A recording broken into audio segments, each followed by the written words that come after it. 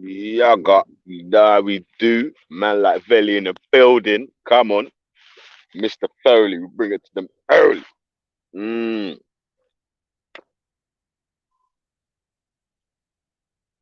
Yeah, me. He said we never fear them, never fear them. Seven Chris will fear them.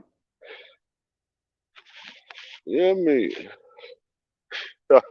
Them could never appear if you fear them. I'm a talk about double show scare them. Yeah, man. Yo, it's a big up my team. You hear me? Out at the G block in this bitch. Yeah, out at man like Renegade Rough, Ultra Funky, Jake Jones, clap, clap, clap. You get me? Yeah, man. We up in that early. You hear me, cuz? Yeah. So you telling me, man? Like, mm, yeah, what you telling me, man? You get me? Talk about like fuck K. Yeah, man. You get me, cuz? Yeah, them are fishing at the sea, guys are there on the beach. Yeah, man. Call up me name just to get a forward. Not for them a parasite, not for them a blood clot leech. Yo. Mm. Yeah, man. All right, let me add the third part of the question in though, yeah? So the third part of the question, yeah? All right, the first part. Who should I fear? Hmm. Takashi 69, fake gangsters, or Tuki, real gangsters, or no one, how everyone bleeds, and we're all men. Yeah. Okay. Mm.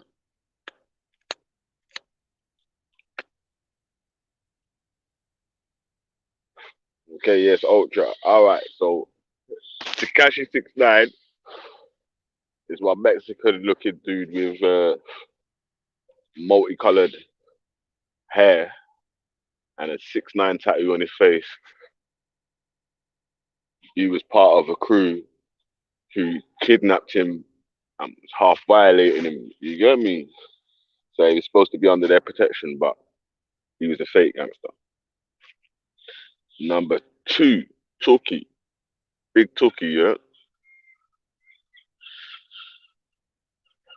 Not the founding father, but one of the founding fathers of the Crips.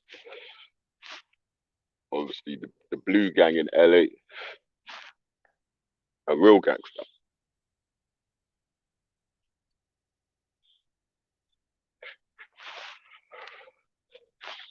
For the third option, boy, really got me still.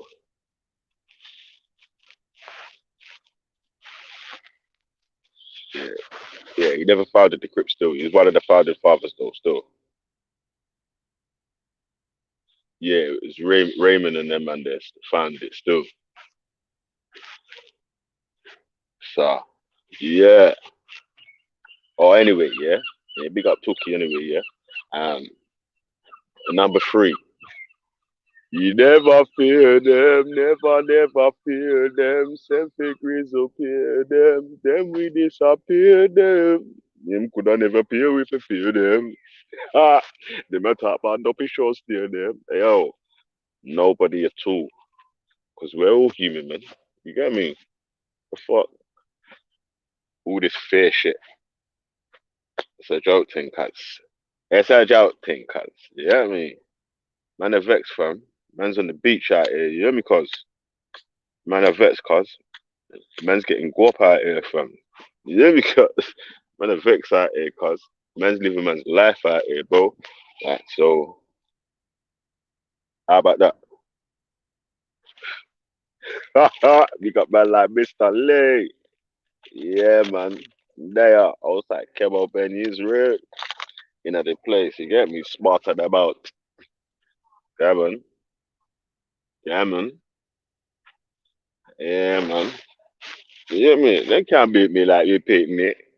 I say, popcorn. We can't defend myself anyway with it.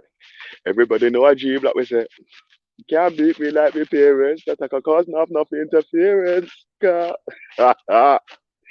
All right. Yeah, man. Yeah, we out here though, cuz. You hear me, fam? Trying to get the people them to jump up in the building a bit early so we can do some bits and pieces. You hear me, cuz?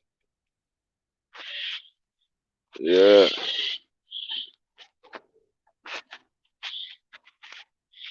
Yeah, I'm just going back to the house still. Cop some bits from the shop. You get me? I had to go on the Gaza walk in the morning. Nah, the Gaza do, fam. Go on the Gaza walk in the morning, cuz. You get me? G Blue. Yeah, man. So I think what we saying, we wrapped up the question of the day early, man. Like, boom, don't fear no one. Everyone's a fucking man. You get me? So,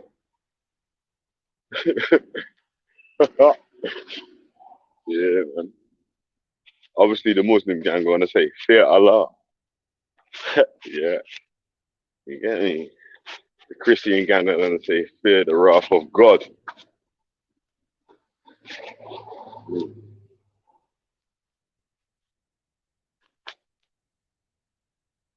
Mad thing. Yeah. We got the gang that jumped on late last night, man. Mm. Late night, quick stream. You get me, cuz? Yeah. It's one of them ones still. Oh, yeah. Got some money on me. Lucky. Lucky me. Lucky me. You hear me, cuz? Let me look at the chat real quick, still. Phone in my pocket. Mm.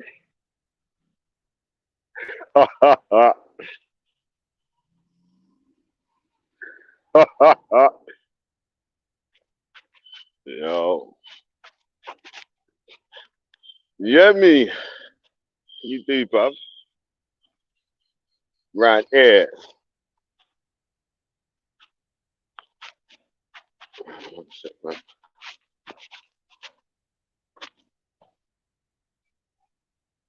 Yeah, this is the new lick now, cuz. Fucking.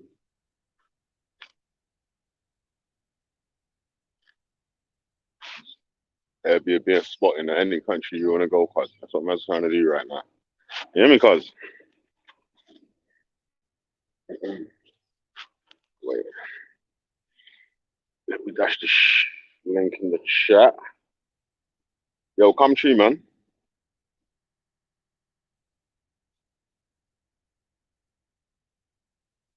Come true, man. Oh, shit.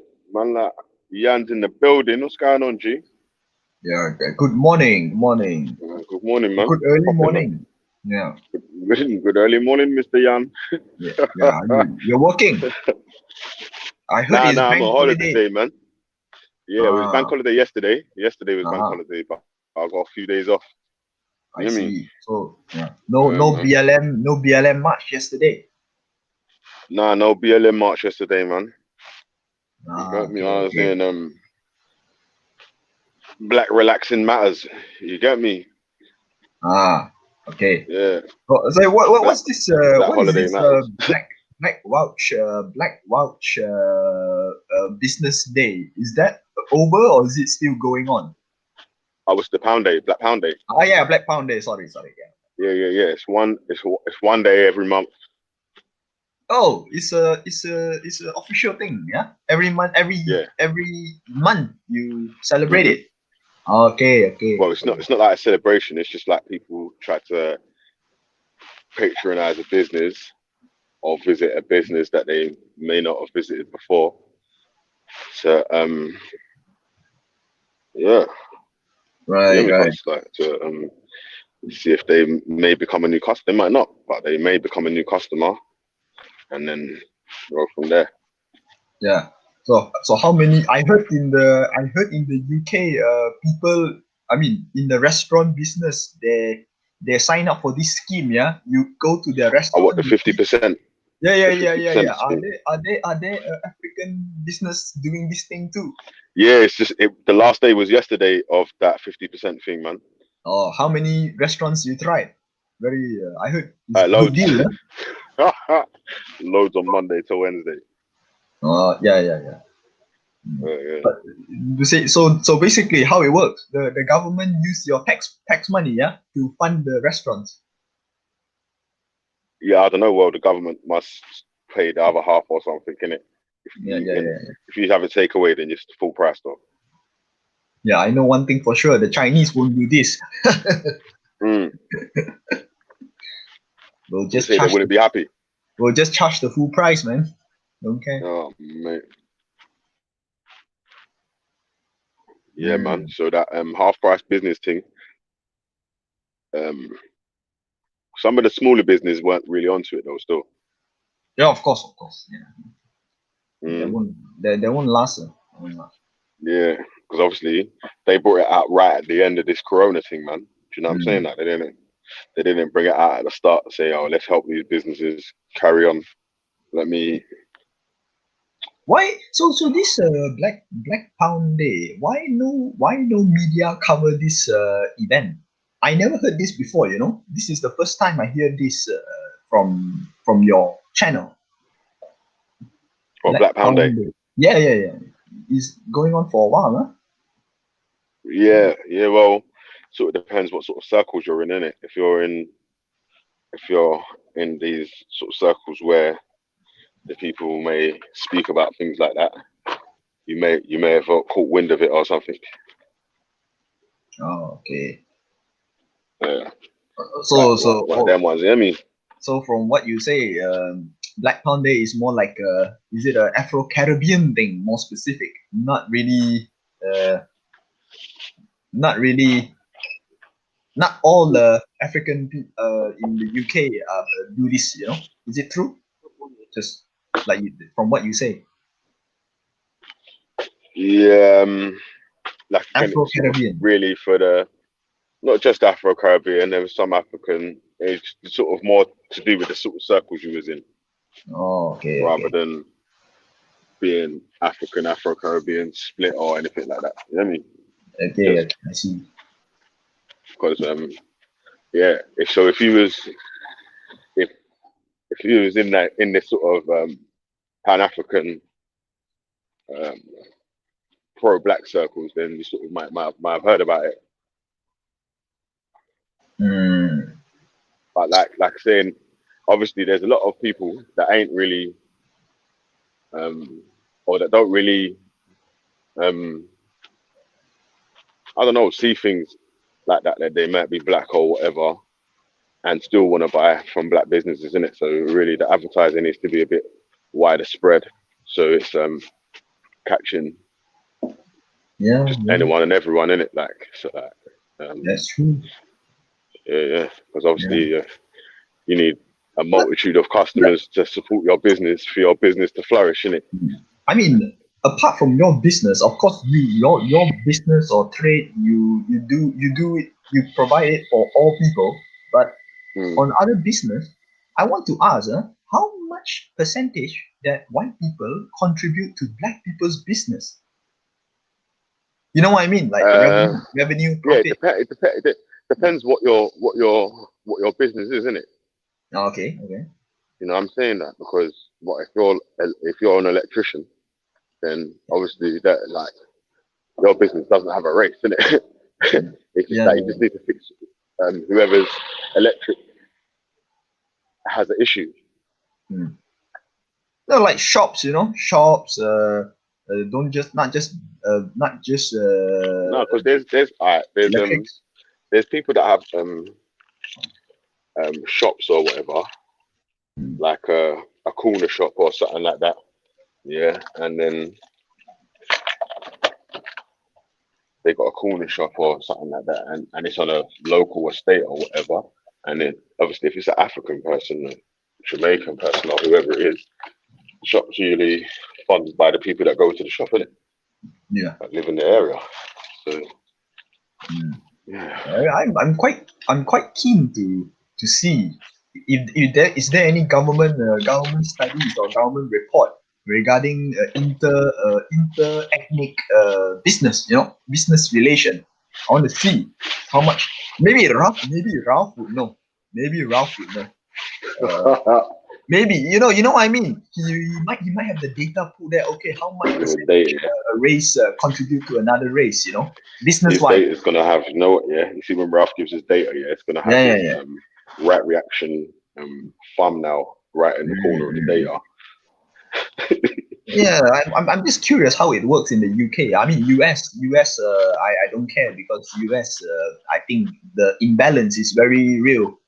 But UK, I'm quite interesting. Yeah, I mean, interested to see. Well, Chinese people, we benefit the most from white people when it comes to business. Otherwise, we won't survive. Yeah, we Yeah, can't I just. hear you, man. One sec, bro. Yeah.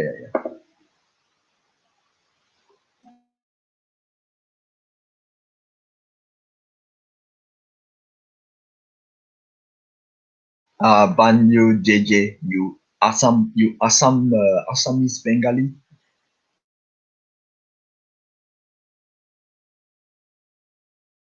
I will never forgive the one who says that Manchu people civilize us Chinese. That is the most disgusting and pathetic statement made in history. Manchu people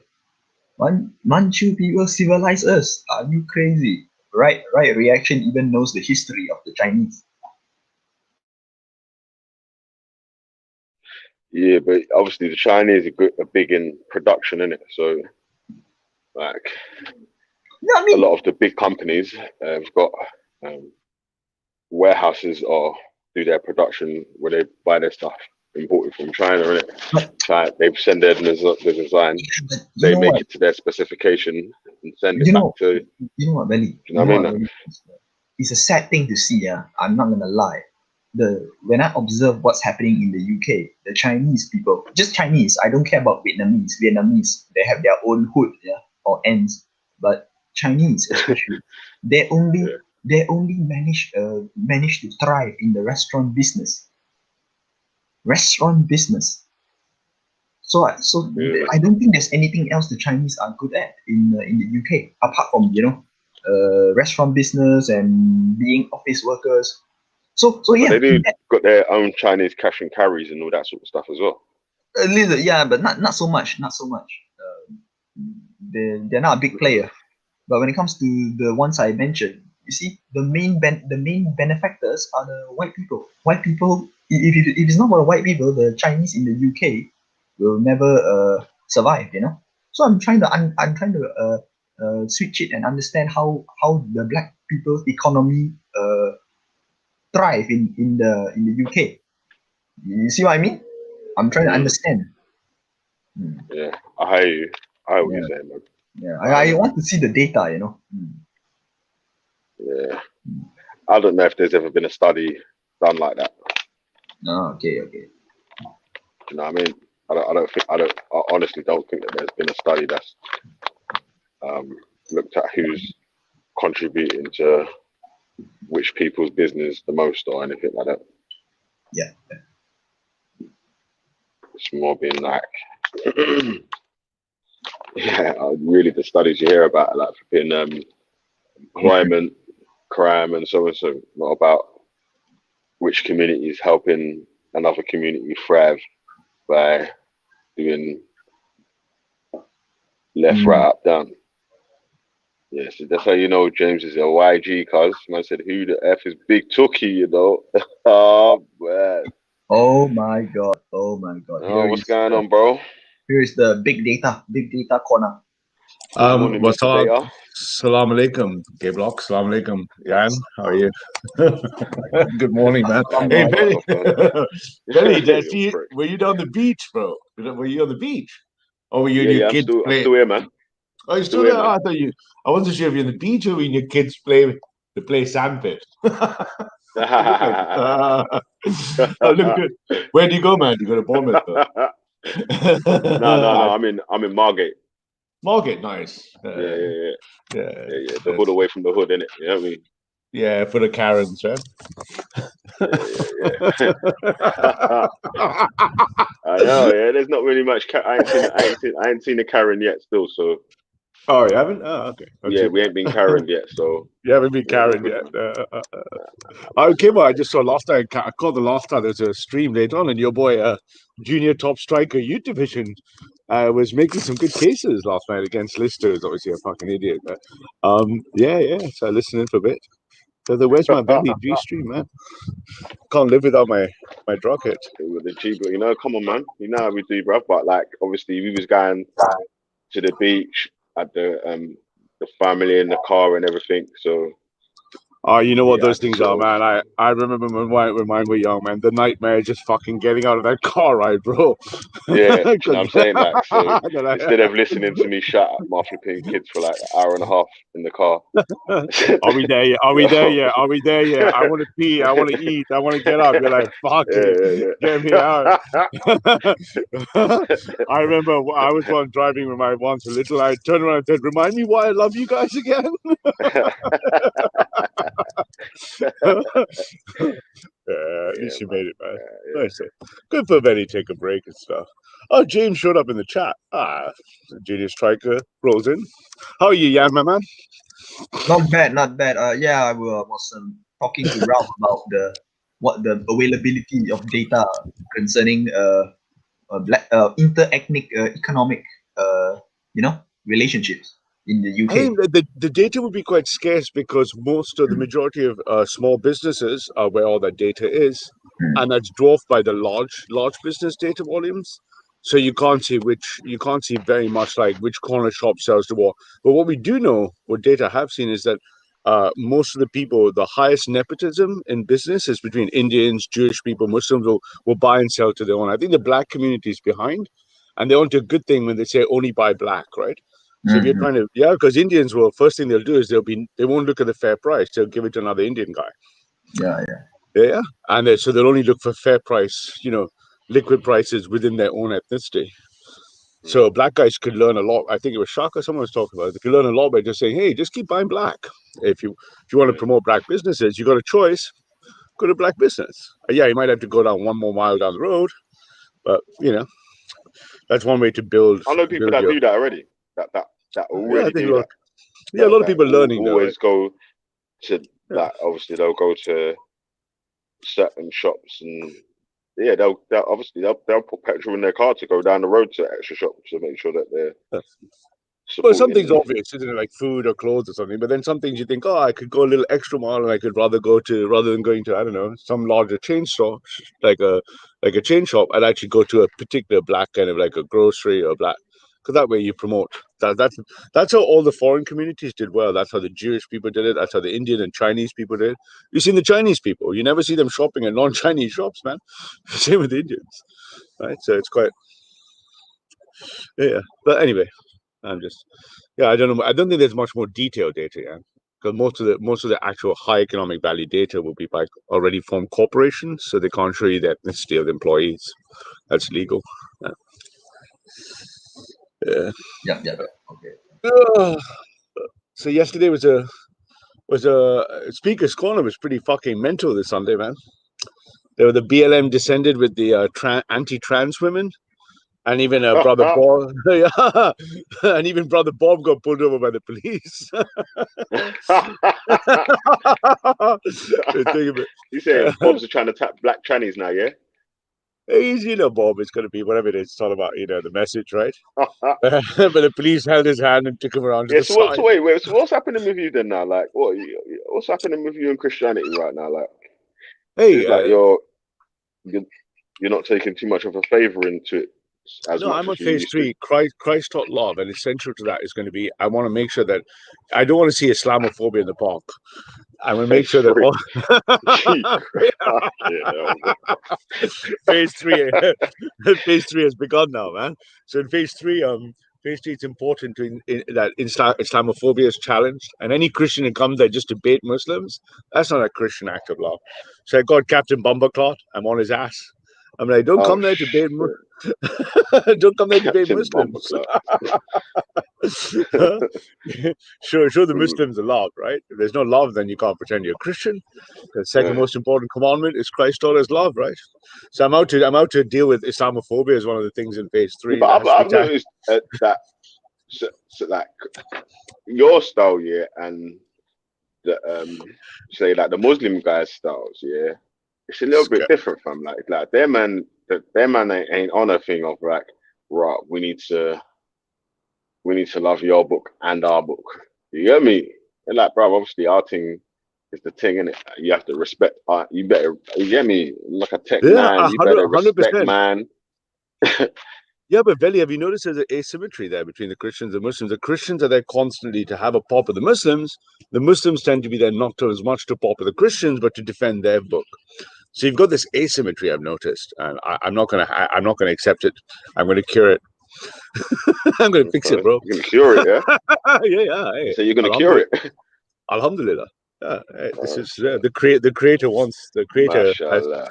Mashallah. The creator will not accept such things. So it's my job to make sure that and the top 2 Islamophobes in the park, Raj and Steve, they've got that. Wait, hold on a sec though. But where does it say in the Bible that you need to love other religions? Christ taught love for all. Does it say that? All humans. It doesn't say love other religions though. No, it says love all humans, but it doesn't say love other religions. Like, it's not like love. But it's a logical fallacy, isn't it? If someone says I'm a Muslim, mashallah, he's accepted and submitted to the will of Allah, then you can't say, oh, I don't love you, but I hate like Islam. Like, what the fuck is that? I mean, that's a logical fallacy. That's like saying, hey, Veli, I don't like you, but I mean, I like you, but I hate black people. You're like, but Veli is black. I can't make the statement, I hate you, but I'm not. Wait, hold on a sec. Do you not think that people would not try to make that statement? Oh, they make it anyway, but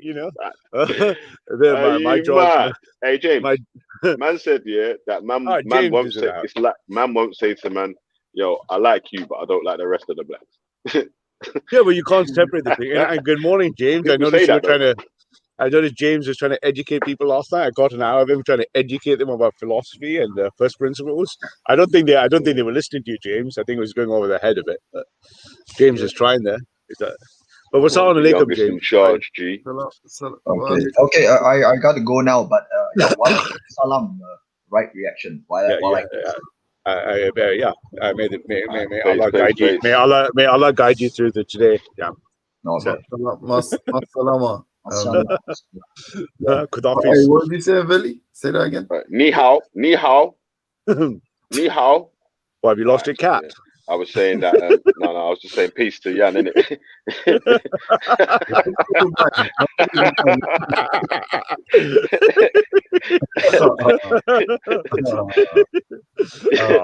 I like Jan. Jan's a good man.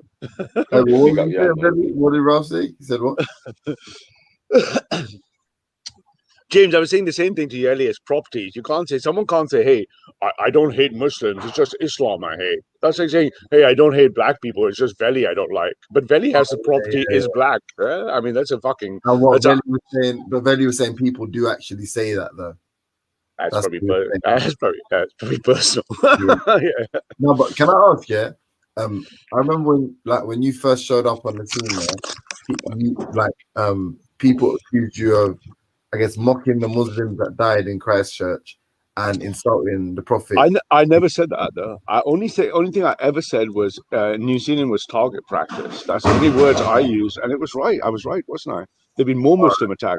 But then people disrespect the Prophet. I have disrespected, and for that I wish to apologize to all Muslims in the Ummah, despite testing the limits of free speech. That was really, really wrong for me to do so. And I apologize unreservedly, without condition, to the entire Islamic faith for having shown weakness and allowing myself to be baited into such horrible, horrible behavior. Fair enough. You know what? In that regard. You are the fucking most brown-nosing motherfucker in the world. I don't know how people die. Let me just leave it as it goes. No, man. I do the work of the Creator. I can't. Humility is an important part of my mission, really. Ask James. You said you have a brown nose. Yeah, that is like literal and proverbial. That's just. but that's literally true, right? Yeah. What a nose and it's brown, right? Yeah, to be honest with you, like, yeah, you maintain consistency. Well, at least for your current position, that's consistent. But then, Absolutely. yeah, but then having said that, can you sympathize with the asymmetry? Well, you described it as asymmetry, but I believe it's pretty symmetrical. I believe the Christians and I believe the Muslims are very polemical as well. They do exactly the same thing the Christians do. I think no. I've noticed actually an imbalance in the universe, and I've taken it upon myself as the creator wishes me to do so, to challenge this. So I don't want to see. First of all, Rogers and the Steves are just Islamophobes. They need to be run out of town. But generally, I don't want like. And I trust me, that's one of the side missions. but the main thing is, if like people like Khatun go there to be provocative, or Captain Bumbleclot goes there and he's saying, I'm Islamophobic. This is not what Christ taught. Christ taught love. So my challenge is that you've got to show love, otherwise you can't claim you're Christian. You cannot claim you're Christian and go there attacking Muslims on the basis of their faith. This is one thing I really respect about Shamsi, yeah. I really do respect about this guy, yeah, is his adherence to what he believes is the correct way to worship God. And if that is true for all of your claims, that is not only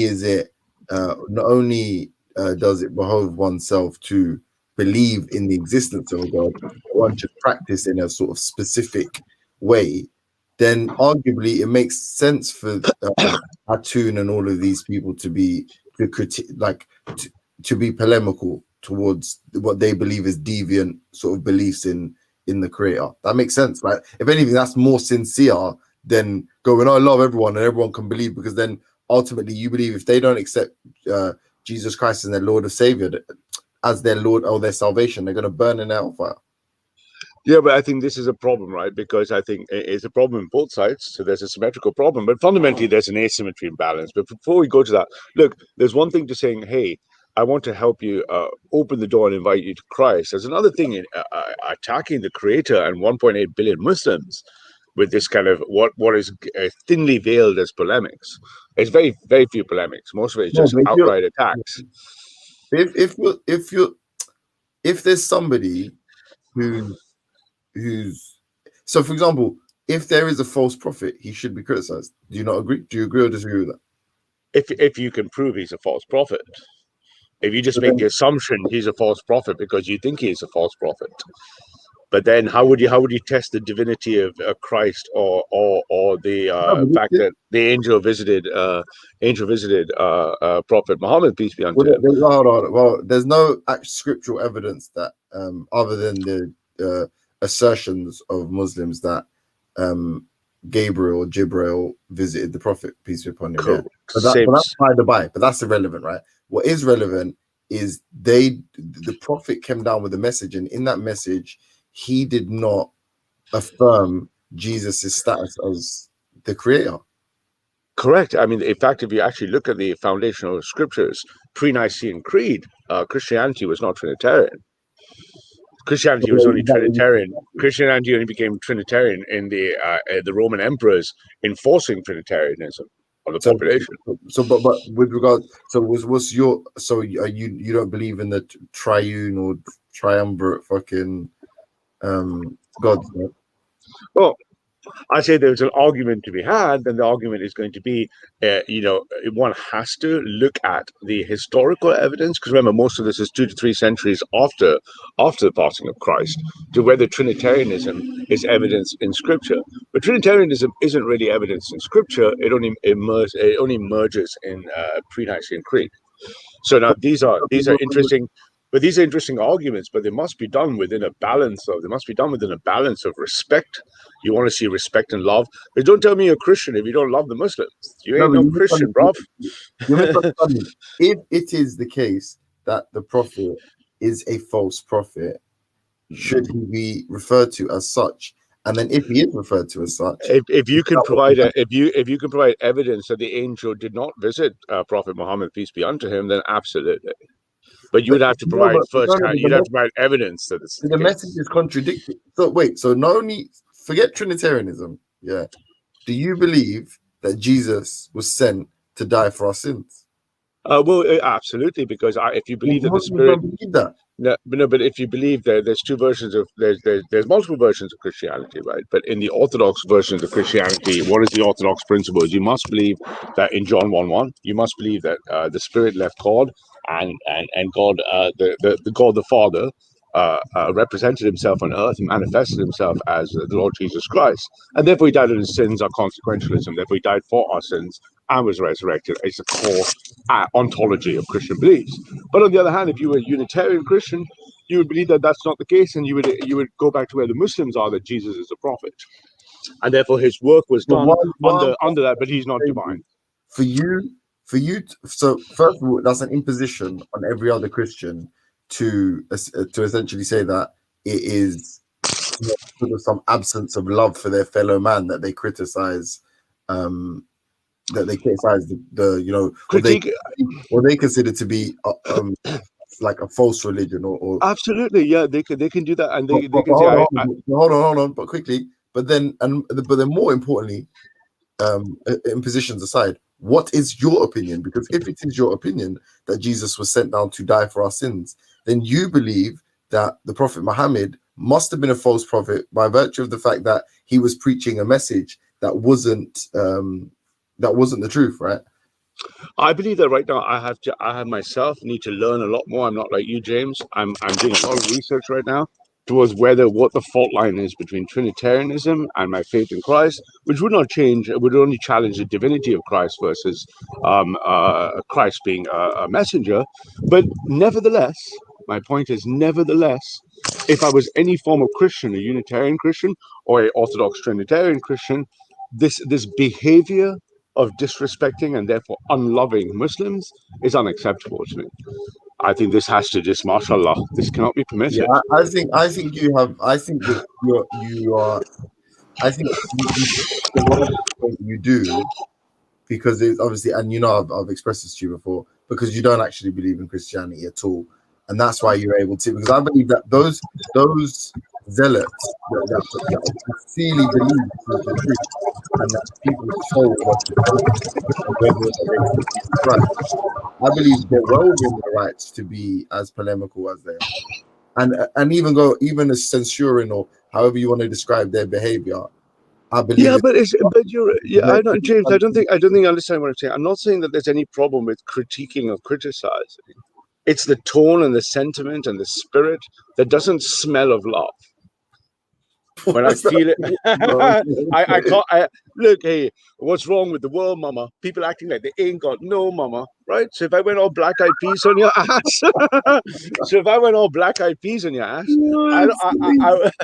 where is the love?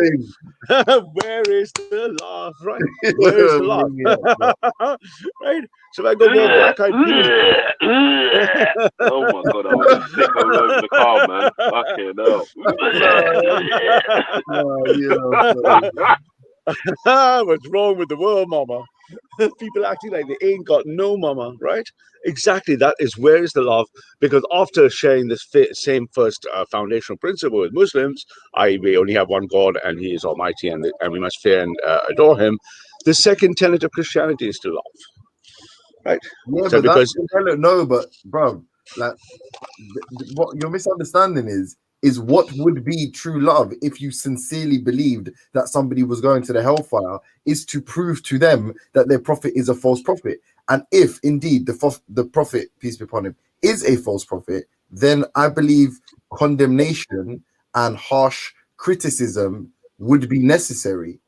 But no, that you're making a modus ponens. Given you a chat last night, James, you're making a violation of the modus ponens rules of logic. Why? Of logic and inference. You're saying because I think so, therefore I must be harsh. And I'm saying no. If you thought so, I would argue the opposite. I would say if you believe that was true and you believe Muhammad, peace be unto him, was not a true prophet, then you should do so with humility and gentle behavior. I don't see how that, because that would be in the teachings of the fruits and spirits. No, but hold on. From my understanding, that modus ponens is a deductive argument through affirmation, right?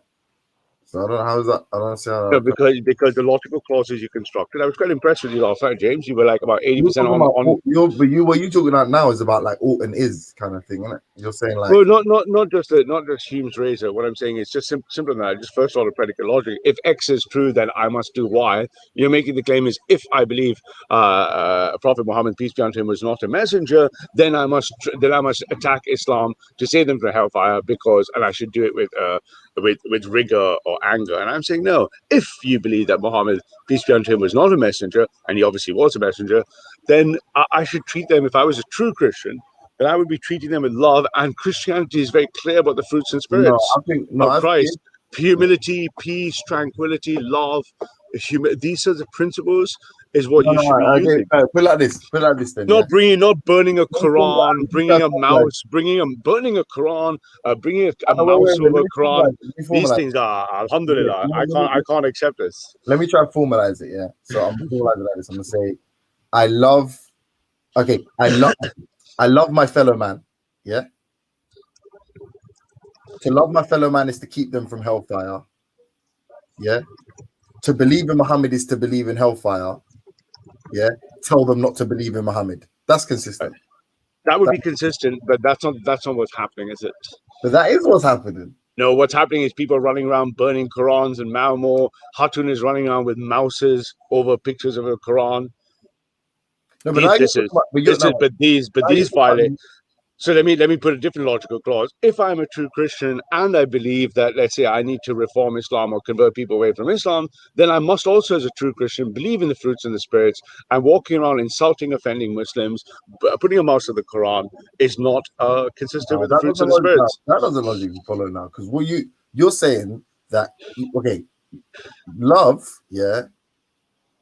How love is expressed is what the issue is here, isn't it? Is how you believe what you believe is an expression of true love. And my argument originally was, if I really love someone, I'd want to keep them from the hellfire.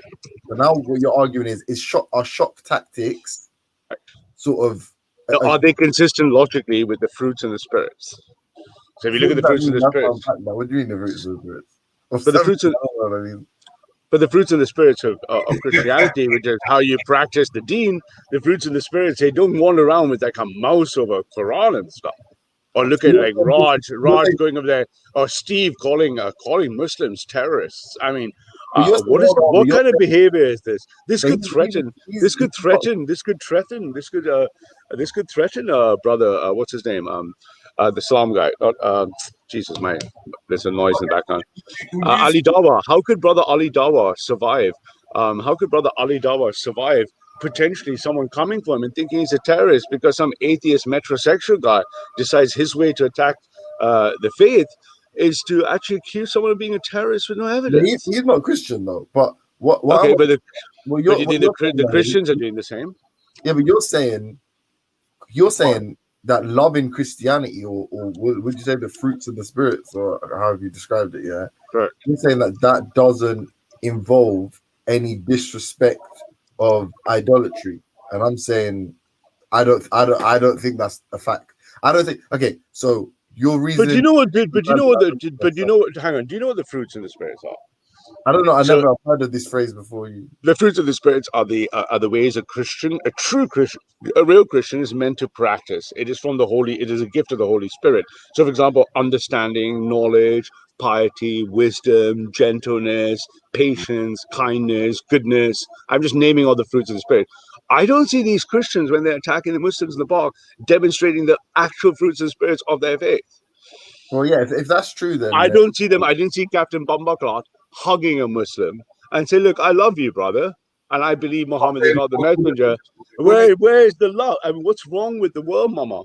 People acting. Say that it's not love; it's more of a feeling. I got a feeling. So that last yo, or can bring anger. Well, this is it. I think Yo, this is it. Asman try to turn into David Cameron, talking about we need to hug a hoodie. We need to. we need But to. that's the love. We need to hug. David a Cameron hoodie. is a war criminal. What David this Cameron brother? is a war criminal. Fuck David Cameron. He's a war criminal. Mm-mm. But the Because point here is, my point here is like, look, the idea here is that if you accept the fruits and the spirits of Christ, so if you expect what are fundamental tenets in the Christian faith, right? So if you look at, what are the 12 fruits of the spirit, right? Through all this like benign kindness, goodness, gentleness, tolerance, constancy, chastity, longanimity, i.e. forbearance, all these fundamental Christian principles, if I see them, Christians are violating the Christian fruits and spirits, it is alhamdulillah. I must call the Christians and I must take them to task, because I would not be true to the Vulgate Galatian principles of Christ, right? Because Christ taught us to be kind and good and to be modest, right? To show self-control, for example, continency is a key spirit, right, of Christ. So if I see someone there with attacking Muslims and they've got a mouse on the Quran, alhamdulillah, this is a violation of the fruits of spirits. You can't on one hand say, I am a Christian, and therefore not practice my fruits of the spirit, and at the same time say, hey, you see that Muslim guy over there? His prophet is false. I mean, this inconsistency, where is the love? That's what I say. I go back to Ralph, back to Black Eyed Peas, bro. let me ask you a question, cuz.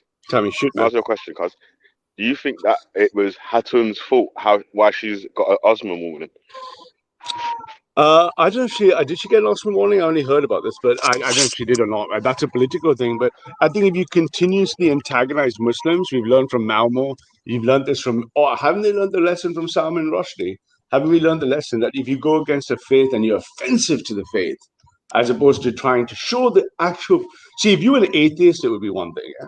If you were like a metrosexual Steve, Tel Aviv Steve, that's one thing. He doesn't believe in God. But if you actually believed in God, and you actually exhibited properties that are against the direct will or the teachings of your faith. And then the other hand, you said, hey, I'm a good Christian, but I'm going to violate every fruits and spirits of Christ. And by the way, these Muslim guys, they're not right. It's not just inconsistent. I find it very unchristian. Don't lie though, Ralph. And it's my job, and mashallah, it is my job to make sure that these inconsistencies, that the light is shone upon them. The light of the Creator will be shone all over these inconsistencies. Hey, Ralph, do you remember when you spoke to Saracen at the park?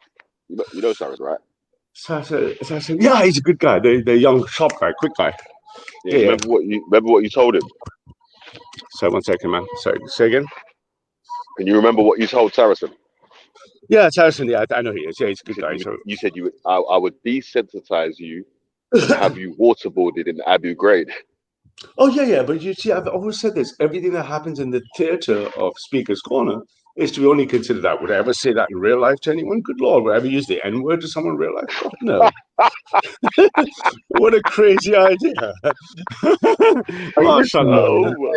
Mashallah. Let's be honest, man.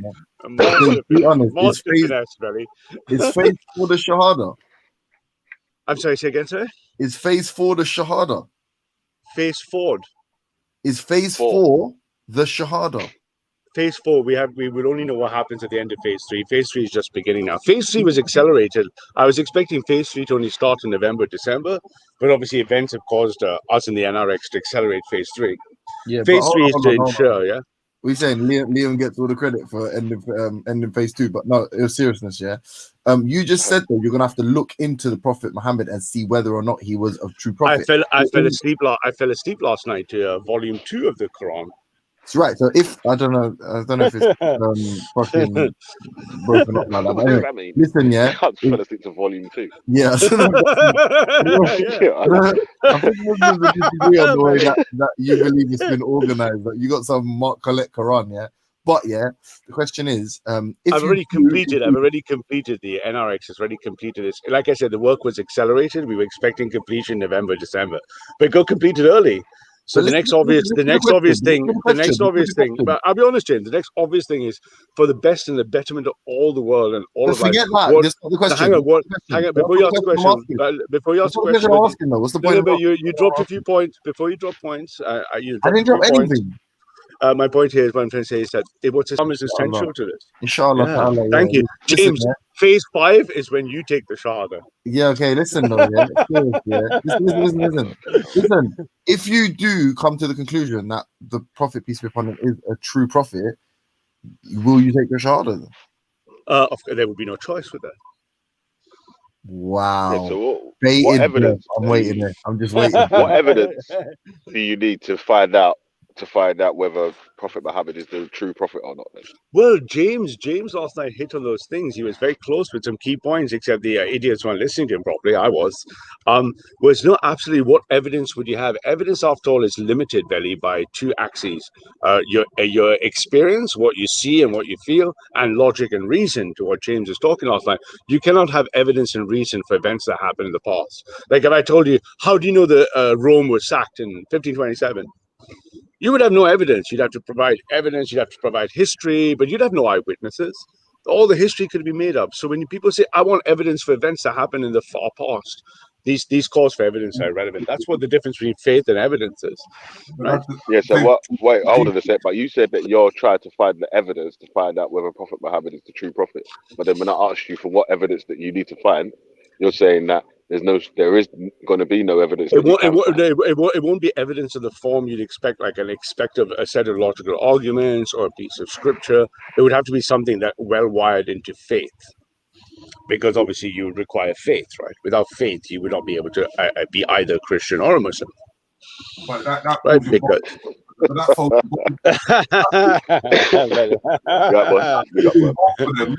in the fact that majority of the people that were there, or if they were there, will come as an oral tradition.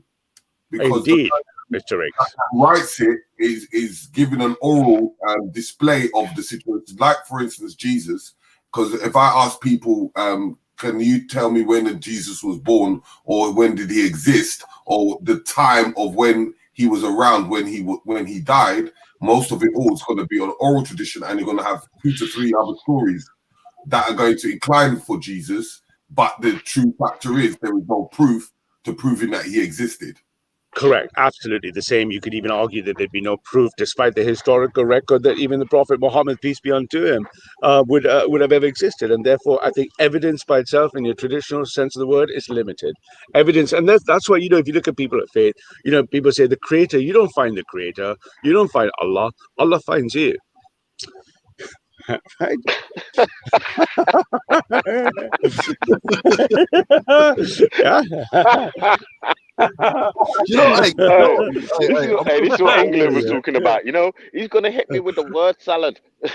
Yeah, exactly. Hey, that was a simple sentence. Salad. There's no word salad. It was a simple sentence. I said, you don't find Allah. I said simple sentence, no word salad. I said, you don't find Allah, Allah finds you.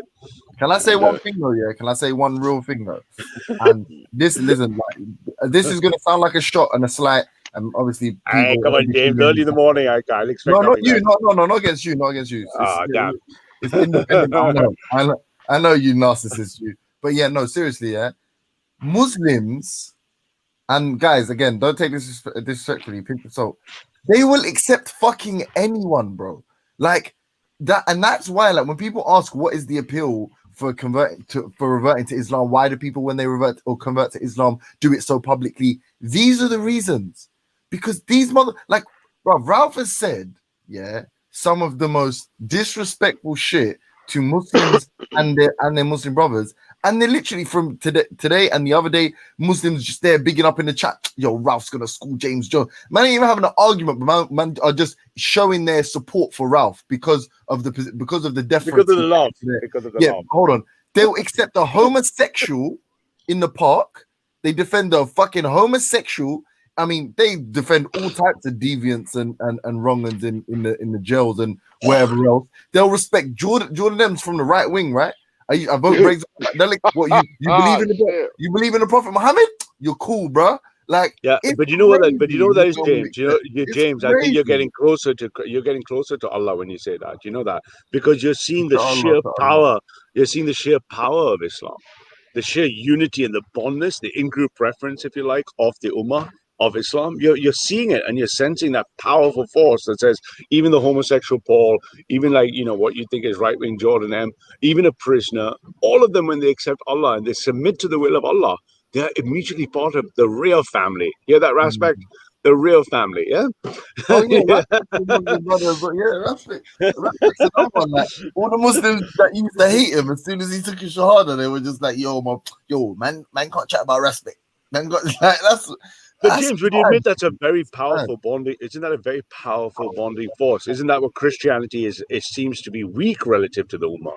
Can you see the power of the Muslims? This is what I told you about. And I gave you that example about if I can remember correctly, I think Machiavelli used the case of Alexander the Great in Asia, and I think one of the kings of France. I can't remember who exactly, or Normans. I'm not sure what he would have referred to them as, but saying that there is two types of centralized. There's two types of sort of empires or kingdoms that you can that you may see, or two types of princes. I can't remember how I refer to it. But the point is one, if you look at it like and that's how I refer to Christianity, like let's say the noblemen's, right? There is a centralized authority, but there are many sort of provinces or provincial leaders within that, yeah.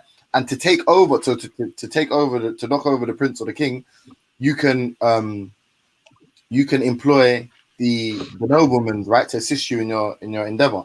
And then, but on the flip side is when there's just one centralized authority, and he sort of like everything is reliant upon the authority of this one figure. Once you topple that figure, you have control over. So basically, you know. Yeah, that's a good reading of Machiavelli, in a sense that those applied really correctly. And Machiavelli's genius shows up in the three estates of the realm model, where most of the power was concentrated in the clergy and then the aristocracy. You're right. But that's not. But with Islam,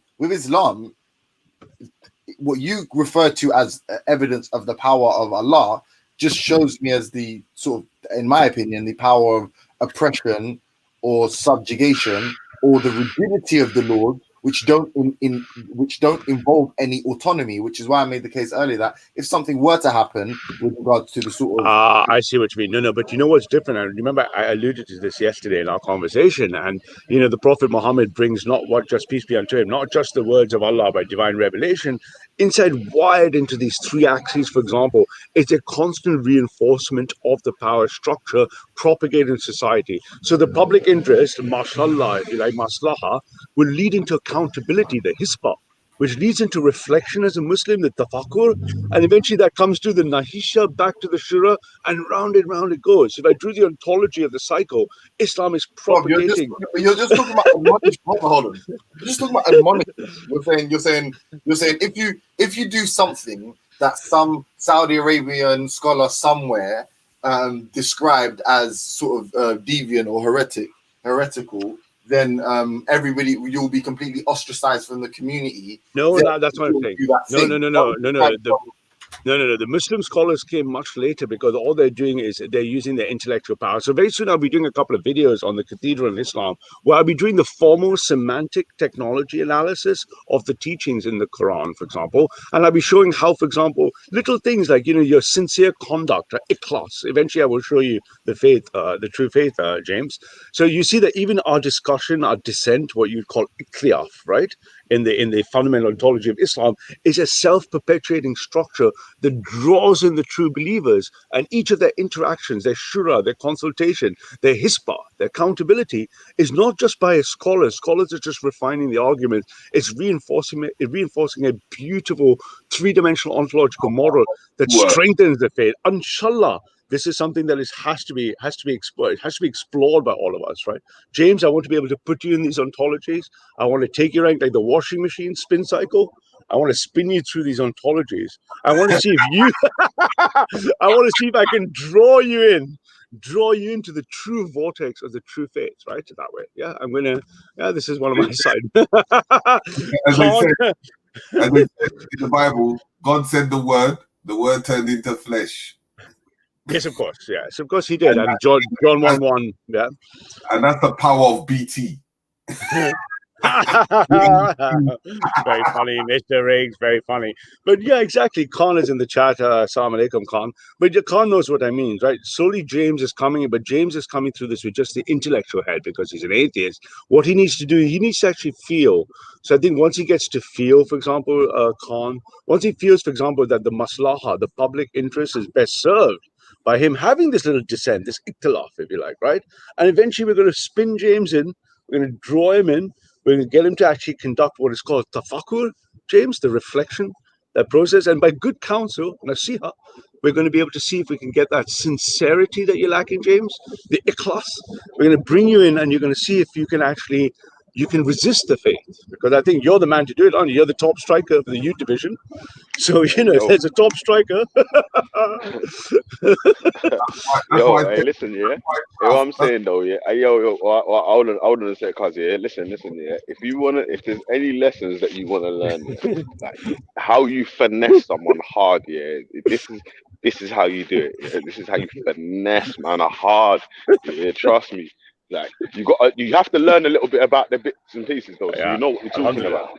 Because obviously it just sounds like waffle. If you don't know at least a little couple bits and pieces, you know what I mean? That so yeah, man. This is like the finessing spindle is just spinning about 1,000,000 miles an hour. So, but it's pulling it in, right? Suddenly you feel drawn into something that is deeper and bigger than just me.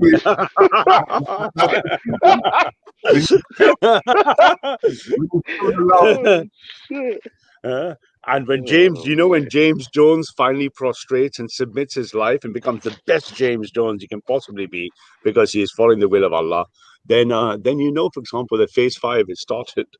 That's the true Jedi. Hey, listen, yeah. Right now, yeah, there's a picture of Ralph, yeah, like with a purple background with the swirly things behind you, yeah, with him put like his arms out, yeah, saying like, "Come to me." You hear me? Trying to finesse the man them still. Hey, Benny, are you trying to use a green screen? Yeah, I got a green screen on. Oh yeah, that's what I thought because I could see purple color going through. Yeah, because I'm walking down the road, innit, man? Yeah, I'm back to the house still. Hey, Belly man, are you wearing like 9 or 12-inch long swimming shorts from like the 1950s? What are you wearing right now? I'm wearing like I got on, yeah. I got on like a mankini. On a mankini, yeah. Yeah, with loads of hair popping out the edge of it. Oh, you haven't got any hair, Benny. Come on, come on. Well, have you got your Borat look? Is it your Borat swim? Yeah, Borat. Fully Borat, trust me. Anyway, James, I think you're going to find this in the next few months. I think you're going to find this quite interesting. I hope you too can also open your eyes and your mind and your heart. And, with a lot of logical analysis, a couple of videos, right? We should be able to hopefully, Hey, this is why Ralph's funny as well. James, eventually, James. People try to attack, like people try to go for like the weakest link here, usually, innit? But Ralph don't try to go for like a weak link. He'll try and go for a man that's got fucking full body armor, Kevlar, and all that, bro. Top 5, yeah. No point. Only idiots shoot at the low end. There's nothing good about that. But I think James eventually is going to find out that sense of loneliness you get sometimes, James. Yeah, when you're all alone. Yeah, that's because you're not part of the Ummah. Yeah, that kind of. Ralph, have you gone through the Queen Elizabeth I's Bible? I haven't done No, I'm not an expert in different variants. Basic differences, King James version, etc., etc. I'm not a theologian. Just before, in forms of the conversions before, because it's very, when you kind of look at certain things, it becomes very political. Of course, yeah. Christianity had a lot of politics in it, right? From the early church fathers, it was very political, right? Had a lot to do with Rome. Yeah. Right. Like when I explained in the part of the King James in the time of the political move between the bishop and the Puritans, and he had to adjust certain things to comply to, making him be a head figure of both, but able to control him both, but then dismissed one. Oh yeah, no, I'm not aware of that. I'll have to look up and read about that stuff. I'm not, to be honest, the last 20 years, I haven't read enough about my faith and all faiths in the last 20 years, but that's changing rapidly for phase 3 now. So phase 3, I've got to turn my IQ onto the books and onto the scriptures. It's essential for phase 3. Because you will find the people that helped him to doing the Bible in English. There was 1 or 2 of them that able to help him to put in the Quran into English. Oh yeah. Oh, interesting. Yeah, because ultimately, you know, if Allah is the best of all planners, then I expect to see the Quran translated into every language in the world. Yeah, inshallah.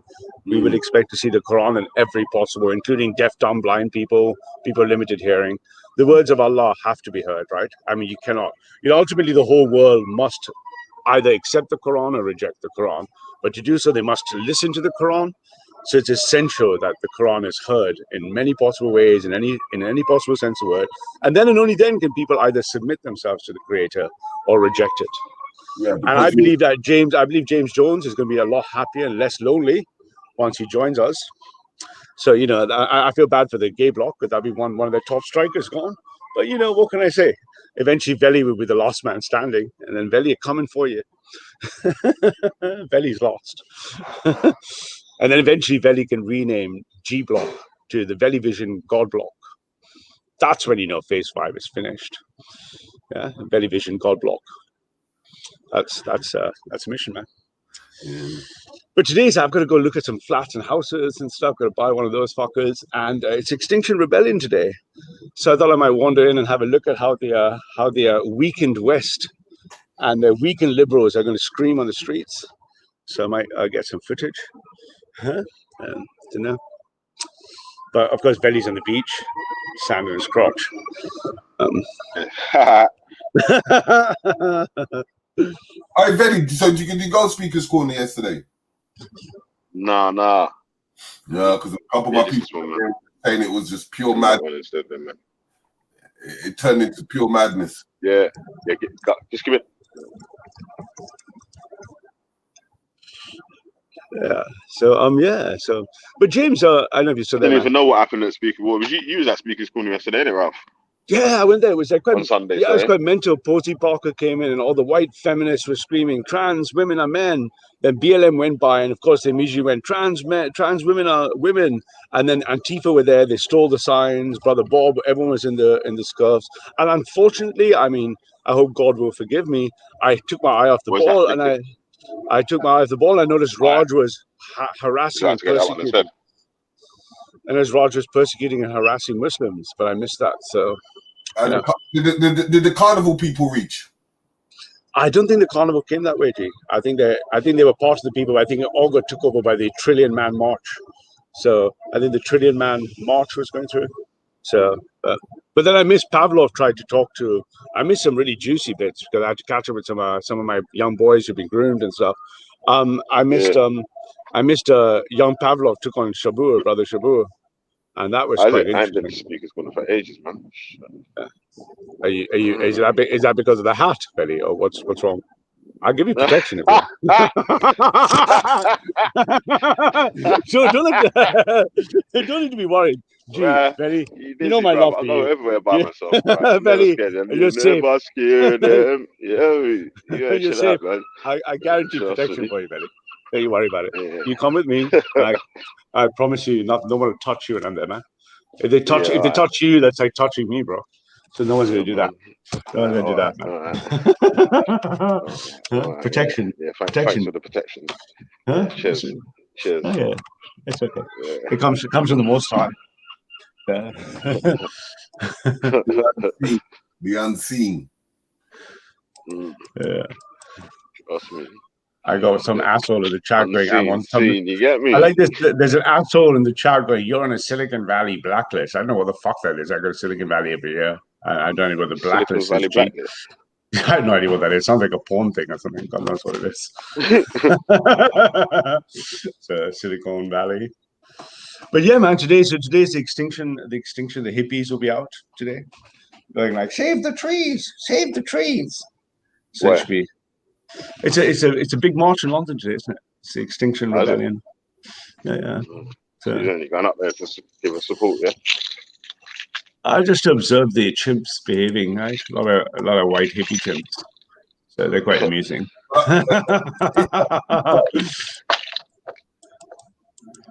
Is that part of the Green Party? They're all the same thing. They're basically all like neo-Marxists, aren't they? All of them. They're all there going, like, climate refugees, welcome. Yeah, you're like, what the fuck is a climate refugee, man? I don't know what that is. So I might pop around, but I'm going to do some house hunting. So I got to do that first. Got to leave in an hour or something. Sort that out. But I thought I was really interested in James's conversation last night. It was a shame it was wasted on the other guys. They were just, James is obviously doing his homework. Top striker is doing his homework. It's quite good. So, yeah. Did you know any underwriters? Do I know any underwriters? Mm. I know people work at like Lloyd's Insurance and stuff, but what do you mean? You mean underwriting like for commercial contracts or properties and mortgages? Not personally. I only know my own guy who looks after me and my houses. So, but he uses some third party firm for all of that. I don't care. I just pay him too much money. He does what he has to do. It's not I don't know what he does. He just takes my money, man. That's what he fucking does. These brokers, they're just fucking middlemen, man. All they want is your money. Trust me. Yeah, that's all they want is your money, bro. Always trying to find ways of avoiding brokers. Yeah. Hey, whatever we do, let's kill all the middlemen first, right? So. Yeah, but Khan, why did you jump on Khan? Is he busy? Yeah, Raj, I didn't notice Raj went on mental Islamophobic in the park, and I missed it because I was going to challenge him. I'm going to go around and record his Islamophobia. Him and metrosexual Tel Aviv Steve, they are my targets for phase 3. I'm not going to permit this behavior.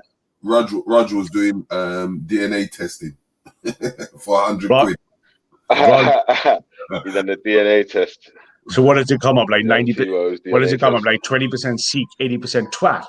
What is his DNA record? No. When Raj's DNA test, it was TYOs, and it was like 99% Asian, and 1% horse. Horse. But the problem is, you said 100 quid, and that's one of the cheapest DNAs you can do. But Raj is just coping, right? Raj is coping.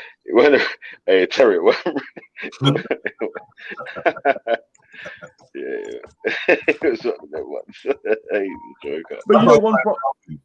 one part of me feels bad for Raj because we don't want to, we need to give him some amount of love, and because he's suffering from PTSD, isn't he? He's got this post-traumatic thing. He couldn't, whatever his personal problems were when he was a kid, he couldn't defend his women. So now he's decided to take on the Ummah. But he doesn't take him on like a normal guy would not. It'd be like, not meet you in the field. It's more like he's going to run around screaming with them with 7 recording devices, running to the police every time that happens. So, so I don't know. The only way to deal with Raj is strong verbal countering. So I'll get him next time, man. Okay, you want smoke with Raj, yeah? Raj is, I mean, mashallah. I mean, good tax-paying Muslims are allowed to come to the fucking park and create their bait. How can you have this crazy Sikh running around like screaming autistically, and recording everything dressed as fucking Batman? I mean, what the fuck? I mean, dude, I'm not. Yeah, are you 12 years old, Belly? Do you have a Spider-Man outfit, Belly? Because you look fucking funny if you dress up as Spider-Man. No disrespect, but you look like a fucking twat if you dressed as Spider-Man. Yeah, same. And I thought about your body. Same way Raj runs around dressed like a Sikh Batman. You're like, dude, like, fucking snap out of it, man. So. But what I want to see is Afghan come down to the park. I want to see Afghan be Raj. I don't think Raj can handle. Afghan. Anyway, what's the topic of the day? You need a proper topic. I know who the fuck Takeshi69 and Big Tookie sound like Pokemon characters, man. What the fuck are these things? Are they Pokemon? Are they Pokemon? What the fuck is? What is Takeshi69 is like a fucking Pokemon character. It sounds like a Pokemon, man. What the fuck is this? Get a proper topic on like take a Will James Jones take the Shahada today. That's a proper topic. Well, we know that one. Yeah, it's gonna be nah. So that's an easy question. Even today's question, really, is what it is, man. You get me? But let me get the. Who's Big Tookie? Is that another Pokemon, or is that a proper Yardie? Who's Big Tookie? Big Tookie. Big He's the Tookie founder. is one of the founding fathers of the Crips. Oh, okay. So it's American. So it's a fucking foreigner, eh? All right. All right. Big Tookie. He got a Nobel Peace Prize. Did he? Yeah. He wrote a children's book. The CIA and the Bloods and the Crips and the KKK. Where is the love? Where is the love? Sorry, guys. I shut up now. Let's get ready. One sec.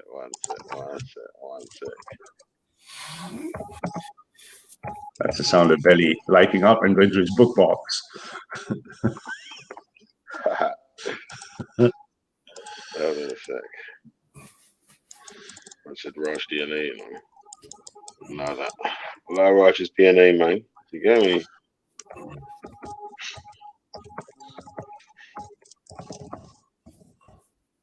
All right. There we go. Save changes. So the question of the day now is, are there holes in the narrative? Starring Ralph, you know what I mean? Fucking hell.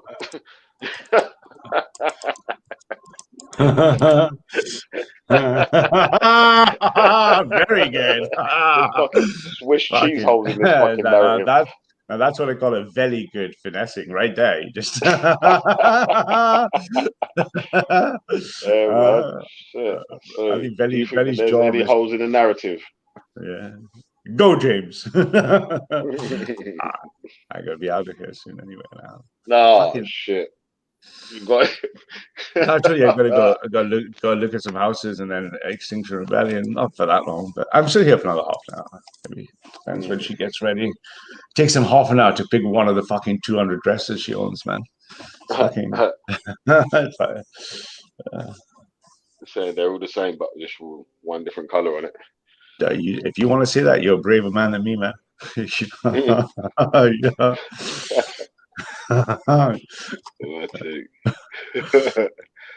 6ix9ine is a Rizat. Yeah. Boy, it's what it is, man. Shit. It's a nice day, though, man. It's a super nice day. It's like finally sunny out there. Is there no clouds in the sky? Is it nice in Margate? Is it sunny? Yeah. It's warming up now. Yeah, you should go down the beach, man. Fuck this. Just put this on put it on autoplay and just go down the beach or something. Yeah. Also, we're gonna go down this beach in a bit. You know what I'm saying? Also, gonna go down the beach, man. You know? Shit. Yeah, I mean, got a couple of days out here. Yeah. Do some bits and pieces. Because 919, you got yourself. Yes, Grand Rising, gentlemen, Grand Risings. Happy day to you all. The Empress enters. The Empress enters. Give thanks. Little sunshine, melanin up. Coming through my window. So yeah, man, big up yourselves. Just thought I'd come in and, you know what I mean, see what I'll go on. Yes, Mr. Right Reaction. You all right, bub? Blessings, sister. How are you? Yeah. I don't know. I'm starting to think I'm maybe better than yourself, Ralph. Oh, yeah. You're not setting your standards high, sweetheart. Yeah. So I thought I might come and have a little inspection of yourself. You know, like you used to come around and say, "Oh, I'm coming to inspect the." What was your terminology? Plantations. So let's come and inspect your plantation now. Ooh, what's been going on, bub? Like, I'm hearing all sorts about you, and I'm like, nah. It can't be true. I'm telling you. So I thought, let me come straight to the source. You know what I'm saying to you? Because you know these YouTube streets already. Yeah. You know what I'm saying to you? So talk to me, man. Who dashed you out? You got dashed out of somewhere? Someone dashed you out? I've never belonged anywhere. I'm above it all. I come from the Lord and the Creator. Imagine me here. Imagine me like a spaceship floating above it all, right? Just above it all. Yeah. You are So- entertaining. I'll give you that. Yeah, So I what mean, did you do, Ralph? Like, big and serious, man, because we're all big people. What have you done, man? And why are you now the Muslims' biggest cheerleader? What's going on? Like, what's going Look, on? Come on, you talk know, to me, man. yeah, because now it's phase 3. Phase 2 is finished. I've been politically from the left across all the way to the right. And the job was to finish phase 2 this year, but it's got accelerated. So now the idea is to come up and take the next spin around and see where's the love needed the most. And I think Islam is under a lot of trouble, and Islam needs a lot of support. And mashallah, the Muslims are being persecuted, they're being hounded, they're being accused of terrorism, and you can see these problems in the Muslim community. And I can't take it anymore. So a part of helping the ummah along is we gotta make sure. I'm sure you'll agree with me, Lainita, that you're against injustice and persecution. You're against the suffering of any human beings. And when I see all the Muslims suffering this way, I can't handle it. It keeps me up at night. So I think it's very important now that we look at Speaker's Corner and we go, right, so who are the most persecuted people at Speaker's Corner? It's the Muslims. And alhamdulillah, this cannot be allowed to happen, Anita. I know you're going to join me and support me in this. Yeah.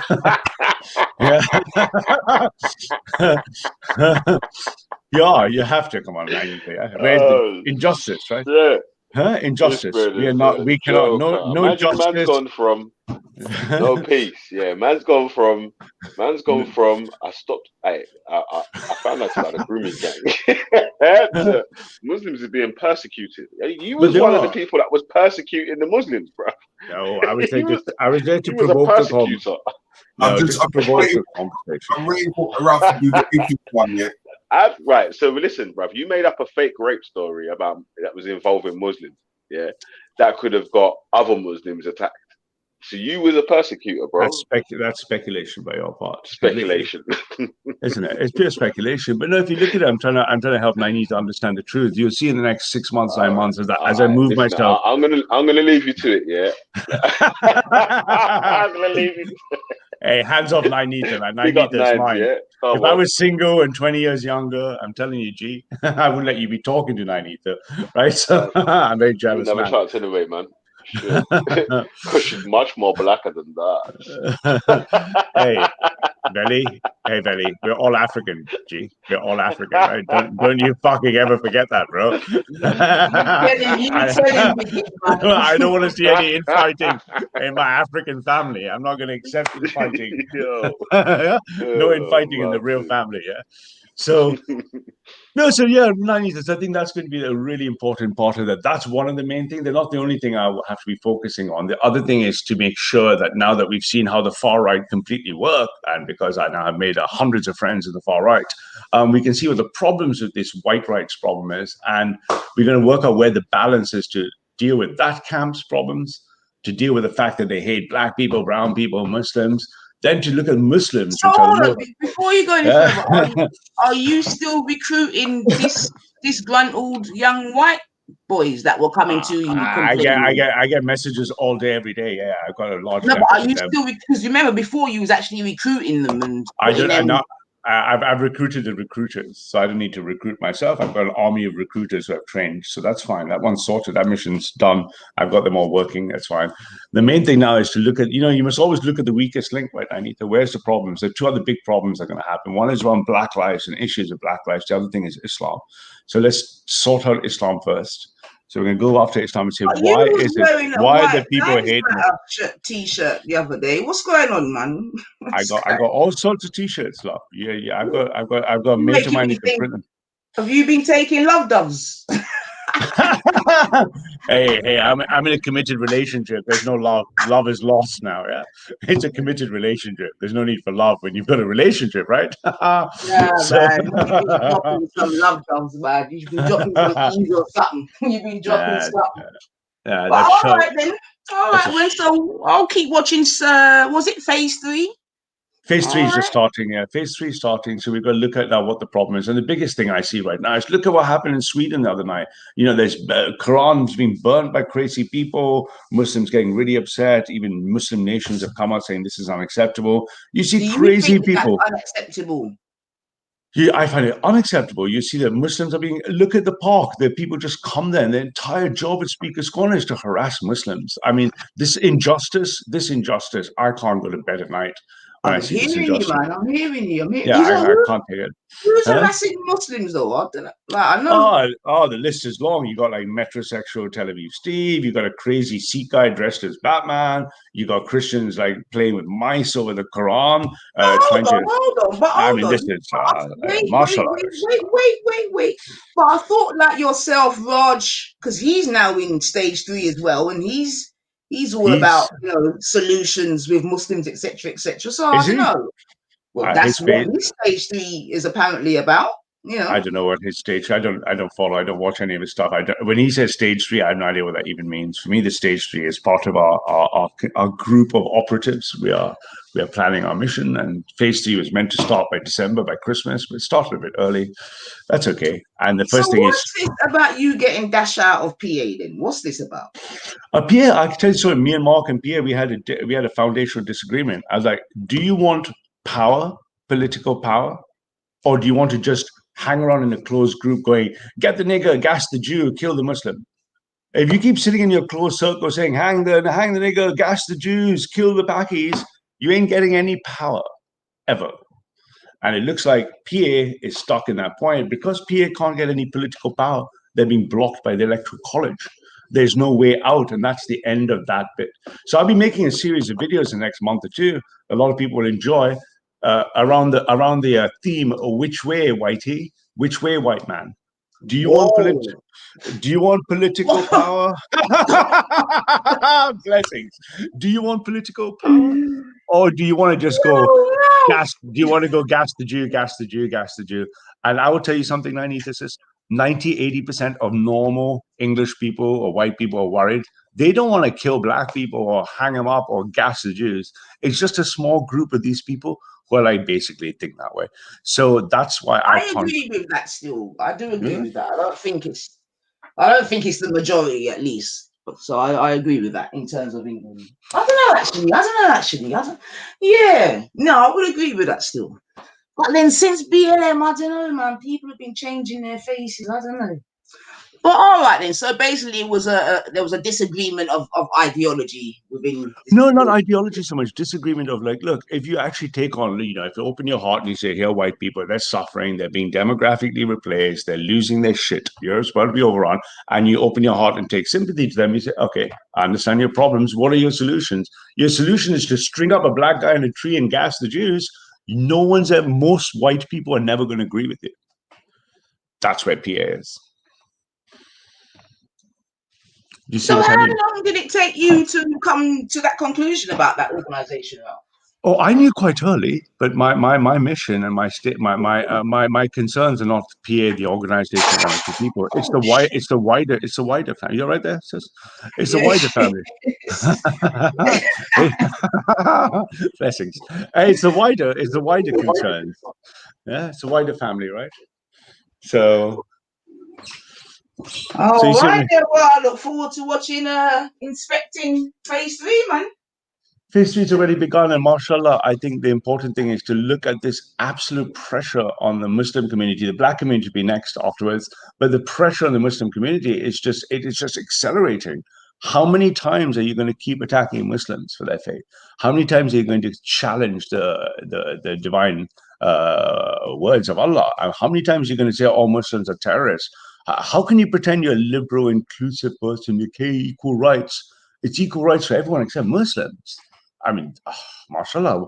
I mean, surely even your basic sense of justice is triggered by this, right? So I think I can have hopefully some small part to play in making sure that the Muslim voices are understood correctly, amplified correctly, and that normal tax-paying Muslims, for example, can come to Speaker's Corner and not being accused of some crazy charges like this. I'm not going to stand for it. Right? It's just unacceptable, and I hope you join me. Yeah. Hail Ralph, man. Hail Ralph. Come on. Come on, I'm listening, man. I've got my pomp and all sorts. Keep it going. Hey, don't say that, sis, because Veli will get all upset. He'll be like, but Sissy's finessing you. But Veli's on the beach, so we can speak openly here now. We're adults. But yeah, so you see that, and then eventually you're gonna have to circle around and look at what's left. Do you think you can finesse me, Ralph? I would never dream of doing such a thing. It would be such an unrighteous thing to do. All right then. I speak the truth. Right, then. So you're going somewhere today. I heard you're waiting for your missus to pick a nice dress. Yeah. Don't start that off. It's gone through round 3 already. Yeah, I'm gonna look at some houses and flats, and then Extinction Rebellion are there. So I'm gonna go inspect the white hippie plantation. So it's gonna Why don't you go and help her, Ralph? Do you think I'm that stupid to tell a woman what dress to pick? Do you think I'm that stupid? Look at me. that would be a low IQ move. Come on. Which man has ever?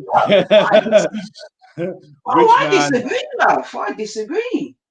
Which man has ever picked the dress? The smartest move, and I've known a lot of beautiful women in my life. The smartest move is just to smile, nod, and keep the fuck away from the fire. That's a big argument. Huh? So does she have an opinion on your dress? Does she say those pants are too tight, or your belly looks too big in that, or anything it's hard to have an opinion on someone who dresses perfectly, though, isn't it? I mean, of course. What opinion do you have other than Ralph always looks good, yo? What sort of shoes do you wear, Ralph? I've never seen what sort of shoes do you wear, Bob? Do you wear trainers? Do you wear like hush puppies? I got lots of trainers. I just bought a new pair of Adidas with reflectors, 3 on black, white reflectors, totally like LA Hood style. Those are my new ones I bought a week ago. Oh, so you do wear trainers, Ralph? Okay. I got more trainers than sense. So. More trainers than sense. Yeah. You're a trainer guy. Hey, Nainita, what are you wearing right now?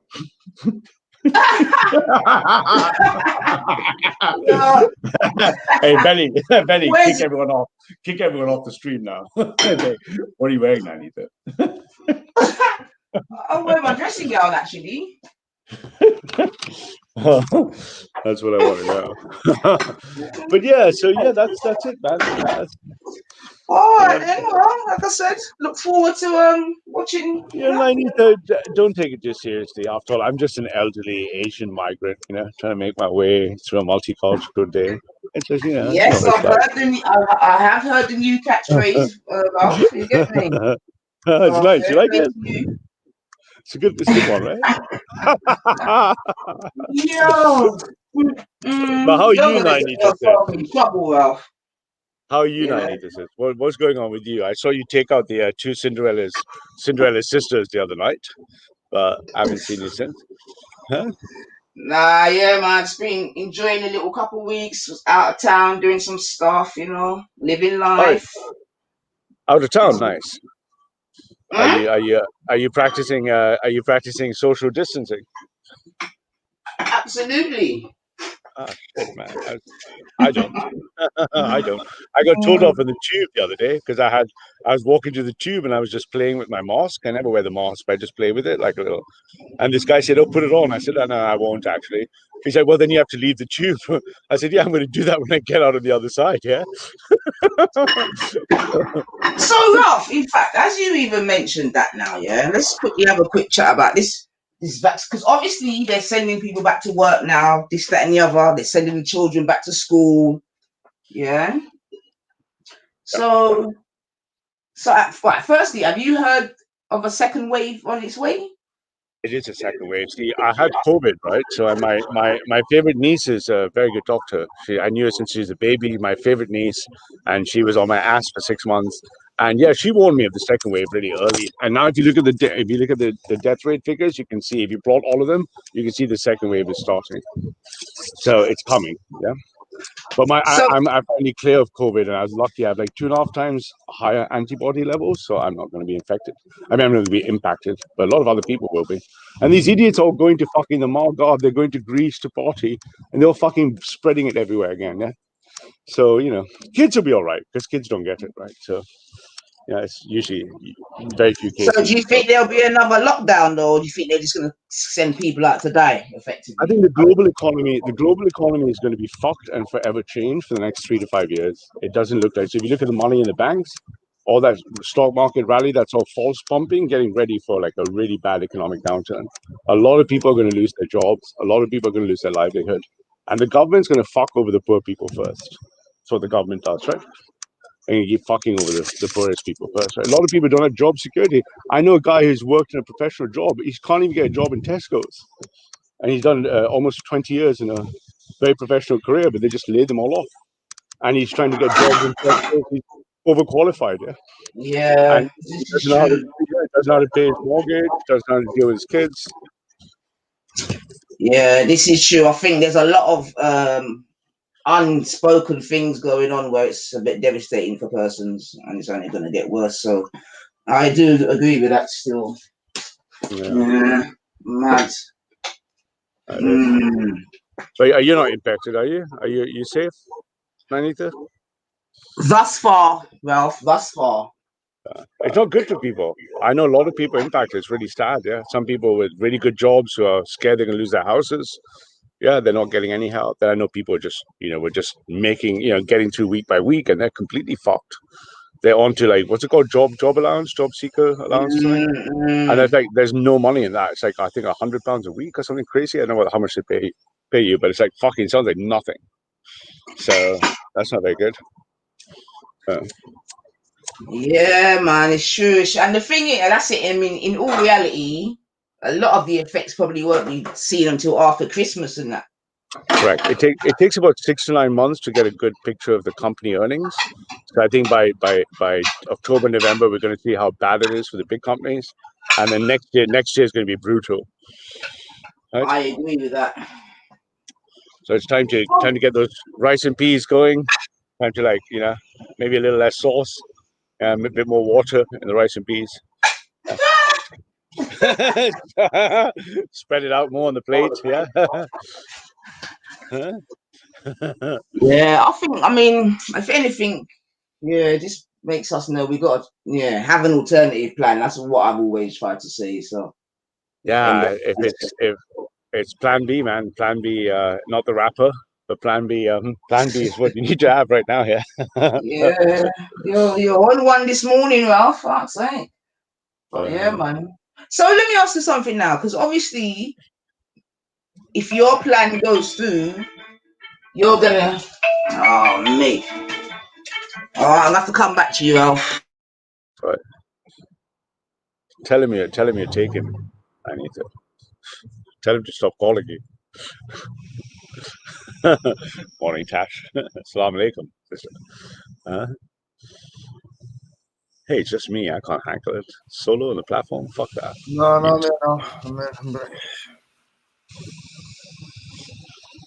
Can you read the chat, Ralph? Yeah. I saw Tash was there. Assalamu alaikum, Tash.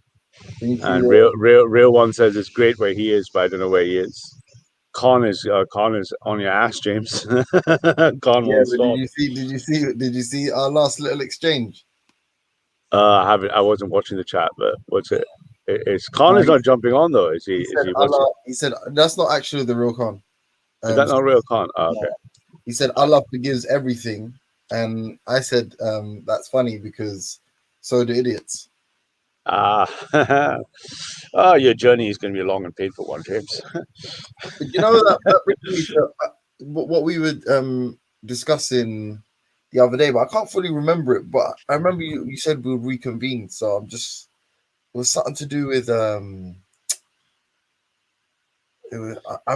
know the word omnibenevolent was being bandied about, but I just can't remember what your argument was and I disagreed with you, but we were taking up Shaka was doing something as well.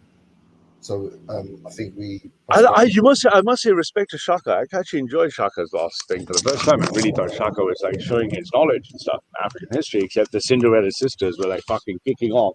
Like, I don't know why Jifta gets fucking involved. She knows fuck all about any topic, right? She just takes arbitrary Google searches.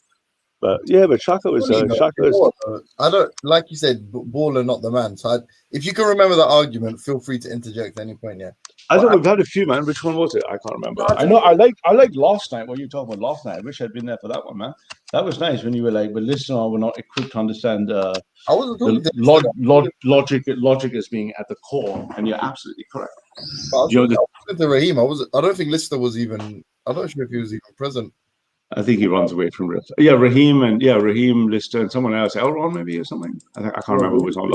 We were just talking about the concept of like objective, like truth being independent of humanity. But that's relevant. But hold on. What the fuck? You made a claim that I was like, I believe it was a contradiction, but it was something about the goodness of God.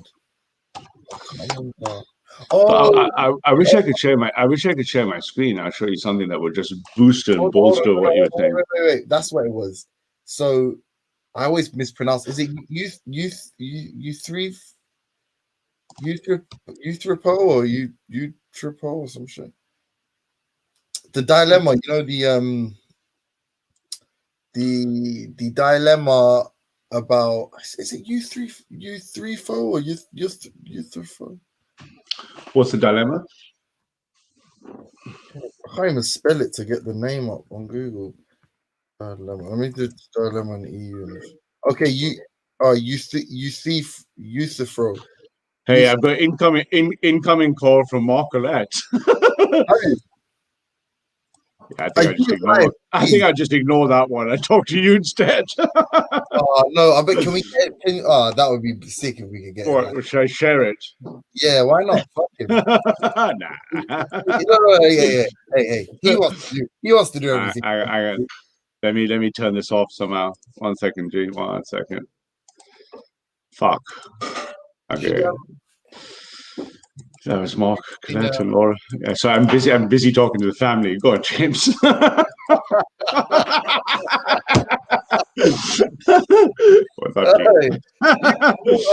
can almost, yeah. I'm not even gonna, no, it's crazy. If you people that were listening to this for the first time would almost believe you were a man of the people. But all right, cool. Listen. So hey, James, you're one of the few who know that. Euthripo's dilemma. I think I'm definitely mispronouncing that, but I don't speak fucking ancient Greek. Yeah. Me neither, man. Hey, we've got something in common. What's the dilemma? Just tell me what the dilemma is. Okay, this is definitely paraphrasing, right? But the dilemma is essentially there's two ways of conceptualizing God's morality, and that is either that everything God does is good. Therefore, if God instructs it, it is good. Or morality, i.e. right and wrong, is independent of God. Therefore, God can arguably do wrong and right things. So irrespective of... Oh, you mean the Euthripo dilemma? Thank you. That's the pronunciation. I've never heard it. I've only read it, so I never know. Okay, yeah. Scott, I haven't thought of that for a long time. But yeah, okay. So my question to you is... Sorry, James. I might have to bounce in just a second because it looks like another choice of address is coming my way. Go on. Shoot. Feel free. Yeah, no, leave whenever. But the argument is, if you believe, which I imagine you're inclined to believe in Christianity, right, that God is omnibenevolent, therefore every action God takes is a good action. That problem. Okay. Yeah, so here's the problem with that, right? So look, I tried to explain this the other night to you when I showed you the flashes of morality, right? Up until modern understandings of morality, which if you look at Haidt's work and all that stuff is closed statistically, right? There's nothing that's going to violate a sample size of 23,000 for statistical convergence. The traditional models of morality, all of them. So if you look at the models of morality that were Platonic prior to the big faiths, through the big faiths, all the way to the end of Western thought, could be collapsed into four things in Reid's framework. There must be one, a moral creature, right? So there must be, like James, a moral creature. Two, there must be a moral situation in which this creature is put into. Then there must be a moral choice, and then there must be a judgment. So morality in its classical form, i.e. pre-Haidt, pre-statistical computing, is always going to be expressible that way. So then if we try to express the dilemma on top of those four understandings, and we say God is good, you fundamentally get this strange paradox. Or it's not really a paradox, but a challenge to what you mean, because it only resolves itself if God is judging himself. Because a moral act must have a moral actor in a situation in which there's a judgment. And if you're saying the moral actor is God, then you're saying God himself is in a position, if he is omnibenevolent, he's all good, therefore all actions he performs are good actions. In situation 3, And in stage 4, he is being judged by himself. Do If you try to plot the dilemma, if you plot the dilemma over the all 4, it's a kind of edge case because the actor itself is God. The situations for moral judgments are all actions. The propositional claim is all actions are good actions, and the only person who could judge God would be God himself. And therefore, you get this kind of, if you imagine like the edge case of morality, and therefore you get this intellectual wanking discussion about whether this is an issue to debate or not. But the irony, of course, is it's not really one up for debate because if you plot into classical moral foundations, then what you're asking yourself is God good and always good and will judge himself to be good? Yeah, you could spend hours in. Okay. Yeah? I understand. You hear what I mean? Yeah. Well, okay. From my understanding, I understood what you said about God ultimately being so. There isn't, in that sense, morality without the judgment sort of factor, and therefore, if God is the only person that can, I guess, judge his sort of benevolent agency, then therefore he is ultimately he's gonna and if he's referred to as omnibenevolent, therefore every action he takes is gonna be a good action. It may not appear. Well, even if it's bad, he would still have to be the judge. He would still have to be the arbiter of the moral judgment, wouldn't he? It's very, if you're around, can you share my screen, Belly? Hold on. Yeah. Go on. Do you accept that God is omnibenevolent? Is that a quality you ascribe to your God? No, because I believe both Islam and Christianity teaches us that God has given us freedom versus morality as right angles to each other. So God has, hear me out. I'm trying to answer it this way. Because God has chosen us to be free, our choices, therefore, are subject to a moral determination of which the judgment will happen in the afterlife by God and in the lived life by other humans. With God himself to be subject, it's almost like an intellectual, theoretical argument, right? So do we believe God is good? Good is a strange meaning because, of course, God is good, but God is not being judged as being good because who would be judging God? Only God. So the question's a bit kind of, I would say, malformed, right? It's one obviously formed by a human, which is good because God has given us the freedom to determine, to think about morality. But ultimately, I'm not interested in predestination. What I'm interested in specifically is it's a quality that is ascribed to God generally by Christians. Yeah. Mm-hmm. I want to know if you, because obviously you said that you're sort of conflicted when it comes to Unitarianism and Trinitarianism. So I'm just saying on that, just on God being described as omnibenevolent or omnibeneficent, what is your opinion on that? Is that so? Well, yes. Here's the thing. Yes, you would have to describe things like omnipotence, omnibenevolence. You'd have to ascribe. You don't have to describe. Hear me. Allow me to answer. You'd have to ascribe these omni-X properties to God because you of course have to describe God as being above us all. But the question I would ask is, what is the? It doesn't imply good. I don't think that logically follows. He doesn't have to be all good. He may have to be all powerful to be the creator of the universe, but to assume that he's omnibenevolent is to assume that everything within the universe is good. No, but this is my point. But this my point is, what is the framework in which you would assess the statement God is good? What would be your philosophical, as you described very nicely, you were very on the money last night, in the boundary between the metaphysical and the natural world, as you said so accurately last night. What would be the moral framework in which I would assess the predicate statement God is omnipotent? No, but this is the question. I always said that I'm 1,000,000% agnostic on deism because deism doesn't necessarily pigeonhole God in any way.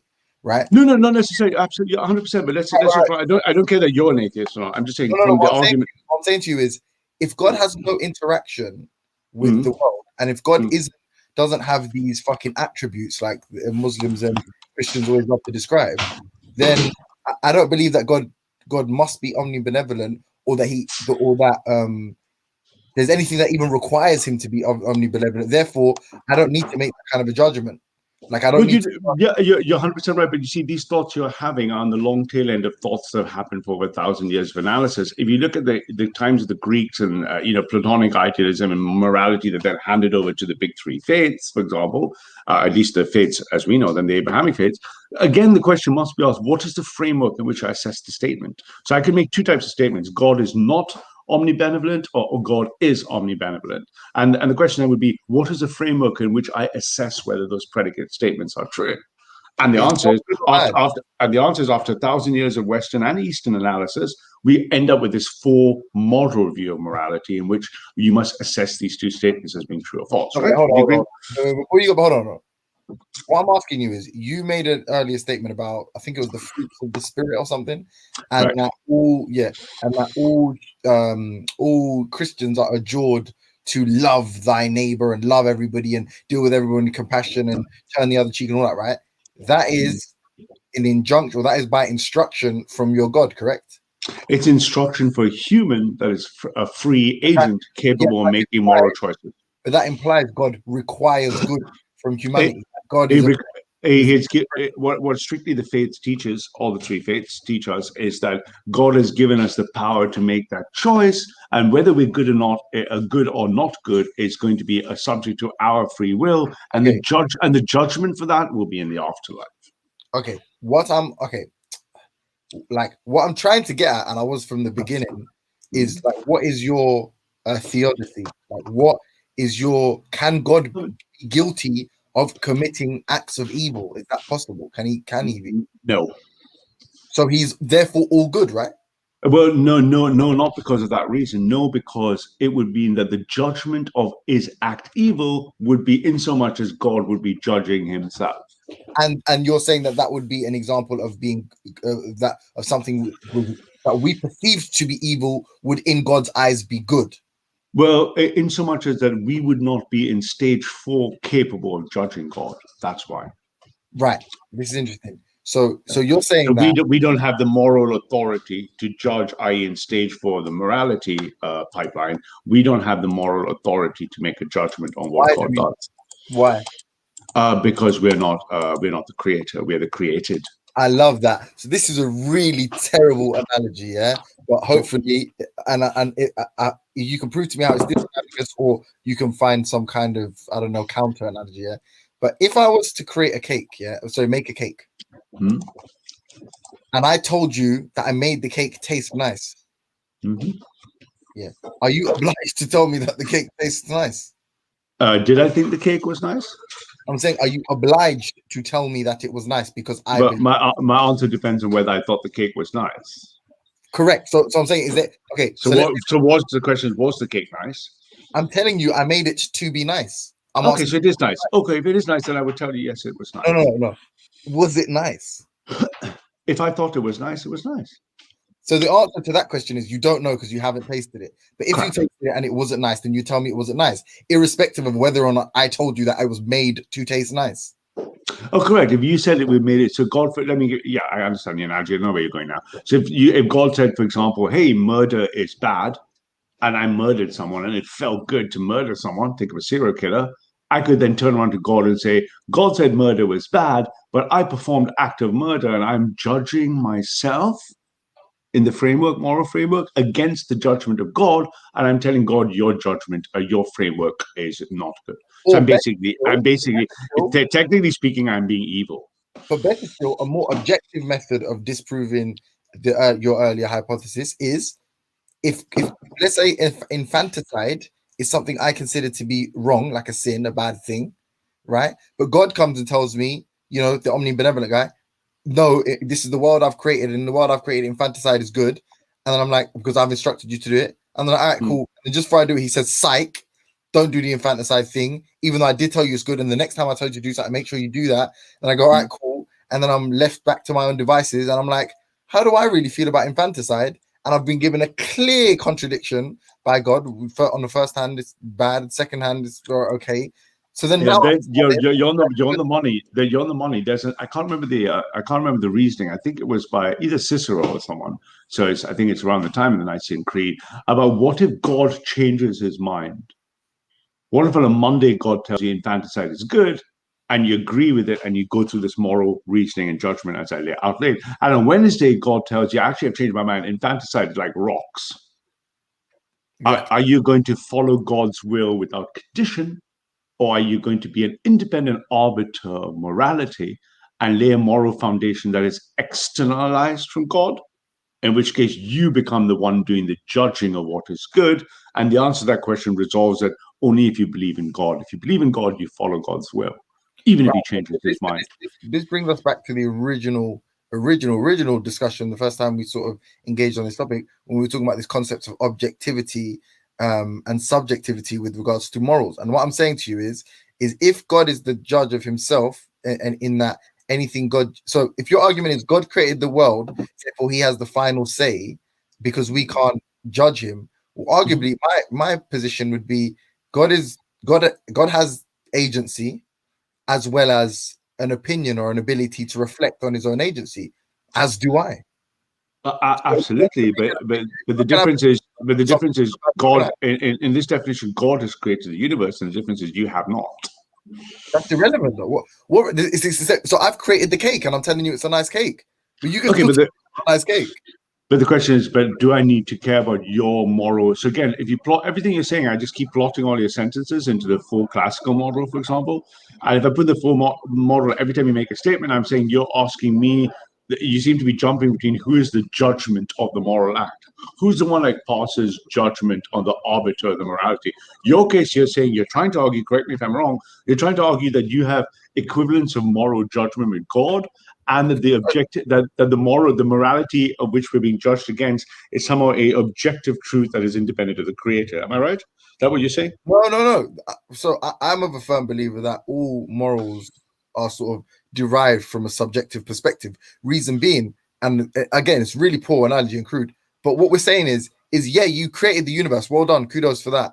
But now cheeky bastard. No, but now it has been created. So Yeah. judgments on it, for example, like I don't want to like cheapen it, and maybe there's more depth to the subject than I'm probably giving it credit. But if God has an opinion that differs to mine, that is the definition of subjectivity. If God's opinion of what's right and wrong is different to my opinion, then it becomes subjective. If God is, as everybody loves to give him this credit for being this agent, right? Yeah. Then he has agency, and he can reflect on his own agency as can I. Therefore, it's subjective. But I know, I see what you're trying to do. No, what you're trying to do is you're trying to equivocate your being or your existence, your existentialism, as being somehow equivalent to God's. That's your assumption. I don't need to do that. I don't need. I don't think you need to, but you are. No, but I don't need to make the justification that my abilities in some way are comparable to God. No, what I'm saying is, if there is a difference, as soon as the difference exists, like I don't have an idea. I'm not necessarily a physicist. I don't have an idealistic perspective of consciousness, like as in God's consciousness is the objective consciousness that we all sort of tap into. But even if I was to, for example, humor something like that, the fact that there would be a different opinion mean it's subjective from God's perspective as mine. If I was the only human on the planet and therefore the only sort of level of God, the only person that possessed a God consciousness or capable of being judged, yeah, right, exactly. Then it would literally, by definition, be subjective if there was no consensus on a moral action. If there was absolutely no consensus, so there was no, in that sense, like independence of perspective, then it would be fucking subjective, innit? So, but see, again, I mean, what I'm trying to do is plot everything you're saying against Rest's full model. What you're jumping around the place, which is cool. They're really good questions. But what you seem to be repeatedly, I don't use the word conflating because you get triggered or something. What you're constantly laying down these two things where you're at the heart of what you're doing is you're comparing yourself to God. No, and the whole point about God is he can't be compared to us by definition. But what I'm trying to because we moved off, yeah, right. What I was trying to establish or ascertain really in the beginning is if God, so omnibenevolence is a characteristic ascribed to God by, at the very least, I'm not sure about like Jewish, all three faiths, all three do. Christianity and all three do. Yeah. Okay, I'll take your word for that. Yeah. And I was trying to get your opinion on it, and your essentially response, correct me if I'm wrong, was arguably it's extraneous because, or excuse the pun, immaterial, right? Because God is his own. Yeah, absolutely. No, You're right, and sort of right, because what I'm saying is that if I plot all moral questions, forget the modern understanding of morality and hate. If I just look at the traditional analysis of morality, which is the rest model, so you can think of all of the Greeks, all the thinkings, all the logicians, all the moral arguments, all the way to Nietzsche being mappable to these 4 stages of rest. And I drew these 4 rest component models. Shane Belly's playing in the beach and won't let my screen through. But if you just type in rest 4-component model, what you're doing is you're trying to make an equivocation argument for omni-benevolence, or even forget the omni bit, just God is good spuriously. If you're trying to make the argument that God is good spuriously and you're going to compare it to James or Ralph is good spuriously, the thing that strikes out if I drew those 2 things in a bubble diagram is that we are going to be judged by someone else is the difference between us and God. That's the thing that splits out of my head straight away. If I drew my autistic fucking brain, if I just if I flash the 2 diagrams, I'm looking at rest model right now visually, and I'm just plotting your statements over it in real time. And I can see that your questions seem to be like you wish to somehow, I don't think you want to try to find a contradiction. It's almost like you're trying to say, what is the implication of being treated equally as God? But the difference is when you believe in God, you believe you're not the judger, you're not the arbiter in stage 4. To be honest, just so cards on the table, I do believe there's a contradiction in almost all theodicy, and I reckon the only way around it is to sort of insert like a brute fact or some kind of specious reasoning to, it's not this way because I said it isn't. That's the way I've read. No, I don't know. I think the problem is but you're not accepting the sort of appellation of no, that's why I think you're hung up in the word omni, because let me flip it this way. If God is all powerful and all omnipresent, omnibenevolent, omnipotent, let me ask you this question: what is the thing of God of those 3 properties? What can't he do? Well, this is the thing about. No, it's actually a question for you. You can guess. Or I'm going to answer something, right? Yeah, but no, it's a deep question for you. If every omni, there's absolutely nothing he can't do. Correct. So exactly. So what is it? So my deep question, James, because I'd have to be shooting. So what can't he do? And you know what the answer to that is? He can't be limited. Can I ask you one question before you go? Then.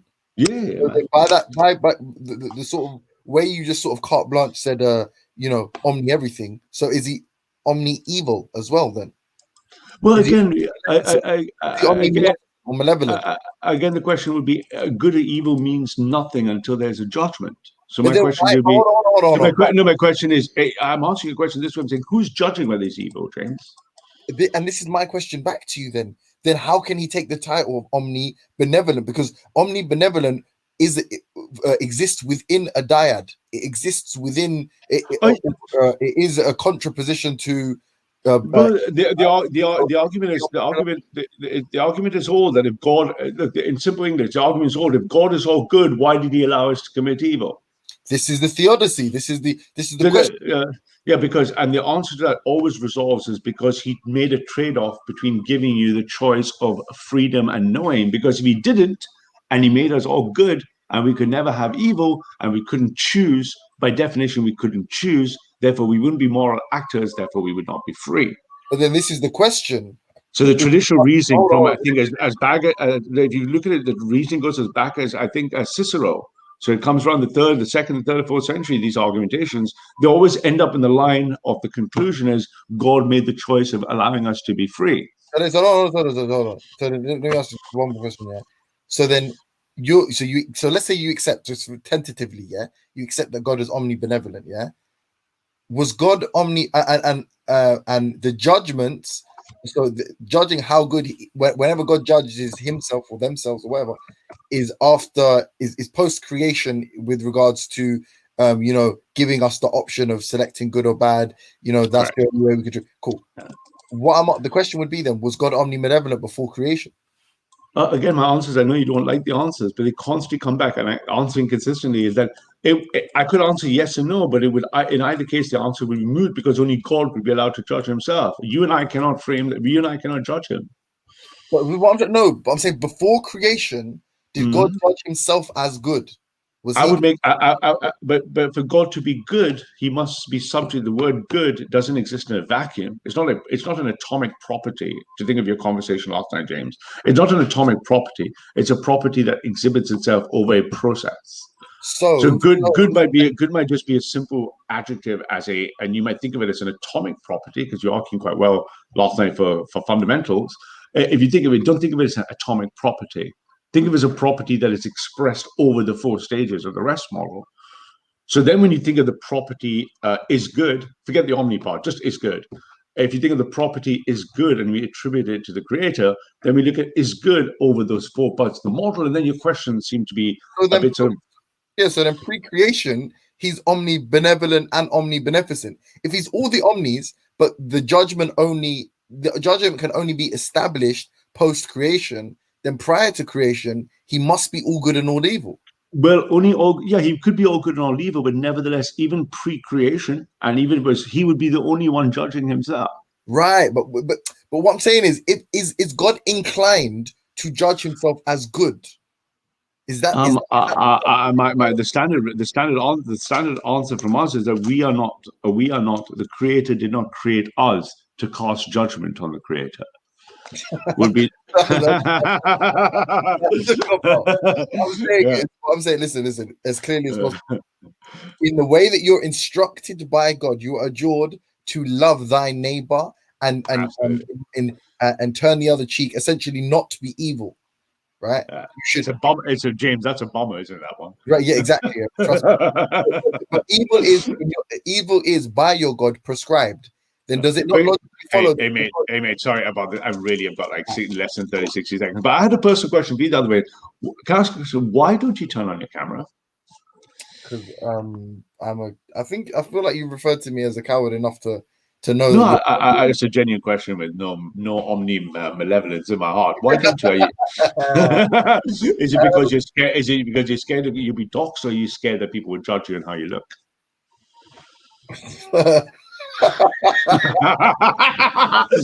Come on now, you've been asking me a lot of questions. To be honest, the latter, I honest hand on my heart, because a lot of people have seen me, like Veli seen, like lots of people have seen me. Yeah. But the latter is that I have no issue. But I haven't seen you, man. I want to see. Yeah, no, I genuinely have no issue with the way I look. But take from do you have an issue with me seeing you privately? That sounded so bad, Ralph. Honestly. Yeah. No, I know it did, but if you get over your gay thing and just get on to the actual question. Yeah, it's cool. Yeah, I'm gonna, just let me just throw in a pause, just a good measure. Pause. But yeah, hashtag no homo. Hashtag no homo. Not specifically. I mean, I don't think you're like dangerous or anything. That's what you're implying. I'm really not. I use my real name in public and enough people want to know me.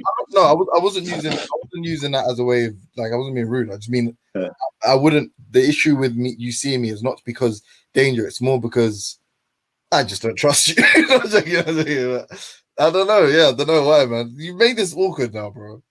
I know. You know what I was doing there, James? When I leave, I was cutting through all the logic and the intellectuals, and I was going for the heart. Yeah, and you got a bit shy, James, which is good sign. One thing I'll say, honestly speaking, is some of the stuff that I've said online, I would like to be associated with. Other things. Okay, so you're nervous that if you ever got a job 10 years down the road and someone doxed you or something like that. Yeah, and it's not necessarily the criticism of religion or that, because I think it's all pretty intellectual. But everyone says things like that. It's still like randomly insulting people like Jupiter and that, which, if you don't know the context, I seem like a horrible person. Oh, you're not horrible, you're a sweetheart. You would assume that I've just randomly insulted a woman for absolutely no reason. But then it's like, and I don't want to have to explain myself. I don't know. You get what I'm saying, maybe. So can I leave you with this last one thought? Your next stage of evolution is to be able to use your real name and show your face, because you're good enough to do that.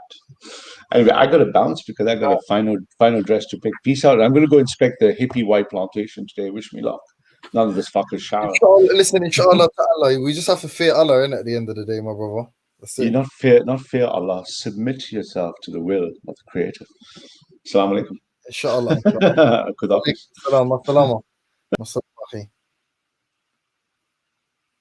And then there were just black people on the panel and James Jones. Hope you'll like that one. All right. Let's check the chat. Let's check the bleeding chat, mate. How is it? Okay. Yeah, who's cheese, man, like AD up in the dunya and all of that. You get me? Or AE, sorry. No. Rav said the heart is just a pump, you know. Who's dropping dubs one after the one like a no, was it? One after the other like an omnibus. You get me? I don't know who that's toward. I'm hoping it's me, AE. Yeah, I don't know. To be honest, Ralph is slick. Yeah, I did want to catch him.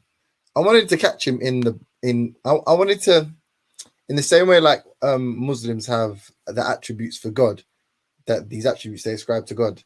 I wanted to know his understanding or his opinion of it pre and post creation.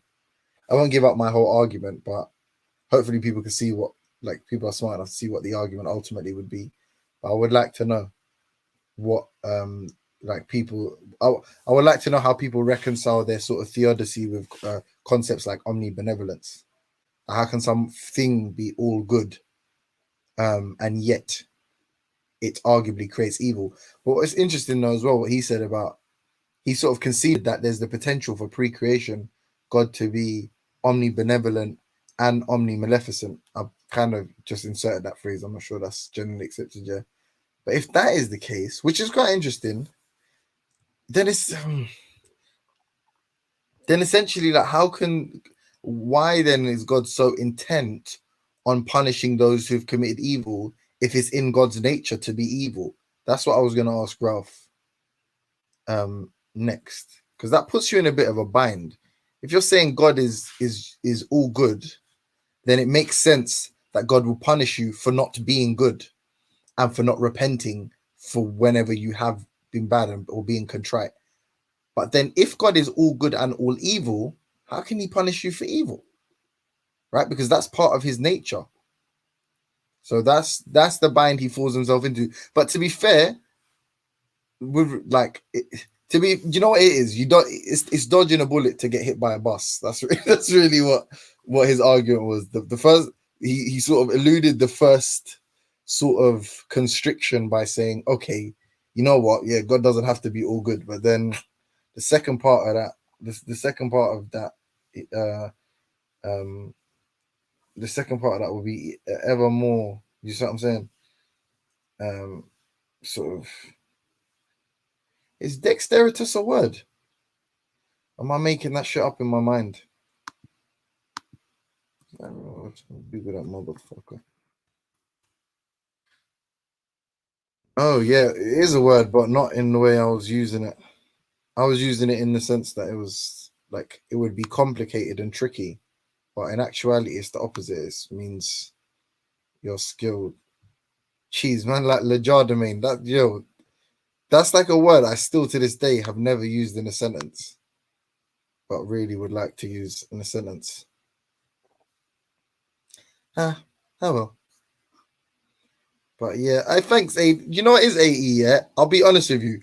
Like, and if you're listening still, Ralph, no disrespect on that, and yeah, but Ralph's not a Christian, bro. Like, Ralph's not a real Christian. Or he's not a Christian, sorry. I don't know about real or not real. I'm not going to make any judgments, but Ralph's not a real Christian. Ralph's not a Christian. So in actuality, this is just for him a guy, isn't it? He believes it helps him further his Well, go on, James Jones. Plop, big up, James. Jeez, the man of them. Well, go on. You good? Yeah. No, I decided I'm going to stop bullying you today. I have a bit of a lame question regarding this topic. Hey, that makes me feel proper good, you know.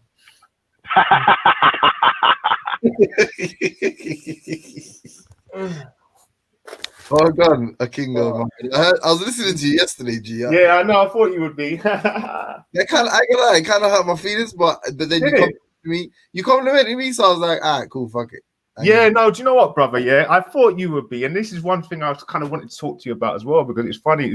It was the whole subject that has like 2 hours on James Jones, Raspect, and me, and if people are easily influenced, and what type of, if people were being influenced, like, you know, someone had a magic wand, then we were like, you know what I mean, like Mordor almost, and no one had a brain, and there was just, what do they call them? Frankenstein. It's like basically named me a Frankenstein. But yeah, I think you got a gist of what the conversation was about there, right? Yeah, I didn't think, like, but I just want people to know, like, you see Respect, yeah?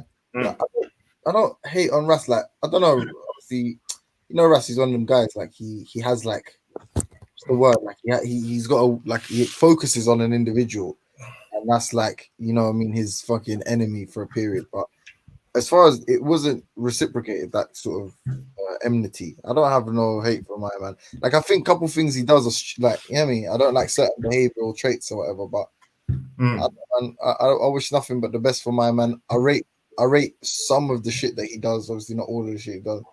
So it ain't no thing where whatever argument we would have had would have been more him than me in it. But yeah, I get that. That's your guy. But he was licking shots at quite a lot of people, innit? Or you know, the people that were just everybody licked shots at basically. But he just I respect him thoroughly enough to know that his opinion of someone can influence your opinion, and whether, to be honest, I agree with that, like, to a degree, but I also agree with what Maku a bit was. I didn't hear a lot, I'll be honest. I heard. You, man, why don't you tell us some of the shots that were fired?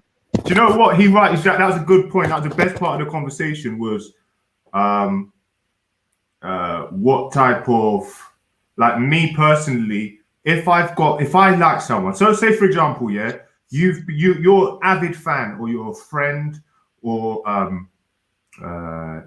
and you go into a hangout, right, for like maybe a year or a couple of months. Like, there's someone else that this hangout doesn't like. Basically, there's like a backwards and forth.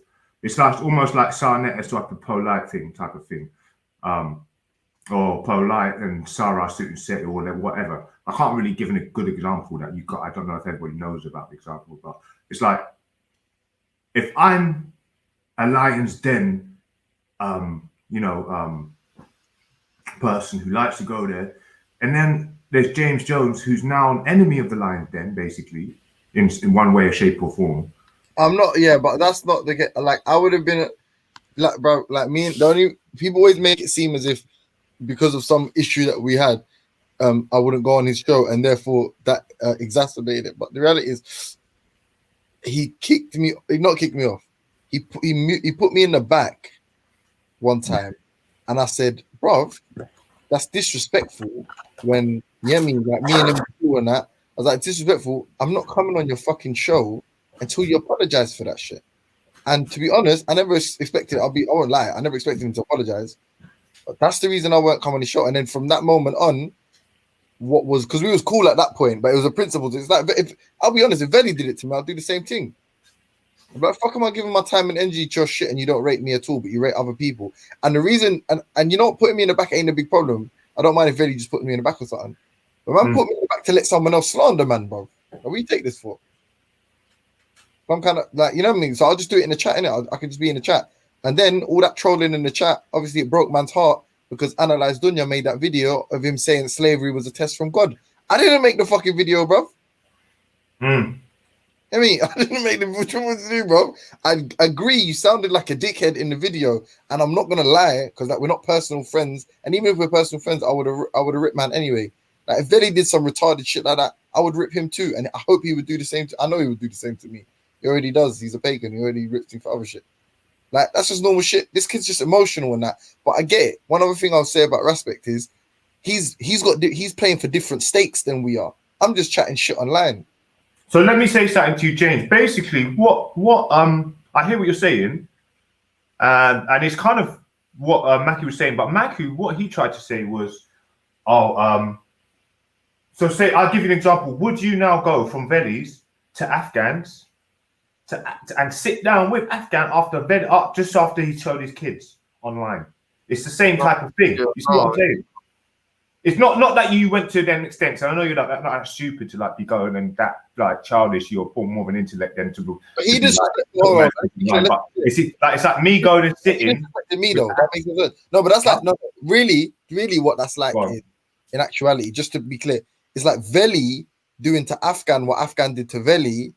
and me going and sitting on Afghans, or as in me being Afghans guy, which I was and I'm kind of like we're cool anyway, yeah. It's like me being cool with Afghan and then going check Veli. I did do that. I would do that. Why wouldn't I do that? All right, but say someone that was, like you know, I think Veli's not very taking things. But if you go on. No, I say, I'm not in any way have an issue with any way you think about anything. I'm just chatting to you about it, but I don't actually. Yeah, I'm saying so. I'm just trying to intellectualize, like, No, go on. Why I was sort of like I didn't feel like it was necessary, and I felt a little bit away, or like almost like a traitor, just by sitting and keying with the G Block, seeing as had such a close connection with the Lions Den, without sounding too corny. Do you know what I mean? No one's really that much attached, but to a degree you are in it. So I thought I had an affinity towards Lions Den. So for me to now come and be sitting on whatever, even if it's not you, James, whoever we were going at, like sitting with Jupiter, Wendy, and then sitting there and keying, laughing. I don't like using that phrase, but just laughing and just like kind of giving them my respect and dignity. Do you see what I'm saying? I understand that, man. No, like there's so when he tried to rebut it, I heard what he meant, but I feel like just because someone's gonna wave a wand and they have to be my friend and they're at loggerheads, I'm not gonna, like, for example, I was never harsh to you, was I? I was never like just really had any problems with you at all. Like, actually, we probably got more, but I probably would have spoken to you more. Do you know what I mean? Through it. And like, I don't know what Maku, he always wants to win an argument, which sometimes is it can't be won, but because he can find parts of the argument where he can rationalize in his corner for being correct, he'll sort of work on it. But overall, you can't really argue against someone who's just has an opposing team that you're just never going to really be as warm as with your. But anyway, that's a he made that very complex. But I know what I was saying was complex. But the thing is, I've got everybody's got to have, you've got to have your own brain on here, though. That's one thing I'm going to agree with. You want it to be loyal to your guy, innit? There's no shame. To a degree, it wasn't really to that extent. It was like.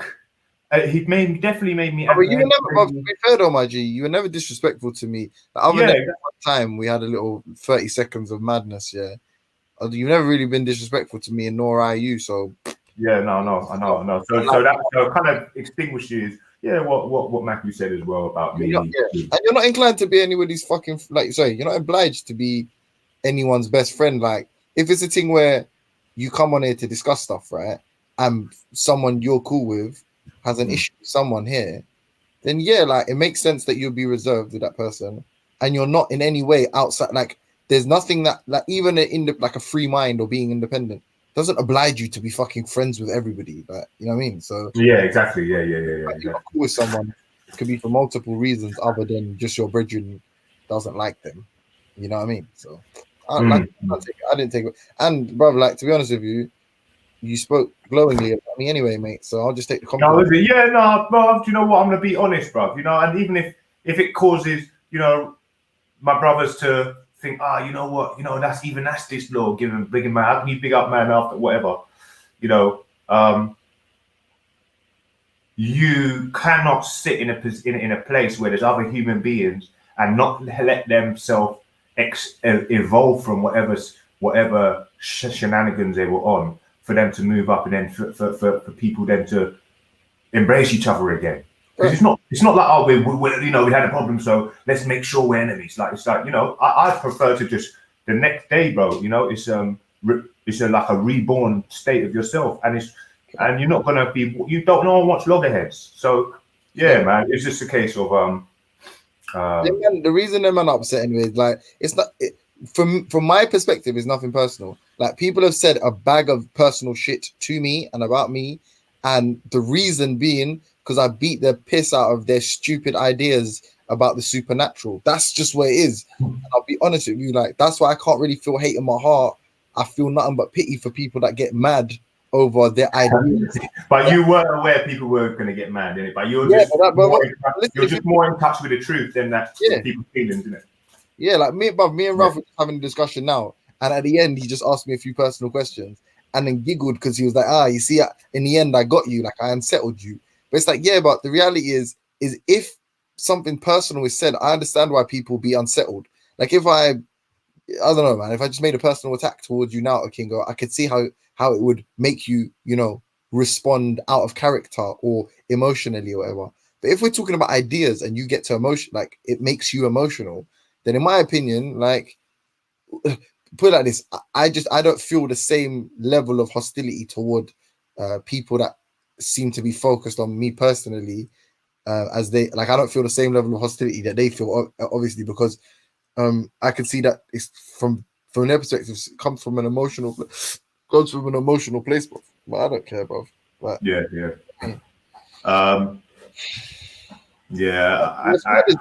what's mad is though, like I gave credit for people being younger than they actually are, but my man's basically my age. Like my man's a year younger than me, so. Oh, bro, everybody uses this, man. Like, what? It's like, is Respect like some fucking, this guy's some young guy and he's wise beyond his years. Bro, the more time now, I'm finding out he's like 28, 29. That's an old man. That's what I'm saying. That's like he's a year younger than me, my guy. Like, or a year and a bit younger than me. So, boy. But anyway, like I said, man, I got love for the kid. Like, pretty much, bro. Everyone on this panel, except for the blatant racists, you get me? I got love for, even if I disagree with them, and I got like, you get me? And man's arguing. Yeah, and that's the thing, bro. I swear that's exactly what I'm coming at, because don't forget, then were trying to tear me down for talking about, he calls Dupes. I was like, what? It's for one, Dupes is just shorter than Jupiter anyway. I'm gonna use my common sense. Sometimes still. Do you know, bro? Like, and it's like you can't speak to Jupiter, because me, the way I dealt with Jupiter was I saw that as my mum, and I saw somehow, I don't know how I did it, but I saw Hector as my dad, and I saw her family as my brothers and sisters in my mind. And then I thought, you know what, how would I want them to be treated? I didn't like the way she was getting. Hey, listen. Hey, is your mum what? Yeah. White British? Well, I've got two mums. I've got my brothers. I live with my brothers, my actual half brothers' mums, and she's white. My mum is Japanese and Jewish, and English, like mixed.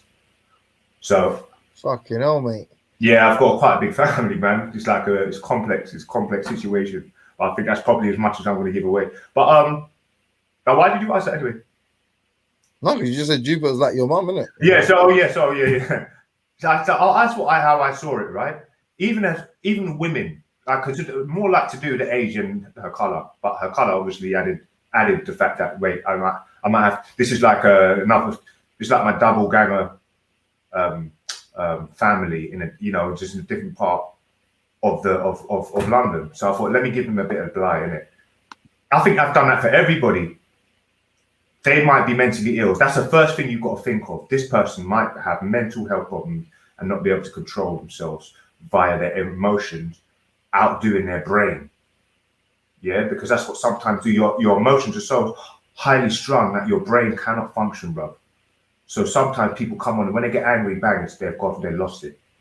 And that's when you bite your tongue and you've got holes in your fucking tongue and all of that. And that's some people just like that. So sometimes you've got to speak to them and feel them out and see. I don't just instantly go at someone. I'll look in it. Even if one of my best friends is, and I give you an example, I didn't just go at you. So I could have said, I could have possibly tried to debate you in some way, just whatever, about things that have been said. But I'm not like that, bro. That's your lot's arguments or whatever.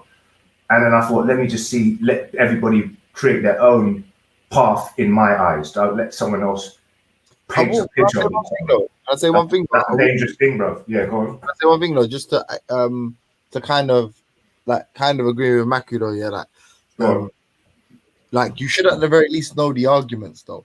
So if I was saying, say again. You should at the very least know the argument. For example, if I was to fall out with you, or like if I was to say I don't really like Akingo because Akingo's got beef with Veli, yeah, I should know why. Oh yeah, no, I have I think I got given a reason. I got given a reason about, you know, maybe I don't know if you said it in jest. I don't really want to repeat it. Say it. But it was okay. You want me to say it? Yeah. I think you said something about the people in Myanmar should be getting murdered, or Chinese Muslims should be getting accelerated. Really? Yeah, you said something about Muslims in it on the whole. That is an insane lie. Was that not correct? Or was it a joke? It was a joke or something. I don't know nearly enough about the conflict in Myanmar. That's like Rohingya Muslims and was it the Chinese? No, I've never spoken about it. Is the point I'm making? Okay, yeah, no, but mate, it could have been the Chinese. Was it the Chinese Muslims? I've never spoken. Okay, well, it might have been someone else. Sorry. I think you're talking about Sarah Garvey saying that. It could have been. But look, I think he was saying that basically, look, you can see my man's got because we were breaking down people, innit? And we would, and he was basically saying, yeah, without it, you know, you lot have had your problem in it, so I'm just going to discuss it. But he said that this guy's got his mic off, he doesn't come out show his face, which is true. Most of the trolls, bro. Look at Afghan, he was a troll for a long time. He had this screaming. Bro, he's still a troll now with his face, bro. I know now. He probably changed, bro. He's still trolling, motherfucker. Like. He probably just used to it. It's like, you know, fuck it, let me just do it. But look, yeah. So, and he said, look, yeah, because that's G Block. And then it's like G Block. There was a lot of people in here coming and just blatantly writing on screen, Muhammad's a pedo, and it was Walter. These are people that were like literally not just random names that were like just who's this new DP. It was Walter. These are big boys inside the G Block. You know what I mean? So we're thinking, wait, James Jones here now, and then ripping down all that atheist religion. There's a condescending little killer sounding guy called Rob. There's this man, there's that man, and they're all ripping the shit out of anything that, yeah, anything that moves. That's not you can't see with your eyes, yeah. So that was what it is, and so when I started to obviously keep my eye trained on G Block for about 6 months, I realized that yeah, you could come across, even though I know you're not, bruv, I know you're more intellectual than that, could come across like you as this sort of like band of, you know, just like merry atheists. I don't know, just like a band of like shit stirrers, like what you would regard as proxies, bro. Do you know what I mean? To you know, to rile up the people online, even. You know what I mean? Because there's all facets of life. They've got their marketing and promotion and advertising. So that was what it was. So, and then I realized I started to listen to people a bit more, but obviously people got their own individual things. But you know, like this is one thing that's going to happen is if birds of a feather flock together. This is an old African saying. So you got to be careful of the friends you keep. I mean, there's so many sayings regarding that. So we can't just. I like Maku, and he's not sticking to old bulletproof principles, bro, which keep man safe, which keep you safe from other people's perceptions of you being in a position that you're just genuinely there just to speak about. But that, like, it's just being safe in all facets of life for you to be careful with the friends you keep. Understand. Birds of a feather flock together, and so that's what I had in my mind, innit? That was just a way of keeping me safe, or identifying who's who. It's the friends you keep, majority of the time. But bro, this is online, innit? This is online, so this is a complete. So it's different, brother. I start to realize now. Some people wouldn't speak to certain people online. You know what I'm saying, though? Yeah, just advice, like just to wrap this up, though. Like I said, everything I said stands. Like with regards to, you can be loyal to your brethren. You're not obliged to be anyone's friend on here. You can have conversations with people, disagree with them, and them not be your friend or your enemy. You just be impartial.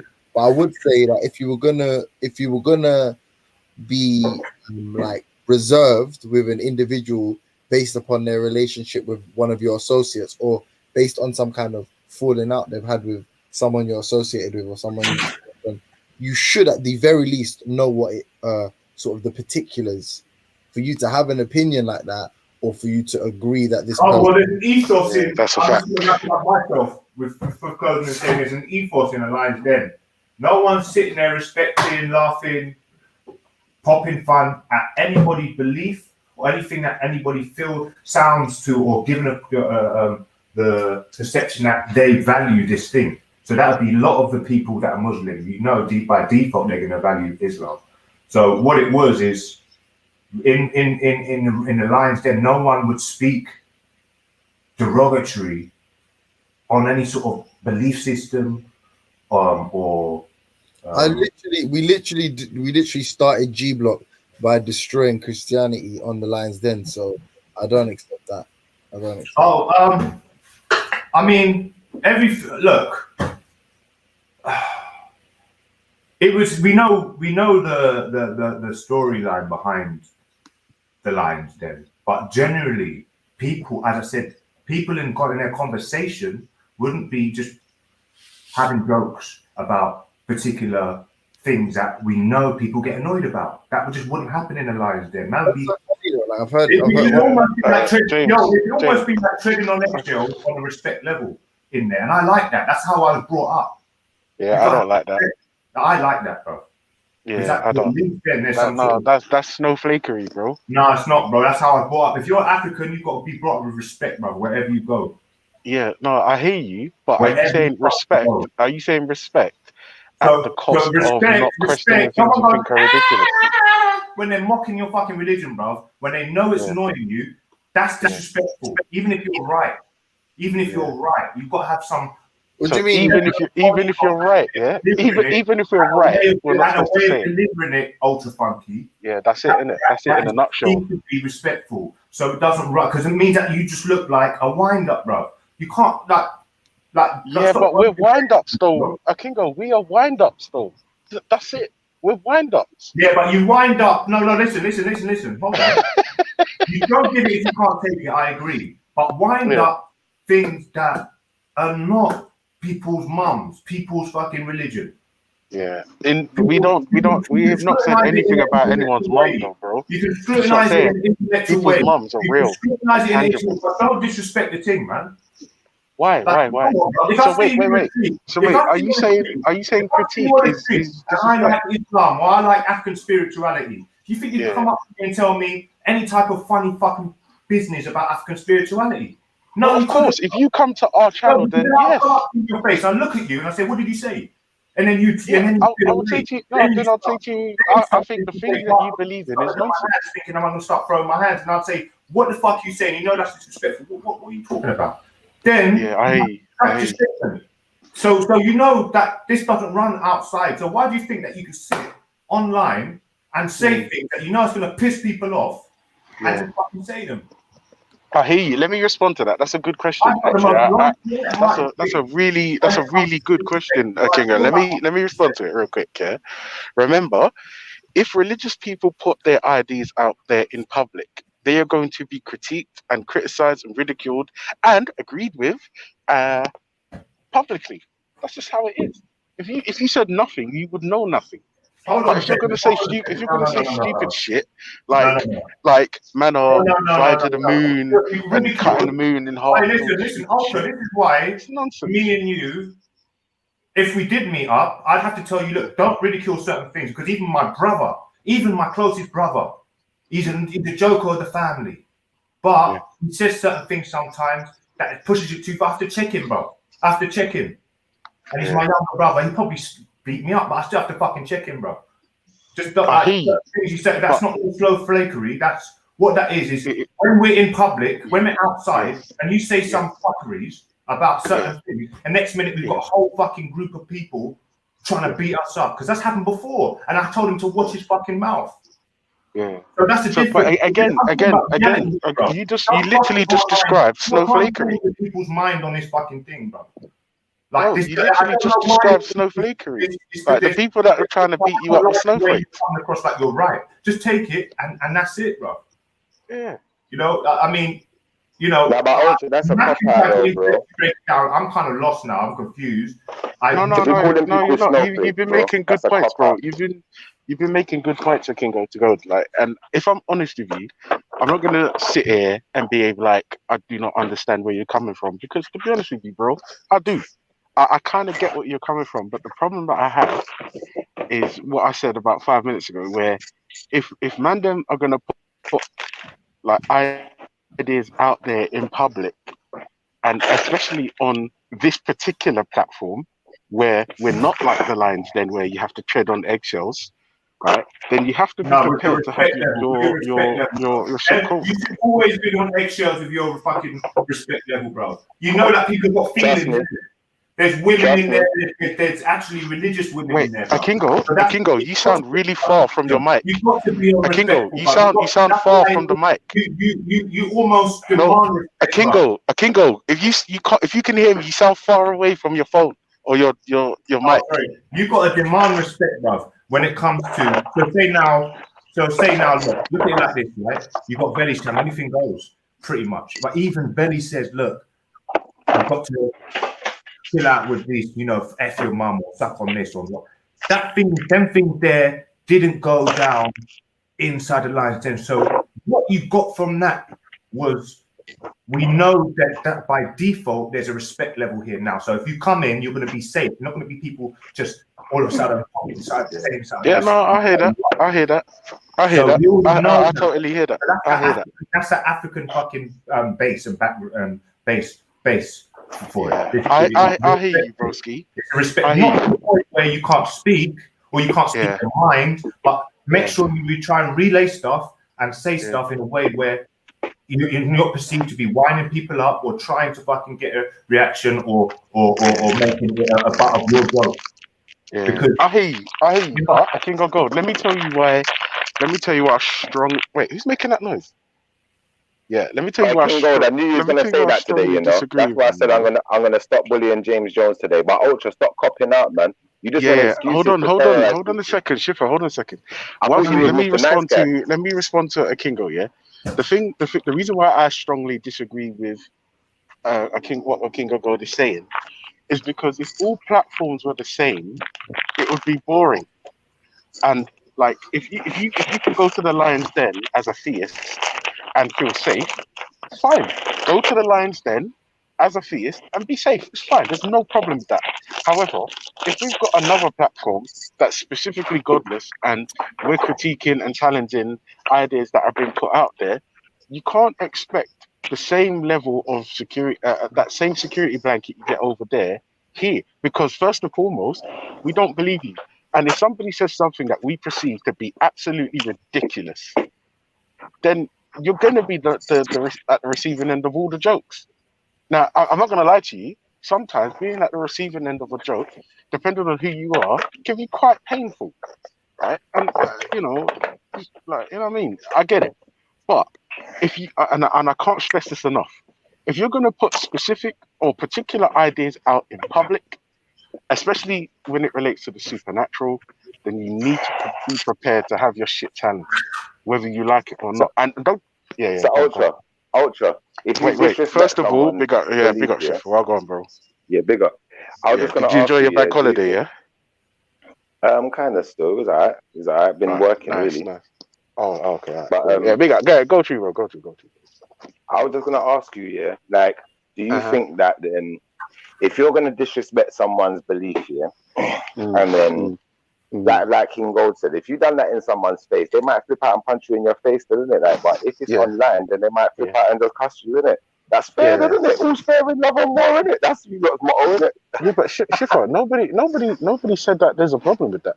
It happens all the time. Yeah. People just get moist. Like, don't like. And this is the thing.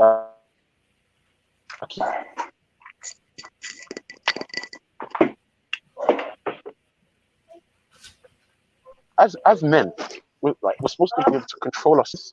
Like, we all handle pressure, we all handle critique differently. That's the problem. Now, I'm saying, when you said if you disrespect somebody's belief, this is the thing, Schiffer. That is so vague, because if somebody said to you personally, Schiffer, your God wears hats, yeah? For you, that might be the dumbest, stupidest thing, and you'll just roll your eyes, yeah? But for somebody else, they want to chop off your head. So this the thing, this whole disrespect thing, where does it start and where does it end? Bro, nah. So it starts and ends with the mouth using it. It starts and ends with the mouth talking the disrespect. So think about it like this. Realistically, yeah? If I go into a man's house and I disrespect his woman, yeah? He might be liable to box me down. If I drop down on the floor and mash up my head on a piece of furniture and I die from it, then I just died for that action, innit? Yeah, and really 100%. and truthfully, no one could really say to a man, you know what, you was totally in the wrong for clarting a man when a man's disrespecting his woman in his house. No, but Shifa, listen to the scenario, because this is the thing, yeah? Like, when you say these things to somebody that's an atheist, it sounds absolutely fucking insane to say to somebody who's an atheist, if you come to atheist house and disrespect said atheist wife and said atheist licks you down, there's a whole fucking quagmire of problems there. Because first of all, you're in his house. First of all, you're a guest. And if you disrespect in the man's house and you disrespect the man's wife, the mother of his children, it's only right that you get two thump in your mouth. But if you compare that to, say, critiquing a religion, because essentially that's all we're doing, whether we do it politely or not, right? It's all you're saying is, if you hurt my feelings or mess with something that I believe, they're so different. It's so different. Whose house are you in? When you check that one, when you check the answer to that question, whose house are you in right now? You literally. And what is God's house? Yeah, but Shifa, you can't say that to an atheist, Shifa. You can't say that to an atheist and expect it to hold any weight. No, but you can't. That's the problem. But there's more of us than there is you, so you have to abide by the rules. No, but numbers rules. mean nothing, Shifa. You're making an argument that doesn't even make sense. You have to tailor your argument to your audience, bro, and you're not doing that. No, that's all right. Atheists have got the free reign to be literally disrespectful. That's cool. So that's what we know. We know that that's the monster of their religion. No, Shifa. No, Akingo. I don't know why you'd say that, because that's not the case. What I'm saying is, if you like Akingo Gold, what's worse, yeah? Me come into your house, Akingo, and punch your wife in the face, or me tell you that your religion's bullshit? What would hurt your feelings more? My religion's bullshit. Same effect, bro. Same effect. Wait, telling you that you're something you believe in is bullshit will have the same effect as coming into your home to punch your wife in the face. Yeah, you know, you know both. No. I'm not going to say it's exactly the same. Clearly not. But mental abuse, physical abuse. If you're questioning, you know, if it's correct or not, that's one thing. But there's certain ways of doing it. Like I said, you've got the free reign to be rude or obnoxious. That type of obnoxious. Then expect whatever comes. Hey, Ultra, that type of logic never works, because these people are arguably always relativist when it comes to that type of shit. Yeah, it's because you man ain't got no insight. It's because you man have got no insight. What you man need to do is read more. And the more you read, like James Jones, like, not being funny, yeah, you are articulate enough as you are. You don't need to always use newer words. What you need to do is read more and understand more. It's not always about big words. This is about understanding. And this is why, like, I rate brothers like Maku, because they inspire me. Maku said to me, listen, I didn't start pulling out my library. I said, hold on. Yeah. Because I got books for all of them. I got the book for the Islam people. Then when they come in, if I'm talking to them, like, really, I should pull out that book. When I was talking to Shamsi, I should have brought it with me so I could talk to him and pull out some pages for him. You understand? Because that's what you're supposed to do. Draw inspiration and draw insight. You understand? When I'm pulling out Bibles, I'm not pulling out your average Bible. You understand? Do you know where I'm coming from? So what you're reading from is probably the reason. It's got all of that in there, but I'm just saying, what you're reading from is probably the reason why your mind's in the state of affairs that it's in. You see with Shifa, Shifa says controversial things here. Don't get it twisted. You have. I say more controversial stuff to raise an eyebrow, to raise a question, so that we can have a good discussion about something. But ultimately, I got respect for everything. I got respect for male, female, man, woman, child, whatever, like, black, white, whoever. I don't care. It's not about that, because to being close to God, godliness is next to cleanliness is next to godliness. Sorry. Cleanliness is next to godliness. So the So cleaner you're saying you keep having a yourself. shower is the same as being religious, yeah? No, I'm saying cleanliness in general. Cleanliness doesn't just inform having a shower and washing your skin. Cleanliness is your mind clean? You know, cleanliness is Yeah, but that's the do thing, you bro. How many go times have on. you spoken to a religious nut? And because he believes in his particular whatever the fuck God, he'll justify all manner of fuckery. Yeah, I don't know about that one, Ultra Man, because really and truthfully, if you're talking to someone about a religious belief and you become disrespectful, yeah, then you've opened the door. Like, you got to think about it like that. Like, you see, Wait, if no, I no, come no, and no, no, no, no, no, no, no, Shifa. No, do not start passing the buck. If you put an idea out there and it was critiqued, who opened the door to the critique? It's all right, here's what I'm Are going to you say to you. shit, This is what I'm bro? going to say to you. Behave This yourself, is what I'm man. going to say to you, fam. Well, I'm going to say one more sentence here, then I'm going to be quiet so someone else can speak. Yeah. Now, realistically, yeah, you see, if I walk into a room, yeah, full of people now, yeah, say like I walk into a room full of nerds, they all look like geeky little nerds. Some of them look a bit strange and weird and stuff. And then I start bullying them and calling them nerds and geeks and whatever, and abusing people because of their disability. Let's take it another level step further, then, yeah. So you're abusing someone because of their disability. What are you going to say to the person? Oh, well, you shouldn't have come out the house and put it out there because now I can see it. I'm just going to abuse it. Yeah, it's the same thing, Ultra. So it's for you to find the respect in your tone when you're talking to people, really, because if you upset someone, it's your fault. The onus lies with you. Yeah. The fact is, Shifa. No, wait, Banksy, hold on 1 second. I disagree, Shifa. Let me tell you why. No, my last sentence because I got to drive. It's not me that's made you upset. It's you that's choosing to respond with anger. Yeah, Banksy, your time now. Come through. Okay, all I want to say is that the very people you guys expect us to respect, for example, Muhammad went into the Kaaba, which is where Mecca is, the little square that you guys see, the black square. That was a pagan temple. He did not respect the pagan temple and the gods that were in there. He, in fact, went in and smashed those gods. The very person that you ask me to respect, the very person who founded a religion that you're now requesting that I should respect, did not have the same level of respect for other people's gods. Nothing changes. If you guys expect this level of compliance from everyone around you and everyone in the world, nothing will ever change.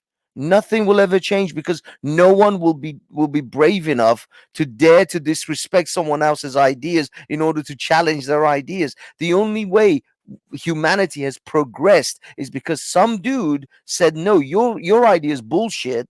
My idea is better, and I'm going to show you why.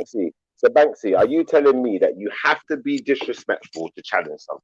That your actual that's you verbatim right now? No, yeah? Shifa, it's not that you have to be. I will tell you what I think of whatever subject that we're discussing. Now, you can take that as disrespectful or respectful, or you can take that as an offense, but that is on you. I can only tell you what I feel is, or what I know is the truth. Now, if the truth is disrespectful, then so be it. But here what I'm going to say, Banksy, yeah? If you're speaking from a place of feeling, yeah, you're speaking from a place of emotion. Now, if you're speaking from a place of emotion, technically you're out of control, bro. And then if you're out of control and you're willing to inflict your emotions on other people just because of how you feel, not necessarily because of what you know, because what you know and what you feel are two completely different things. You do know this, right? So ultimately, it doesn't matter what Ultra said. It doesn't matter what you said. Right is right, wrong is wrong, regardless of whether you believe in it or not. Just don't be disrespectful. You could challenge someone and say, you know what? I'm not sure if that's true. I don't think that's necessarily true. You don't have to use the word bullshit. You could say to someone, you know what? I believe that then this God may be a misconception, rather than it just doesn't exist. And trying to force that issue upon people. Because if you say, I believe something's a misconception, or I believe that it may not exist, it's not challenging someone to a point where they have to fight you down now, isn't it? Because you're still happy for them to have their belief. It's just that it's for me personal now, isn't it? Now, at the end of the day, if that's going to have adverse effects on, how you can integrate with certain groups, then so be it. But that doesn't mean you have to be disrespectful. Look, you just might not be able to integrate with them. Yeah, look, I will 100% agree with you that you can choose your words better. You can certainly, I mean, there are times people say things like, "Oh, that's just bullshit," because they want to either antagonize or they have so little respect for this person's opinion that they can just Yeah. outright call it bullshit. But of course, you can choose your words better. What I would say on the internet about Islam isn't necessarily what I would say about Islam in a mosque, or at Yeah. least when I would describe the things that I'm thinking in a different way. I would choose my words differently. Of course, you do. We we are nuanced human beings. We can recognize that in one setting I can say one thing, but in another setting I can say something else. But what I will say to you is that nothing in the world would ever change if you have to respect everyone's opinion at all times. If Not the truth necessarily. Banks. This is what I'm the going to say to truth you. Banksy, itself think can be about it like this. disrespectful. Listen, Banksy, I've heard a lot of people come on here and say things like, for instance, I call myself an Israelite. There are many of us Israelites. And what people like to say about Israelites is you lot think you're everyone in history, innit? You claim everyone's history. And then I say about black people too, you claim everyone's history. But this is the thing now where if you're going to do something respectfully, like when I was speaking to James Jones the other day and we were talking about ancient Greeks and Atlantis and these things there, I'll be honest, I had to go away and refresh my memory of some of the things I'd learned about these things. You understand? And when I realized, hold on, the ancient Greeks are black. Do you know, like that? I can come and put that point across respectfully and say, do you know what? I believe the ancient Greeks were black for this reason. You know, because we can look at certain people's transcripts, Tacitus and certain man, where they was talking about the Northern Europeans, and the way they described the Northern Europeans sounds like what we know today to be the British or the French or the Spanish or whatever. So if he was describing them as distinctively different to himself, there's a likelihood that these people were melanated. Now, putting it in that perspective now, yeah, that's respectful. That's a respectful way to challenge something. I'm not just coming out, white people are rubbish and you never did nothing. You just stole a lot. I'm not coming out. I don't have to say that. That part I can leave out. And then there's respect in the room. But the thing is, you're still challenging their core ideas that the Greeks were actually black, and that in itself is first of all, it laughs in the face of history. Can I say something? Just leave it, man. Well, Banksy, look, before you say something, James Jones, let me just give Banksy a bit of history so he can go and do some research. Banksy will probably come back with it. Banksy will probably come back with the research because he's not one of these guys who just chat and don't go and read no book. So what I'm going to say to you is, Alexander the Greek, he's not Greek, was he? He's Macedonian, isn't he? Yeah? And what was his dad called? His dad called Philip or something like that, yeah? Alexander the Greek, yeah? So Alexander the Great, but he's Macedonian. Alexander the Macedonian, basically, he conquered Greece. Yeah, his dad was trying to conquer Greece before him.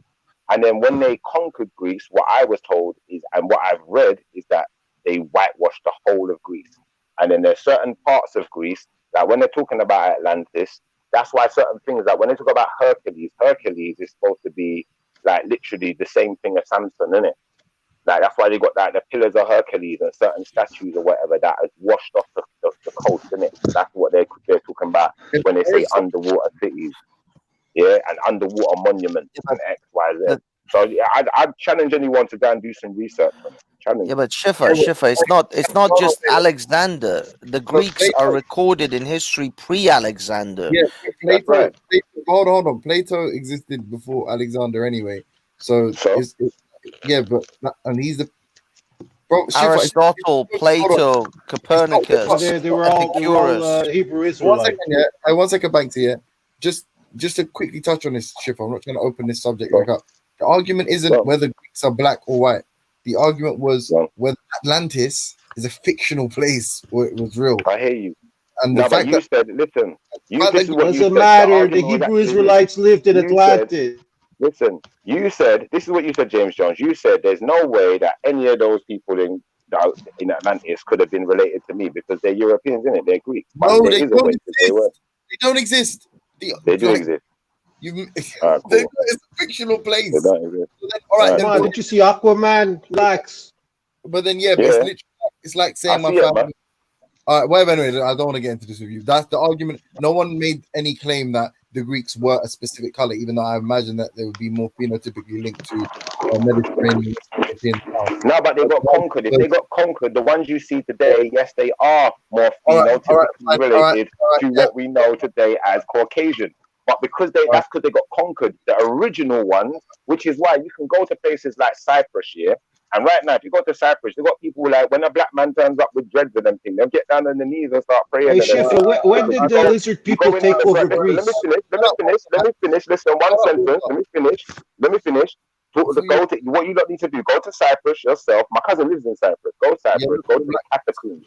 And then realize that when you go to certain parts of Greece and Cyprus and them places, all you're seeing is black Jesus everywhere. Black Mary, black Jesus, black everything. Listen, obviously, all black everything.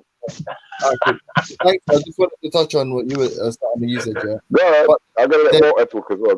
When did Shifa, when did the white people come in the alien spaceships take over the Greek? Shut up, man. Shut up. I mean, I could talk whenever I want. You haven't even shut up all day. James Jones is here, blah blah blah blah blah blah blah blah blah blah blah blah blah, talking back about God all the time, and then after I open my word for 2 seconds, and this cloud tells me to shut up. Come on, give me a shut break. up. Thanks. Yeah. Thanks. Tell him, Walter. Tell him, Walter. Another one believes in evolution from hell. Does it make sense? Does it make sense? Tell him, Walter. But yeah, tell him. Walter, they arrived in the. You can't tell nothing. You can't tell nothing to the delicate genius over here. You know, okay, man's having a normal conversation, and then just man just amplify. You call that a normal conversation? Talking about Atlantis and space? Is anyone really normal? Has anyone addressed you? Has anyone addressed you with a question? Shut up, Banksy. Like I was saying, yeah.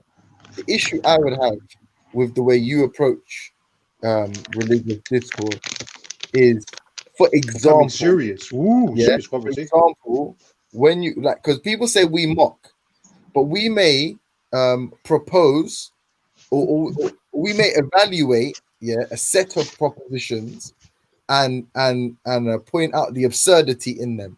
Now, people get offended by that. To be honest with you, I'm under no obligation to be sort of overly tactful with somebody's, beliefs or somebody's or people's ideas, right? But the impertinence that you show, and I'll give you an example, like why I'm never responsible. Because calling the prophet, for example, a pedophile, I'm not necessarily worried about insulting somebody, a person that people revere. That's not necessarily my issue. My issue is that's obviously it's a bit of an anachronism. It's a bit of an anachronism, sorry. Yeah, because obviously pedophilia didn't exist in that time. So to refer to him as a pedophile, the only utility in that kind of allegation is to insult the man. Innit? That's the only reason you'll say. There's absolutely you're not necessarily broaching the topic to make the other person understand what is wrong with I agree with you. That's perfect. Exactly. I agree with you. That's where that's where the line is for me. Like, people can be upset. I'm not trying to but people can be upset with you, but I don't think they should be allowed to be upset with the way me and Ultra and people do it. Well, I agree with you. There are times I say things just to be antagonistic and just to piss the guy off, because I know that they have such soft skins, especially the Muslims, that it is so easy to sort of fuck with them. But to say, I mean, I always said this, and this is not something that I'm saying it for the first time. To judge Muhammad by 21st century standards is not to understand how to look at history. People who look at historical figures, this is, by the way, this goes for people who pull down slave owners' statues, like what was his name, George Colson or whatever his name was. That's ridiculous when people judge people of history by 21st century standards, because those people don't live by our standards. So you're only talking about Muhammad, though, Banksy. You're not even talking about Islam. You're talking about Muhammad. Like, I don't know. There's no Mohammedism, there's Islam. So but Muhammad was the founder of Islam. Shifa. If someone No, slips, One sorry, second. Nick, Can I Okindle. let me get to the end of sorry, let me get to the end of what I'm saying. What I'm trying to say is that yes, when people call Muhammad a pedophile, it's categorically wrong because he didn't live by the standards of the modern person. But what I will say is the crime of Muhammad isn't what he did in the 7th century. The crime of Muhammad is that Muslims say you have to behave like Muhammad in the 21st century because they used him as an example for all time. Okay, Banksy. One second, James Jones. 1 second. No, James Jones. 1 second. Let me come in there. Yeah, let me just come in there. Yeah. Can I get one sentence? Just one. I promise you. Yeah, go on. Yeah, go on. That is literally my point, Banksy. Because the mocking should begin when literally you're like, and you think you should copy that. That's what I feel like we should be allowed to mock. That's my point. Okay. Okay. First of all, yeah, I got in the conversation when Banksy was talking about the Prophet Muhammad shouldn't be immune from mocking because he himself when he first went into Mecca or something like that, where it was a pagan thing and he broke down the idols and he didn't respect their religions. So first of all, Banksy, I know you know this history anyway, but Prophet Muhammad, peace be upon him, was already preaching the religion of Islam 13 years prior to any of that happening. He preached Islam peacefully for 13 years and was persecuted by those same people and did not disrespect them. He simply just called people to the worship of one God, and they pushed him out as far as to go into another city called Medina, and he left his birthplace, and they not only left him alone, they came after him with an army to kill him and his followers. So there's a whole context before just going straight to the bit where in Mecca he broke the idols. So there's a whole thing where you have to be intellectually honest and talk about the context. Are you saying that happened? Okay No, but let me finish. Let me finish. There's a whole context intellectually if you want to talk about it. If you want to go straight to that bit and be no, but if you want to go straight to that bit of breaking idols, your context doesn't actually excuse Muhammad's actions. I'm sorry, your context doesn't excuse Muhammad's actions. Yeah, but Nin, just because they tried to kill him, it doesn't excuse that he should disrespect their God. Have you noticed something, Nin? When Banksy is talking about Islam and Muslims and stuff like that, or anything to do with your religion, basically, we just kind of ignore him. That we're not going to get into the scope because he's a hater on Islam. And he doesn't like Islam. He's got a problem with Islam. He's got a problem with Muhammad, isn't it? Let's be straight up about this. Shifa. He's, you know what? At least I can respect about Banksy. He's come out and at least said it straight with his chest. He said it. Yes. I want Islam to basically. I want to extinguish Islam from the face of the earth. I wish that Islam is if all of that. He said so many different things about Islam. So at least he's saying it with his chest. Then at least I know where he's coming from, and I agree with you on that point. Yeah. But one other thing I want to say, yeah, the same way that on the list, Banksy's on the list. What I'm saying is the same way that people have a free reign to mock, disrespect other people's faiths on here is also the same way I see people have a free reign to be racist on here also without being checked, especially by certain people like we know who we're talking about. This same Banksy is the same person who said where Africa is a inferior culture or whatever to European culture. He's clearly nice, bro. Nice, you're on roll.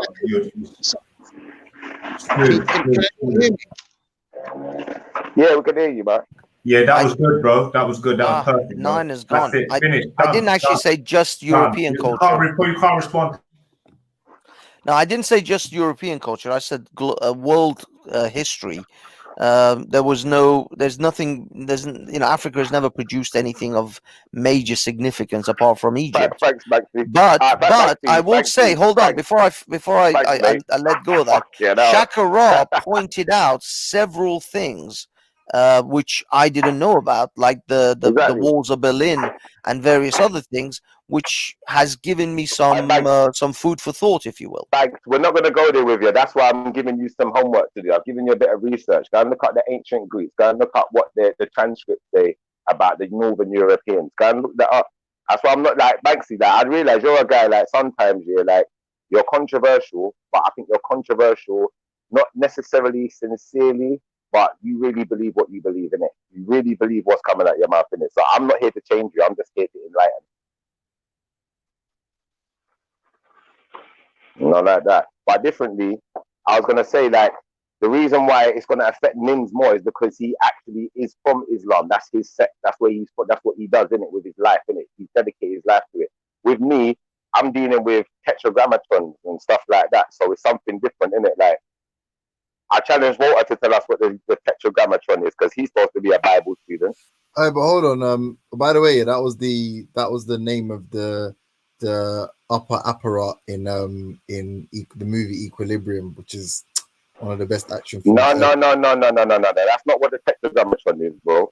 But that's what it was. That's what they called Christian Bell, a tetragrammaton cleric. You get me? The cleric and all that with the Ross Clark, and all that. Do you want me to show you what the tetragrammaton is? Are you talking about Equilibrium? Yeah. Do you remember Christian Bell? No, I don't think that's what you're talking about. The government was called tetragrammaton. You see that, yeah? Can you see that? See, this guy's chatting. Let him chat. Let him chat. James Jones. James Jones. James Jones. Schiffer. This guy is going back and forth. With someone like Banksy that's clearly has disrespected Africans, and African culture and what Africans have brought to the world, and he's going back and forth with him like it's nothing. Like if that was a Muslim, let me tell you the difference here. James Jones, let me tell you the difference between me and you, No, between a Muslim like me and an atheist like you, If a Muslim ever come out on here disrespected African culture or anything that I adhere to, or I'm a part of, I will check him straight away. But someone like you that claims to be an African, hold on. Someone that claims to be an African, someone that claims to be an African. Hold on. No, stop. Stop. No. Everyone, please, Tom, please. I beg you. James. Go on, Tom. Yeah. Indirectly, you came in here, right, with a conflicted argument. But in the same way where Banksy said about the people that were there originally, how do you think they would feel in the perspective of their ideology and when they got run out? Terry, to be honest, I didn't understand. Be more precise with that, bro. Because you're a vague person, bro. Just be precise. Terry, my guy. I beg you, can I? Because you lot are seeming like you're moving away. I just want to respond to what Nin said. The other day, a Somali youth in the chat called man a Jarir. Man said, "What does that mean?" Nin giggled. He was like, "What?" I was like, "What does that mean? What are they saying?" He was like, "I don't know." Someone else had to tell us what Jarir meant, and he went, yeah, it's like curly hair. The man was like, the person, James Jones. The other person that told us it was a way of being racist towards West African. He said, nah. It just means curly hair. Mind you, the person used it as an insult to me and Veli, assuming that both me and Veli are West African or Caribbean or whatever, So don't tell me about if Africans get disrespected, you're gonna back the thing. You're a pussy. Don't ever talk about that. James, let me reply with that. Let me reply to that, James Jones. Let me reply to that. First of all, I don't. When I'm on the panel here, too tough. I don't read the chats that people when they're chatting in the background. I don't read it too tough. When a man asks me, Veli asked me directly, he's like, "What's a jarir or whatever?" I literally, honestly thought he was talking about Jariya. I got into zakat. I got into charity. I honestly thought that man was talking about some Islamic things. But when I realized someone like what's his name, Somali soldier, whatever, coming on here disrespecting the thing or disrespecting West Africans. I clearly came on the panel when you was on the panel, James, and I checked him directly, straight as soon as I come on the panel. I'm the one that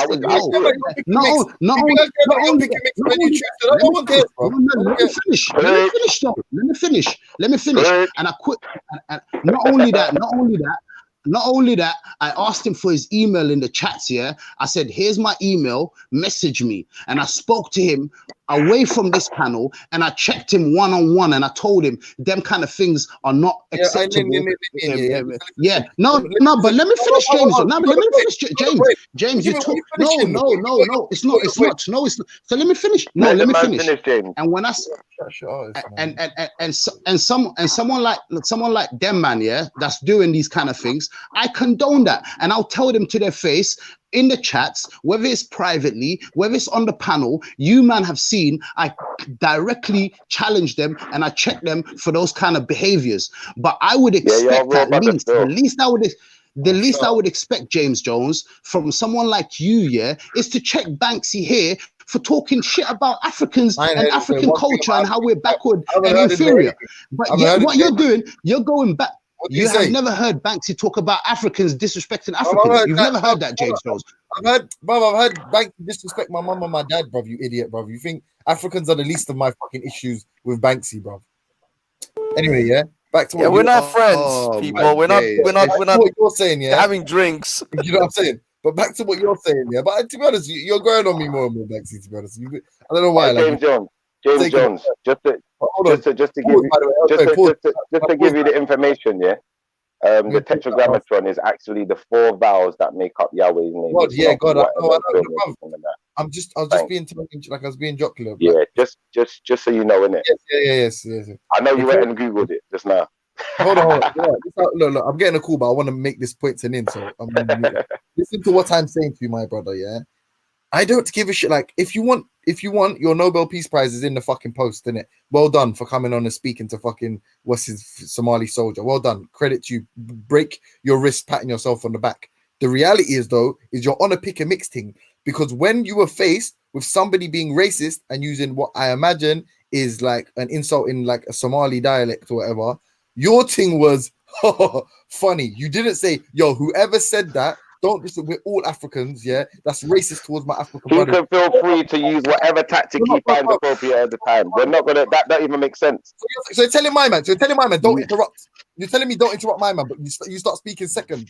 Second I start speaking, bro. You're lying though, James, you're lying though. I've never laughed at anyone. I've never laughed. James, no, I've never laughed. You said let me finish. So can I finish? Okay, go on. Thank you, bro. Thank you, yeah. So don't do that. But you know what? Yeah. So you're lying because everyone was there, and I challenged you then and there.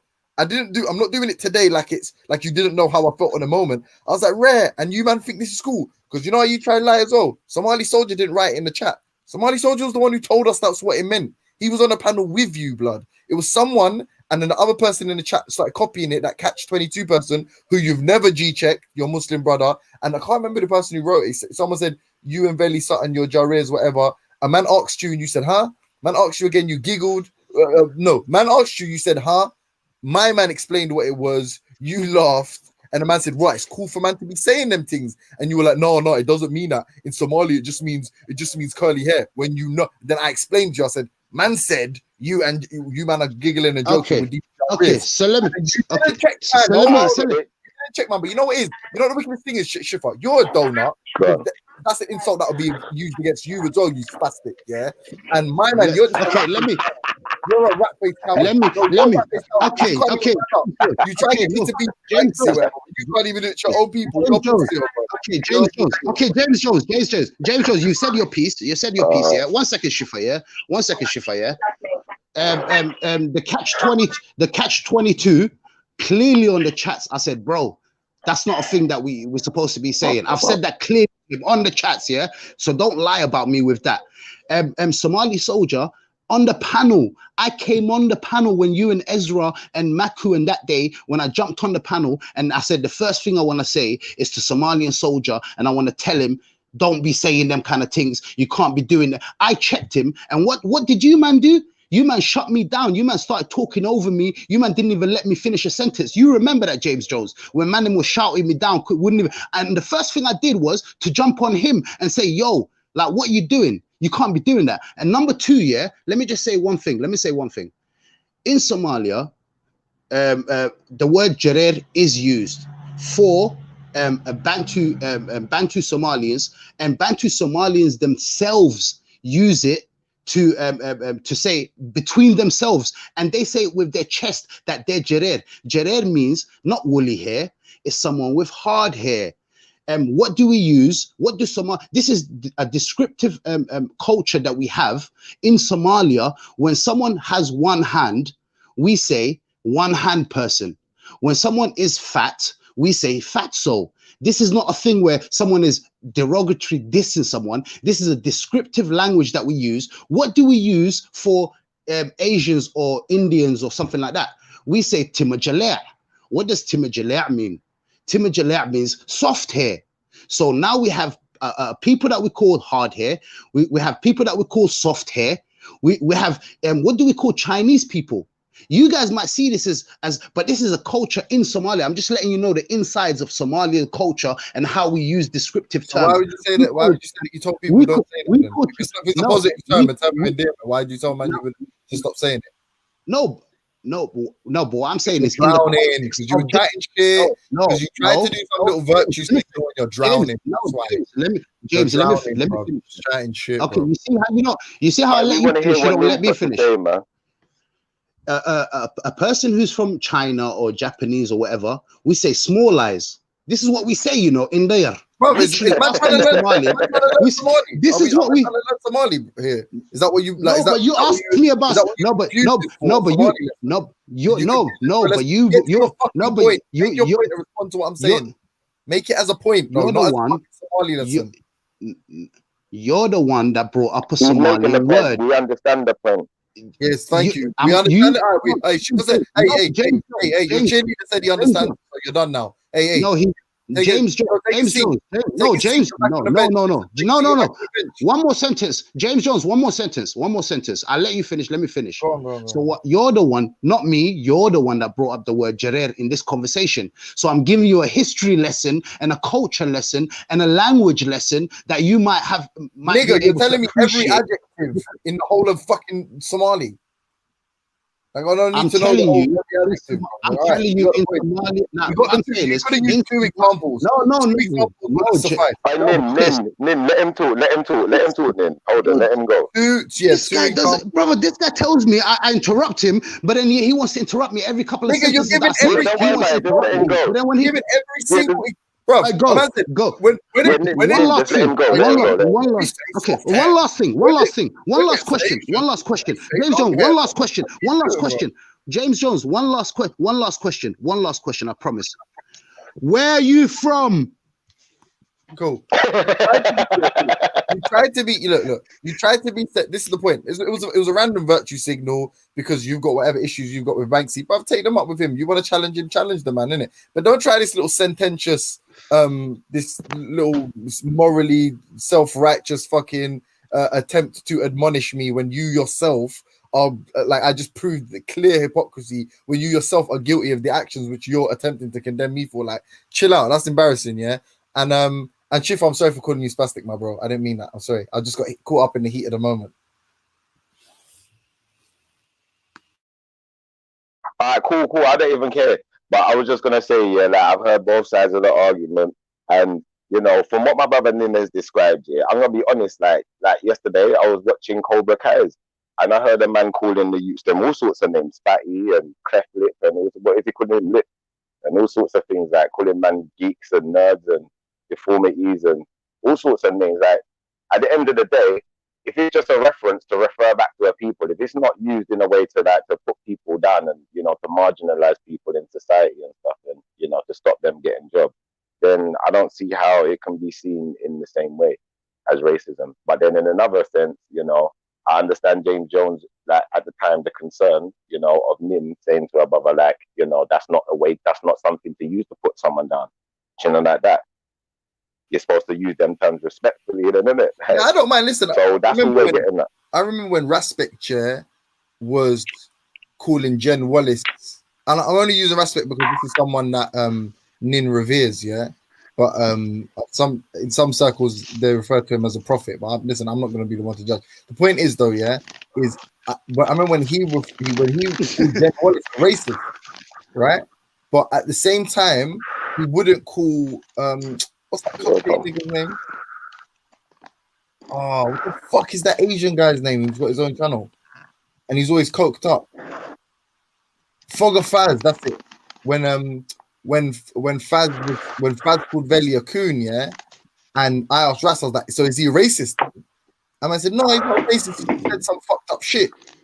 But Jen Wallace is a racist, and she never said anything racist. I mean, to my knowledge, all she did was cool with someone who they all called a racist, and someone who's actually called Veli a coon, even though he knew the historical context. Guess who gave him the historical context? Yeah. But what is the historical context of coon? That it was a word that was a word akin to nigger. That it was used to deride black people historically, and it was sort of coined in the throes of like slavery or whatever, right? The height of slavery. You know what though? The point is, listen. You see the coon wait, but just listen to the point. The point is that is clear hypocrisy. That's my only issue. It's like, I don't mind if you want to say that Faz isn't racist. You can say that. You know him better than I do, bro. He may not be a racist. I'm not saying he is a racist. But the problem is if you're not holding him because he's your friend to the same standard as you're holding Jen Wallace because for whatever reason she's not your friend, even though you know them both online, whatever, then that's hypocrisy. That's inconsistency. Shifa. Okay, no worries. Hold on. What this tiny Somali young man attempted to do a minute ago was a clear example of that same kind of hypocrisy.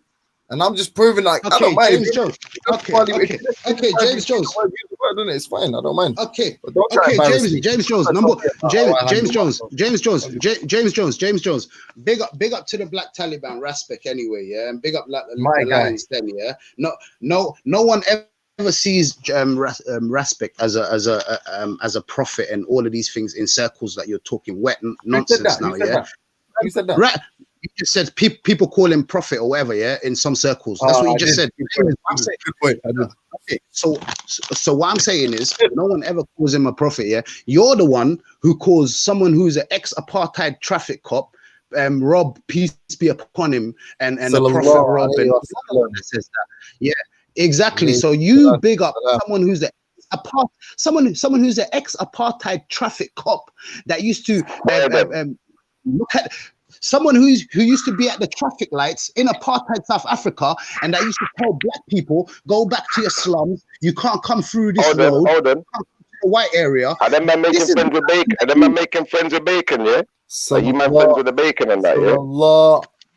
Brother, these man will be friends with racists like Rob Banksy. Just because they're atheists and they big up the atheist cause, they would go to the extremes. Befriending racists, nothing. Can you call man by his name though? Can you call man by his name though? Can you say peace be upon? That's a bit disrespectful.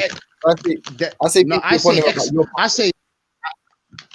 say ex-apartheid traffic cop. That's what I say. Rob the ex-apartheid traffic cop. Salam though. Can you at least say LA Salam? Just like come on. Hi James Jones, that's a good question. Are you friends with the boy then? Talk to us, man. Because I've heard you lot grilling Torah the other day. I don't know, Rob. You lot was good. Now you lot were listen. You lot was grilling Torah the other day. I'm not Rob's friend, innit? I'm not Rob's friend. Are you making? Are you deaf or something? What do you mean you're not? You just said you are a friend. You said are you friend with? No, I said he's a prophet. Bruv, I'm saying he was sent. He said you are a friend. Bruv, he's a prophet. Peace be upon him, innit? That's it. Imagine Shifa. That's your guy. Shifa. He's just saying. Shifa.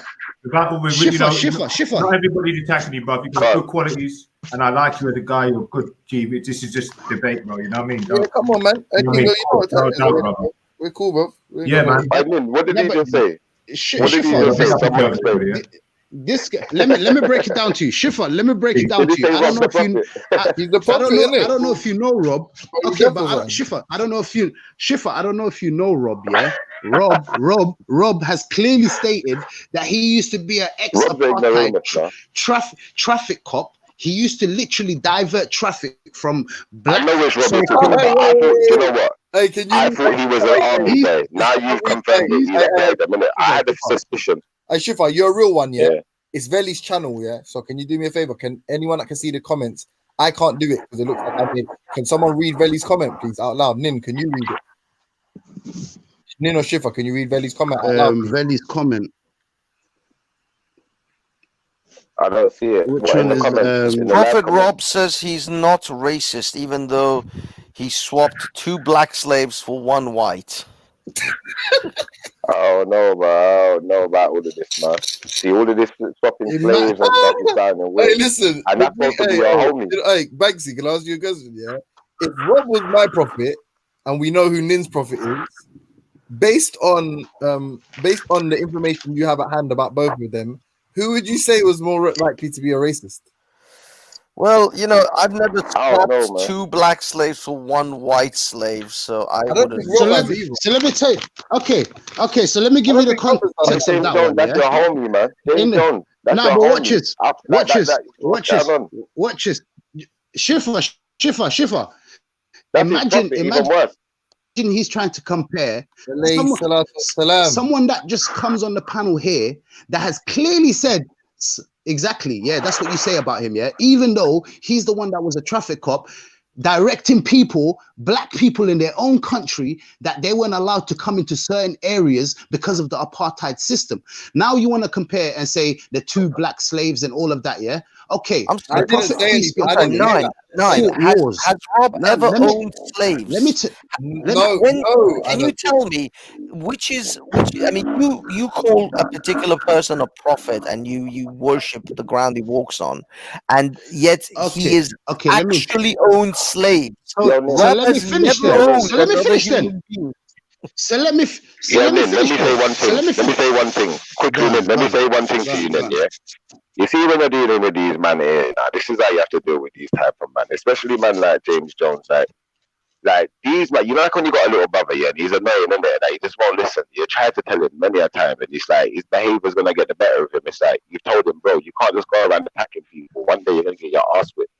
So you have to let him go out into the wilderness and handle his business, because you know when it's a pointless conversation. I'm not even trying to like get on you about it. I'm just saying like it's pointless because these men are really lost in it, like in all of that atheism and whatever else. So you got to leave them to do their thing in it, like. Yeah, and I hear Shifa. I hear you, Shifa. You see why I respect you, yeah? You turn on your camera, innit? Like you're out here, innit? Yeah. But why do you think a man would never even say where he's from, let alone turn on his camera? Why do you think he's man are shook just to even say where they're from? Because they know once they come out into the streets, they can never cut. They're just avatars, as you say, innit? You said it, innit? Like they're just avatars online, innit? Yeah. Exactly. So we can't really be. We can't really be. But let me just get into this, yeah. Shifa. Let me get into this, yeah. Yes, the Prophet, peace be upon him, never ever went out and enslaved free men. Never. If you can bring me up any evidence of that, then I'll be ready to concede that. The Prophet, peace be upon him. Hold on, right. Let me wait. You asked for evidence. Hold on, no, listen. Hold on. No, you asked for evidence now. No, but let me finish this point. Okay, hold that point though. No, but James, hold that point. No. Are the people that he enslaved though? Are the people that he enslaved? Bro. Were they slaves before? Were they slaves before? Did he only ever purchase slaves? Because if the prophet, peace be upon him, and the result of that war, let me tell you. Hold on, no, listen, man. The result of that war is you enslaved them. Yeah. The question you must ask yourself is, if when they engaged in that conflict with you, were they free men? Well, if they were, then the prophet enslaved free men. I'm not hearing anything other than that.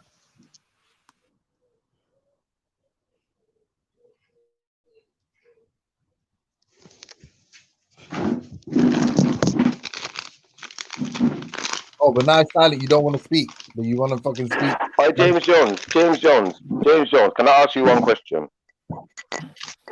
Feel free. Are you still there? Why do you always have to be so sanctimonious? I don't think I'm sanctimonious at all. I don't believe that my position is necessarily righteous or moral. What I'm saying is it's Yeah. consistent. If you're Guys, saying I've that the got man to jump never off here. enslaved I'll free be back men, then you have to ask. in a You have bit. to ask what was the Yeah. condition of the individual prior to slavery. If the person engaged in a conflict, if there was a level of autonomy in their decision to engage in conflict with profit, that would imply that they were free. Therefore, if enslavement was the conclusion of their conflict, then the prophet enslaved free men. That's it. But if you're to be so self-righteous to say a sentence like that, though, would that not come across sanctimonious? I'm not concerned with how it comes across to you. If it is sanctimonious, then thank you. I appreciate your Yo, I gotta jump off here. I'll be back in a bit. I gotta jump off here. I'll be back in a bit. But the point remains anyway. This man came on and attempted to do some moral grandstanding and embarrassed himself, because I haven't heard anything Banksy said about Africa. I haven't heard a word of what Banksy said about Africa, and I'm not necessarily obliged to correct Banksy or to challenge Banksy on everything he says, because most of the time I don't care. But he heard a fellow Somali be racist towards West Africans and fucking giggled. I'm not hearing. But what we've heard, it wasn't actually racist. And secondly, James Jones, all I'm gonna say is this: that I said that I'm gonna allow you today, that I'm not attacking you today, that I'm gonna stop bullying you today. Innit? That doesn't mean everyone else is. So sometimes you gotta understand that you gotta own some of it. You gotta own some of it. Yeah, you're very partisan, yeah, with how you like discuss and debate on these shows. Like, if someone's religious, they're your guy. Whatever happens, come what may, heavens may fall, you're gonna argue on their side. That's fine. That's your approach. It's fine, yeah. But the reality is, he's clearly embarrassed himself because of all the things he could have used to criticize me. There's probably some positions where he does have the moral high ground with regards to criticizing me, yeah.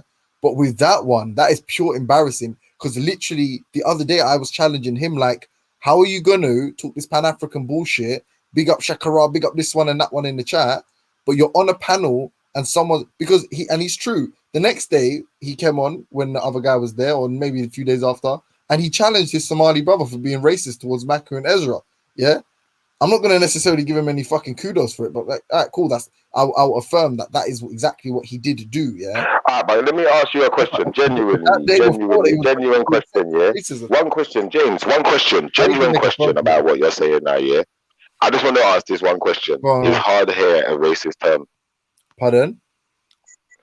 Is hard hair a racist term? It's not about whether it's racist. The fact is that they probably use it as a derogatory term, the way the Arabs used abid as a derogatory term to refer to black people.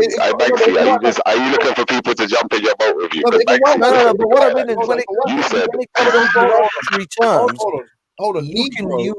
Hold on. But once again, Negro is to a degree an abbreviation of nigger is an abbreviation of Negro to some people, right? The meaning. I hear you, guys. I hear you.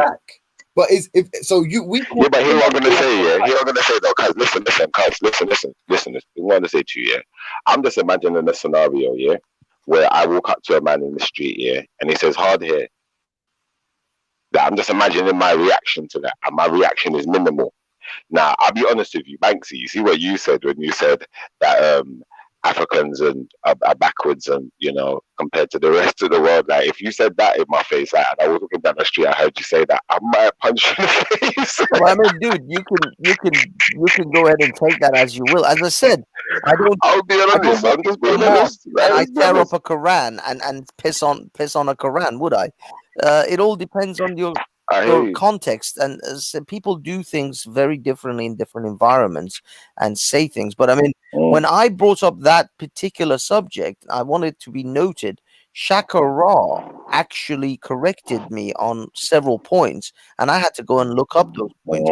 And on that same note, when you said that the Greeks may not have necessarily got everything they got from their own sort of, from the Macedonians or anything like that, I'm looking at between 1900 and 1100 BC, a great civilization reigned over what is now present-day Greece.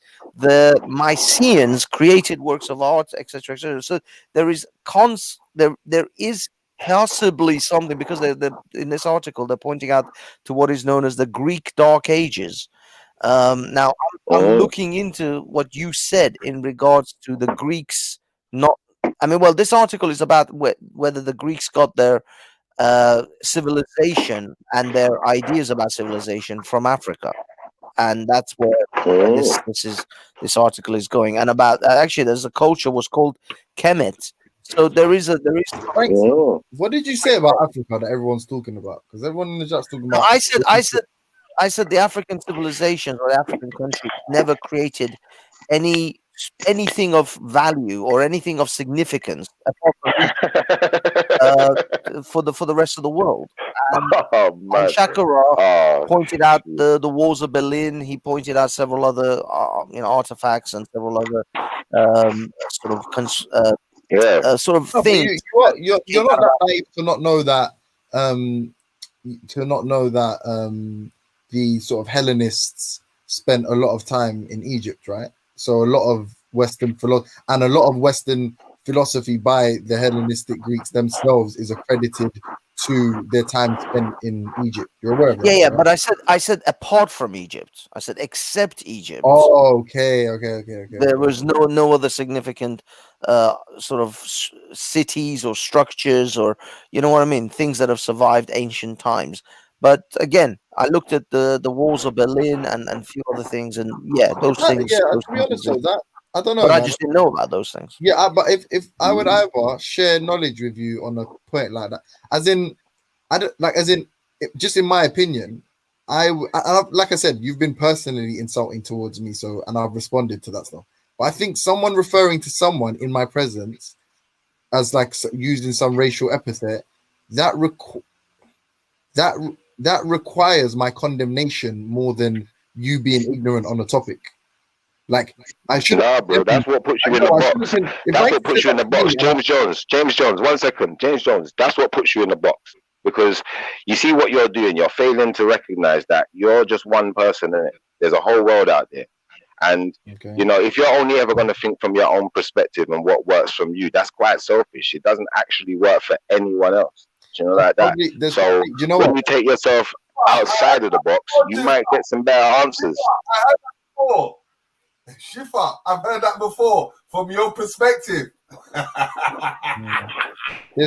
I get you, but at the same time, you see what it is. I can give my perspective as much as I can come outside of my perspective and think outside of the box. But I don't get lost in my perspective like it's the be all and end all. You know, I'd never say that. You'd never hear me say it's the be all and end all. There's no way I could ever be wrong. You'd never hear me say something like that. But in the same respect, I'll give you your dues. Like you're a smart guy. So I'm just saying, like, maybe like just relax a little bit. Yeah, there's probably some deep philosophical introspection I can do on that topic, but I'm not. Yeah, but just speaking about like them finishing off my previous thought. Yeah, I cannot see how the only way if someone made a statement like what Banksy's what he's saying that he made, all you'd really do in that instance is do what Shaka, and I don't have nearly as much knowledge as Shaka on the topic, but all you could do is what Shaka does is educate him, or I guess just dismiss him as ignorant. Yeah. But I'm talking about face-to-face. Hold on, the condemnation. James, wait, man. You're taking it into a different context. Man. The condemnation is not required in that scenario as much as it is required in someone using a racial epithet around you. If your sole purpose is to that don't make sense. That don't make sense. I'm gonna be honest with you. What you just said there, yeah. What you said there was quite pretentious. Like, and the way you're coming across now, yeah, is like you're quite bitter because at the end of the day, what you're just reading the dictionary for adjective and looking for adjectives. No. Describe my behavior. Is that what you've been doing? Listen, I'm here to listen. Do you want me to put my camera on for you? Like, I'm here talking to you. Like, I'm saying to you, like James Jones, what you got to do sometimes, relax, take your foot off the pedal a little bit, and just realize what's going on, like, because I'm guaranteeing you, majority of people would be more upset with a man saying that Africans are backwards and whatever else he said. He didn't say that. To be honest with you, listen. I insinuated. Don't get me wrong. I did insinuate such a thing. Stop for a second. Let me finish. I've got to be honest with you. Like, this is the truth here. I think in one sense, James Jones is right. What Shaka Rah did is correct. To correct you and give you some information and some background on Africa, but what I was getting at is, if you're face to face with someone, yeah, and you're in someone's face, yeah, and they say something. Now I said what Nin said, and he said the translation of what he said is hard hair. So I just imagine someone with Nin's face looking at me saying hard hair, and I couldn't feel that. I don't know why I don't feel upset. I don't. Maybe I'm not James Jones. I'm just not living in his world. So like I don't feel upset. So there's probably many people who wouldn't feel upset by being someone saying hard hair. I don't care, you know, like that. Like, nah, in another respect, if I was in Banksy's face, yeah, knowing what Banksy is, who he is, what he talked about, and certain things he said, and you know the picture he's painted of himself. All right, bang. Banksy said, you know, Africans are backwards or some stupid shit like that. That I'd be liable to educate him a little bit first, maybe, and say something that might sound a bit like angry, the way I might say it loud, and I might get punched in the face, like straight up and down, like. Yeah. You're box fair, man, but you can only do 15. James, just condemn me. It's okay. They just want you to say the words. I condemn Banksy. No, but listen, you're missing the point. I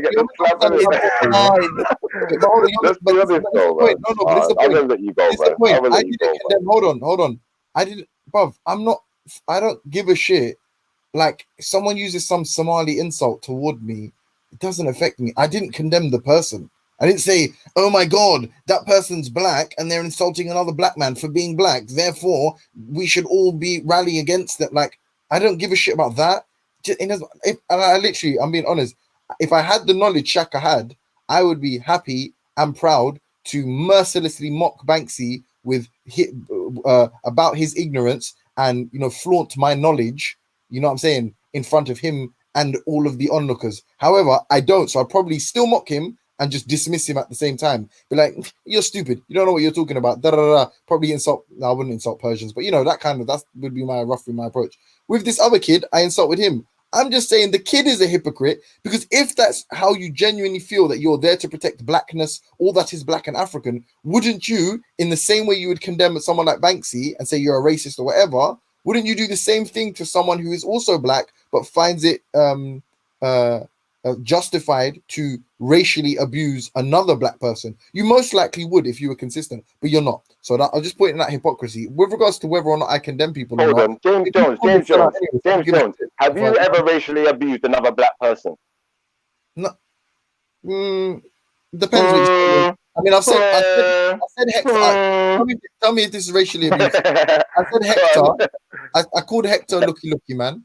I've said that before. I'll kind of take that one back. I've said he sells Versace blue jeans in nightclub toilets. I've said he works with. You said he does what? I said he works with a Hoover and 10 rolls of bin bags in William Hills at 3 a.m. That's not racial. Is that racial? I mean, I don't know. That's what I'm saying. If it is, then I'm guilty. If it's not, then no. I haven't racially abused anyone. To tell someone that are you sure that's the only people you may have racial? Hold on. Are you sure that's the only people you may have racially abused? As a black person, yeah. I said he sells fake Ray-Bans on a beach in Barcelona. Like I've said a few things. Okay. You know what I'm saying? I've said a few things that could be that. So you use racial like stereotypes, but is it racist though? I've never called anyone like a coon. N-word pejoratively, I use it obviously like most likely positive, like it has a positive inflection on it. But I'm not racist to anyone. I've never been racist to any. I don't think I've been racist to anyone online, to be honest. I don't use any like outside of the N-word that I use again, like as a term of endearment. James. I don't racially abuse. I think it's stupid to racially abuse anyone though. But James, do you consider this new thing that I've been hearing a lot? That they've been referring to black people as joggers these days. And ever since that whole jogger guy's incident. Yeah. Do you think that is like I see it as a racist remark personally. I see it as they're just trying to they are thinking something else. They're saying jogger, but they actually mean the other thing. N-word, yeah, I get it. I mean, when you say when you say is it racist, you mean it's a placement word for the other thing that they want to say. But I'm saying, as in, do you think now if a white person calls a black person a jogger, they should be arrested for some racially Well, no, aggravated. I'm not talking about actual legally. I'm just saying in a colloquial sense. Well, is it racist? Yeah, I mean, you know it's racist because as you say, it's a placement word, right? But what is more interesting, I would argue, is if it's a racially aggravated public order offense for calling me an N-word in public, is it a racially aggravated public order offense for calling me a jogger in public? That would be quite interesting. And that's an interesting discussion. I guess debate for the jurists, isn't it? But yeah, I don't know. I mean, Ralph told me anyway that that's what. Oh yeah, that's what they use in the place. Because I thought they meant Jews to begin with. Then I realized no, they're not talking about Jews. They're talking about black people.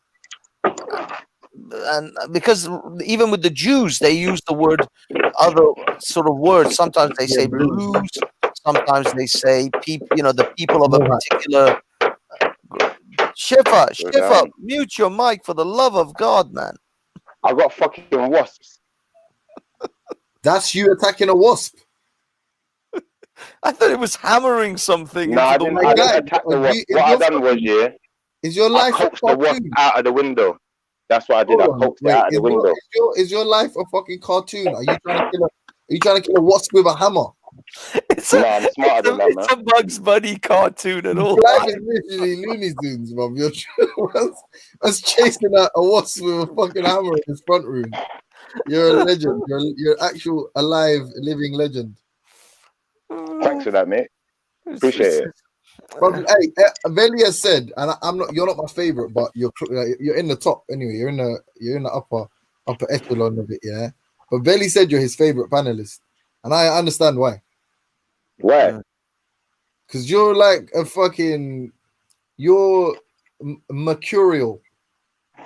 You're it's another word for mercurial. You're like Nintendo back in the day when Nintendo first came out. Do you remember when Nintendo first came out? That's what I'm like. I'm like Nintendo. I'm like, when Mario, you first play Mario, you just wanted to keep playing Mario. You don't want these other guys. You don't want these other guys. Like, where's Shifa gone? No, yo, you were missed. I mean, you were done. You was missed. You bring your multi-dimensional individual. I'll give you that much, bro. Yeah, come on. I'm like Mario. I am the best. Here we go. Here we go. Yeah, man. Hey, Shaka, you there? Jump into the ring, man.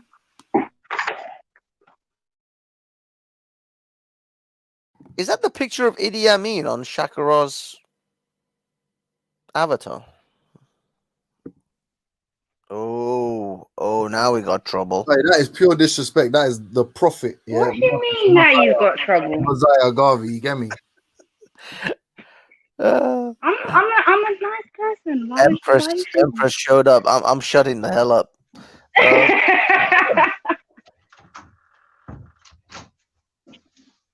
You say, Manslem? James Jones, where you from? Where you from, bro? That's what we want to know. That's what we all want to know. Where the hell are you from? Cam up, bro. Cam up. Put the cam on, man. Let's see where you're from. I think I scared them all. It's today gonna be the day when James Jones finally opens up his cams and let us know for fact if he's Come on, man. You never scared no one other than James Jones. I don't know who else got scared, but I'm still here. Walter still hasn't spoken much. I should have come on sooner, shouldn't I? Jesus. Should have shut James up a lot sooner. I hear you still. What's good though? What's good? What did you come to say? Talk to us, man. Talk. No, I just see you lot just chatting, so I thought I'd like jump on. Maybe got some company. Say nothing. Yeah, James Jones has been kind of getting grilled today. Not by myself. I said I'm gonna allow him today. I'm gonna stop bullying him today because he's like my little brother that I have to allow him sometimes, man. I was wondering, you guys, has the conversation about Cardi B's WAP video has ever taken place on this show? I don't think so. Still, why do you like it? Is that your kind of thing? Yeah. Oh no, I listened to it. I just been listening to it for ages, and just last night I heard it for the first time. You know the WAP or whatever. Yeah. I know. What do you guys think of that? What's the general opinion on that? I love it, by the I way. don't know. I just want to say, I thought it Of was course, hilarious. you would love it. You're a man. Yeah, but it was just hilarious. It was just so, the lyrics are amazingly like creative. But is this conducive for the younger generation to be like, you know, having these kind of role models? What is WAP? Talk to me, because I'll be honest with you, yeah. Like I'm like, Basically, WAP stands for wet ass pussy. That's basically what Okay, it is it like stands that? for. Schiffer. Yeah. You know what? Schiffer. Can you hear me? Yeah. Yeah. So it's You know like what a he's trying to. You know whack, what? whack. Schiffer. Can you hear me? Can you hear me? Yeah. Schiffer, you hear me? Yeah. I hear you still. I hear you, go. You know what? You know what he's trying to do, bro. God, You got to smell it from a mile. You got to smell it. Of course, I smell it from a fam. mile. No, but I let them a play. mile away. No, because this is what I'm going to say to you. I let them play in it. This is the playground. You see, when I come to the playground, as far as I'm concerned, I run things. I'm king of the swing. But you can play still. I ain't gonna like bully everyone. Like, I'm still playing it. Now, Like, run your Schiffer, thing. can I ask you a question, Schiffer? Schiffer, can I ask you a question? Diversion. A quick question. Can I ask you a quick question? Yeah. Go on. Why is it, yeah, when a man like me or a man like you, yeah, gets a bit passionate or a bit heated when we're talking about faith, yeah, and we're trying to defend our faith or whatever, yeah. Yet when we do that, we're called emotional, we're called victims, we're called all of these kind of derogatory names, yeah. Yet when a racist comes on the panel, when a racist can come on the panel and be racist, dissing Africa, dissing like our whole way of life, or dissing our blackness or whatever. Yet when I defend that and I say like that's not right, and I get a bit heated, or I get a bit, you know what I mean, to defend my continent or my color or the color of my skin, I'm not called a victim. I'm not called emotional. I'm just called that's what you're supposed to do. So why is but there? Nin, it's the easy question. Nin, it's an easy question. I'm going to tell you how easy your question is. Yeah, you see, when I switched off from it all, yeah, and I just decided, like, you see what a man said. I'm going to tell you a man's words. He said, like, Schiffer, the way you'll come on the panel is like anyone who's of faith. It's like you're friends with them, but you're not friends with the rest of us. Like, I'll be honest with you, that's how I make friends. If I make a friend and I realize, hold on, I step at work and I meet a guy, he seems cool, we're cool, I might say, let's go to lunch. So we went to lunch and the man ordered the bacon. I'm already questioning what's going on in his mind. Where are we really at? Because I don't know you like that. Do you know what I'm trying to say? All right, cool. So then we went and we spoke, and we might have had an educated conversation. We might have spoke about life and the meaning of it, and a couple of things came up. And then I realized how close we were or how far apart we were. Do you know what I'm trying to say? Now, on that level, you know, you can get to know a person easier. Do you know what I'm trying to say? By knowing certain attributes of who they are, where they've come from, what kind of lifestyle they're about.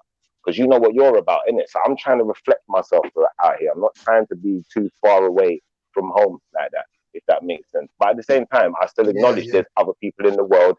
I ain't trying to hurt no one else. Like, do your thing over there, innit? Cool, I ain't got a problem with that. Like, I ain't got no problem with that. I'm doing me and I'm happy doing me. And that's all it is. That's probably why I don't hate on no one else. I ain't got a problem with no one else. You know me? Nah, when you're James Jones and these man, like, it's a whole different kettle of fish, innit? Like, where they're coming from is a place of they antagonize themselves because they feel left out, innit? Do you know what I'm trying to say? But like I said, with my little brother, like, sometimes you got to buy it on your own, bro. You got to buy it on your own, bro. Like, hurt you by me or something. I don't know, like, what do you want me, like, I'm gonna, whatever I've done to upset you so much, I want to take it back, car. It's just a bit mad still, like the way you. Ain't no one upset, man. Schiffer ain't upset. I Nin. You see where they lost me? Yeah? I'm gonna tell you where certain man lost me. Yeah, there was a conversation had on here, yeah, and this is where World War III started. It was like someone said, "Might is right," and you see the moment someone said, "Might is right," yeah, I'm gonna be honest with you. You can't say things like that around me, because if might is right, then the white people got the might, so the white is right, then, isn't it? So for all of you so-called black people, that's what you equivalent to, or what's the word? Gravitate towards. Sorry, wrong word. Anyway, I ain't got time for it. Like, Like, you lot do your thing, I'm gonna do my thing over here. We're cool, innit? We ain't got a problem with you, other than the fact that you're not one of us. You're just not one of us, innit? Like, that's what it is. Let's be honest. Hey, Shifa, hey, listen, yeah. I don't know what that conversation was. I wasn't part of it. But be honest, what really you was part of it. You was part of it. You, Belly. Why do you think I started attacking atheists, like left, right, and center? Like right hook, left hook. Like, here we go. Like Mario, like, I'm gonna break some blocks down today. Do you understand? We're gonna break some blocks up today. Mash up the whole block. All right. Like I said, I was a part of that conversation, yeah. But like I said, what's really upset you is the Native American and the Atlantean thing. But to be honest with you, right, bro, there you go. So you said, hold on, wait a second. There's another way that you just got yourself. You said earlier, hear what you said. Hear what you said. You said, listen, this is your words. James Jones, your mouth. James Jones, we're with your chest. I can't tolerate a black man saying a racial slur to another black man. That don't make sense. So I'm saying to you, hold on, when you're saying all of these things about Israelites and, you know, I didn't say that. It's a lie. And you got all the listen. You said, listen. You said so many disrespectful things. You just got you today. So good, and I'm not even. I didn't say. Hold on. First of all, I didn't say that I can't tolerate. I said I don't use racial slurs towards black people. I don't use them. You can use them if you want. And you use them towards me, though. Hold on, bro. You said you're not even black. This is your words. You said you're not even black. You said this is what you said. You said you're not even black. Can I finish what I'm saying? You're a Native American, though. You want to go more? Can I finish what I'm saying? Yeah. No, but that's and it's like I'm saying. It's just that's a category error because I didn't say hold on. I didn't say you're not black. I didn't say my opinion of you is you're not black. I said by your own admission you are not black. That's it. I got you. And then the Native American part and the Atlantean, you know, you being master of all sea life or whatever, that is humorous, but that isn't racial because Atlanta's a fictional place. Atlantis is a fictional place. You've made your point in it. Everyone, listen. Everyone's heard your version of events. I'm sure there's people who agree with you, but you have to, like, James, I'm gonna be honest with you. The one thing I do like about you is your tenacity. Like, you give me like sometimes you make me feel like it's okay to be controversial. You give me that sometimes, like, that energy where I say, like, you know what, it's got so controversial now. Does it even matter anymore? But then I've had to check myself a couple of times because we've gotten out of control, innit? It's very vision, man. Sometimes you just got to, like, you know, like, just let it. Yeah, but can you repeat this? Can I just repeat this so I understand you understand what I'm saying? The only reason we know a place called Atlantis exists is because somebody wrote a story about it.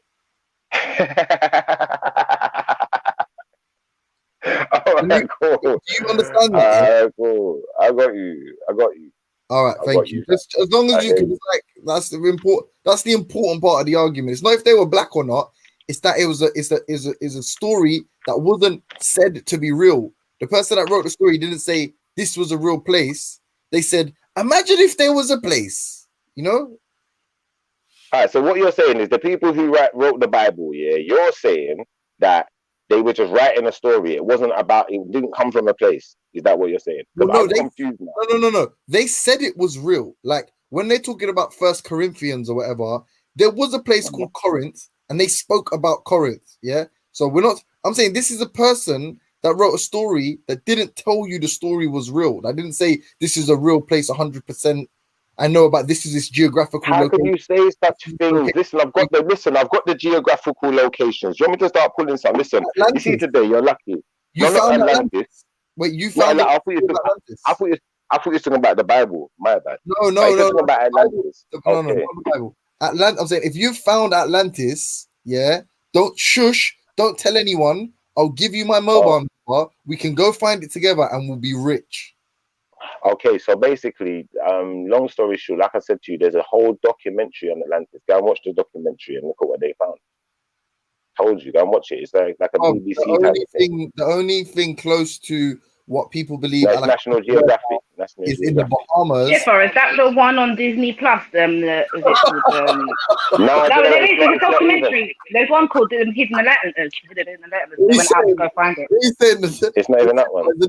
It's not Mulan neither. It's not Mulan neither. It's a documentary, a cartoon. No, it's a documentary. No, Disney Plus has got National Geographical on there. You donut. What's wrong with you? Is it Pixar? Was it made? Was the documentary made? No, it was National Geographical that did the documentary. Just throw. What are you saying? Who's the narrator? Fucking Buzz Lightyear. No, it's not actually. To be fair, but obviously you guys look for yourself. That's all I'm gonna say.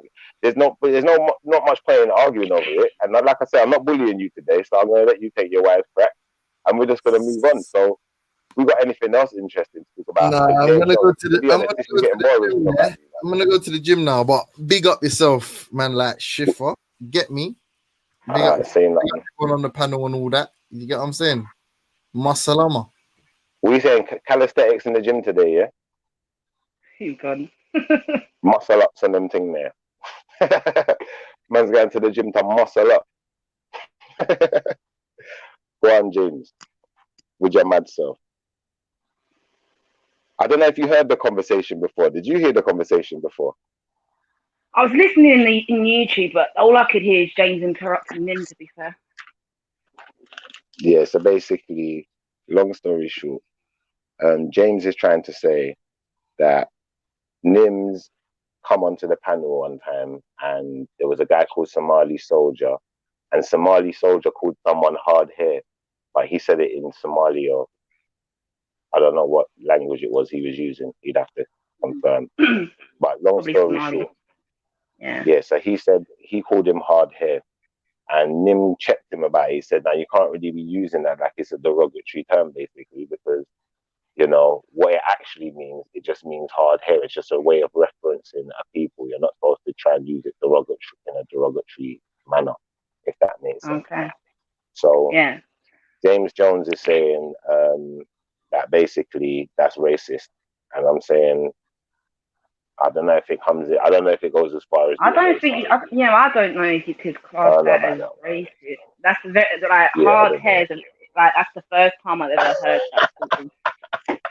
that. Yeah, so basically, this is why he's upset. He's saying that he's got an audacity to say that, but Banksy can say something like African people are backwards, and you know he wouldn't have more. He'd have more.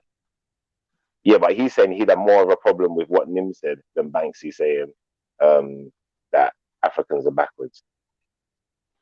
I'm a bit confused. I'm not gonna lie. I'm so confused. I'm confused. But this is why I said to Nim that don't even take it personally. It's like your little brother, he's lost his way. You know, you're trying to explain it. You've done it the best you can. You've written it down on a piece of paper. He's got the dictionary out and still don't understand it. Like, come on, bro. It's like he doesn't want to see things for what they are. He wants to see them his way all the time. James is hard-headed, though. Yeah, it's a bit crazy still. Don't get me wrong. We could all be stubborn, innit? I can be stubborn. So I'm not going to say I'm, like, perfect. And I can't be stubborn at times. But there's a point where stubbornness just becomes complete ignorance, really. True, though. Yeah, that is true. I don't know. I think sometimes James just likes to troll. Yeah, and he likes the controversy. That's what I said to him. Like sometimes, like it makes me feel more like it's all right what I'm saying because someone else is being controversial. But then I have to check myself. Remember, we're all grown up, you know. You're still you're responsible, innit? Everything you said, you're responsible, innit? So, like I just said to him, when these men were on there talking about, they were talking about might is right, and you know. Certain man didn't seem to have a problem with that. It was like I was the only one who had a problem with it because that's how I saw it. Like if might is right, then white is right. You know, we should just shut our mouth and take whatever we're given, isn't it? You know, like that. I mean, I think everyone's got their different perceptions. But then that's where you see the thing is now you as a females do this. They realize more when someone's projecting in comparison to when someone's giving them information. Because that's just my projection. That's how I take things. And if you're from a similar walk of life to me, and you know, you might look at the world similar to me, it might reflect with you more. For someone else, it's a complete different thing. You know, they might have learned something different growing up, or it might even change someone's way of thinking to an extent. Who knows? Hopefully, it's all about the environment you're in and how you've been brought up, and that's what I'm saying. Because like. I know religious people that are proper on their team. Do you know what I'm saying? And then the stuff that I do, they wouldn't necessarily agree with it. Do you know what I'm saying? And vice versa. So like, yeah, man, it's That's life, isn't it? But this is how I kind of see it. Like when I'm on G Block, yeah, like the way I've viewed G Block in, you know, by past shows, by what's been happening and what's been spoken about, it's almost as if what G Block tried to do was use all of the different people who have like different faiths and different ideologies against each other to create anarchy.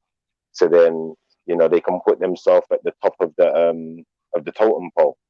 But in effect, what they've done is, you know, like when they was doing things like putting people on trial, like the moment that atheist goes on trial, there's a problem. Everyone else can go on trial and hold their corner and say, do you know what? All right, well, do you know what? If my book says something that sounds controversial, then I have to own it in it, and I have to know what it means. It might be allegory or whatever explanation we're going to put to it. Do you know what I'm saying? We have to own it, but they don't own nothing. Do you know what I'm saying? And it's only at the point where they start realizing that they have to start owning some of this stuff is where, you know, it doesn't make sense to debate in that way anymore. It probably makes sense to change the strategy, you know, and, you know, it's more about firing shots now, isn't it, than anything else. So there's nothing, he's got nothing left basically, innit? There's no bullets left in the gun, innit? You're done out here. Being fair. I mean, like this whole my religion's better than your religion is like, I think that's pointless. Yeah, that's right. That's right. That's all pointless. Like at the end of the day, like we should just, my personal opinion, we should just like talk civil to each other, try and understand each other's points of views and work together, in my personal opinion. But it doesn't work that way, does it? There's too many people that wanna, oh, my God's better than your God. Like, so what? Yeah. You know what I'm saying? So what? All these moist religious guys want to talk about it. My God's the best. My God's got special powers. My God. Why do you have to call us moist though? Why moist? Talk to me. Why the insults? I told you, you got nothing left. You got nothing left. Leave us alone.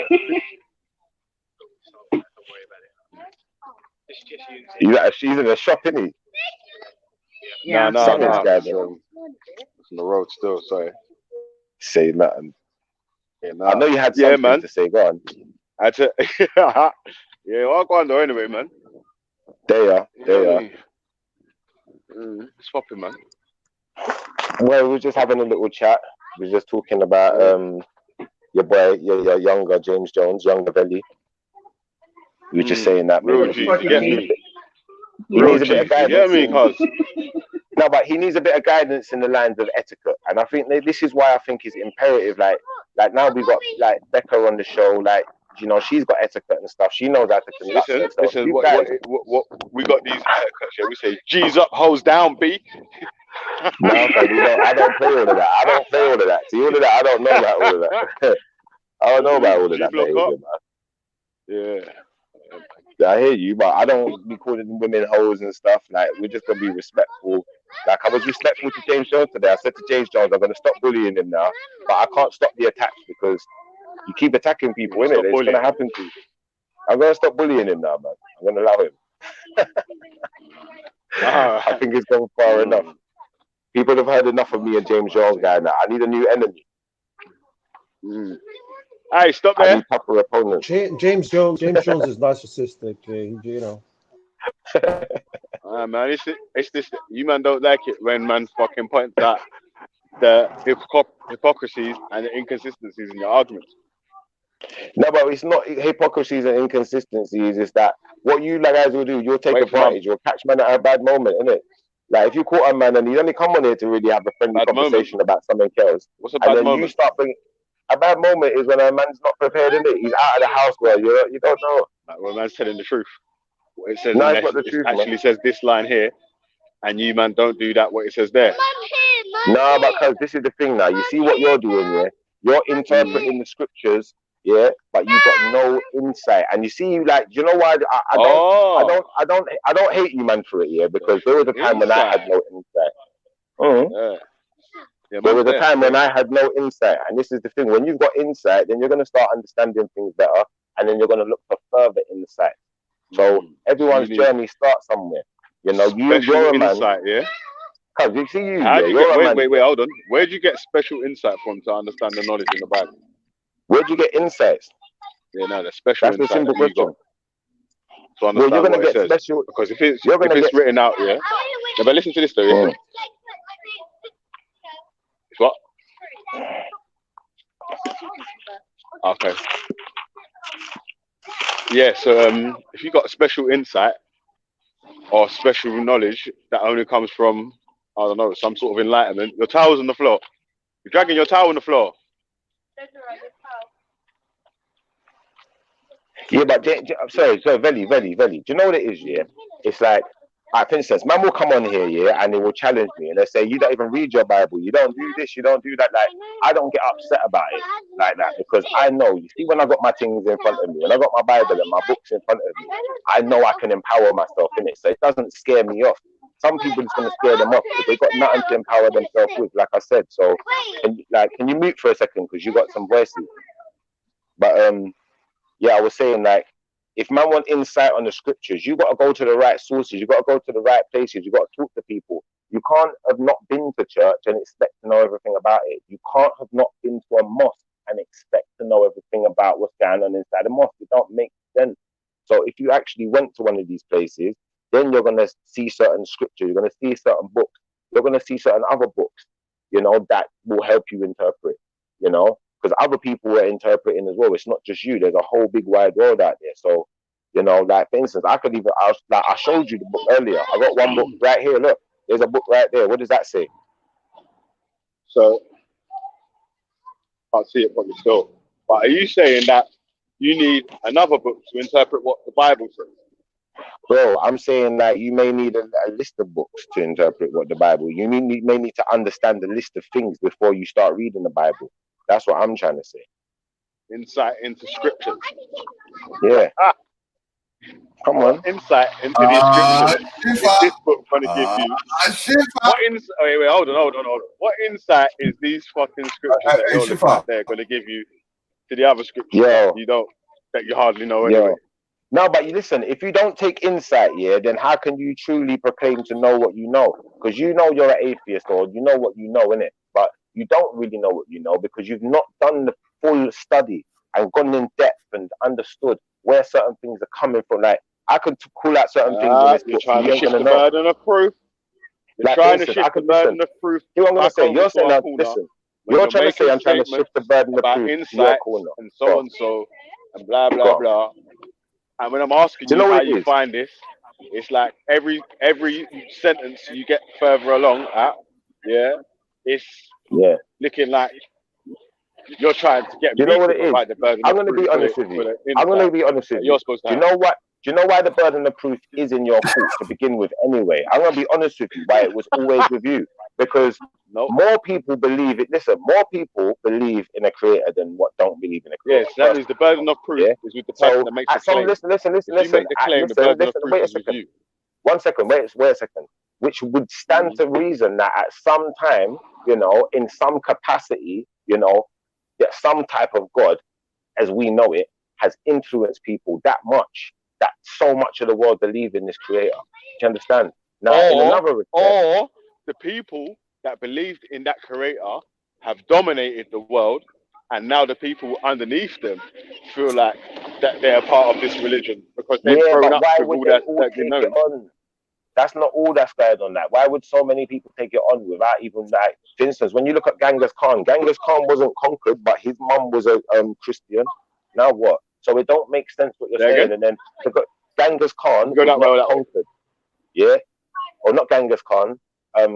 Kublai Khan. That's Kublai Khan. It's Kublai Khan. Yeah, Kublai Khan was not conquered. He was the Mongol emperor who broke down the wall. Yeah, he got through the Chinese wall. Yeah, but his mum was a Christian. The Chinese wall that did what?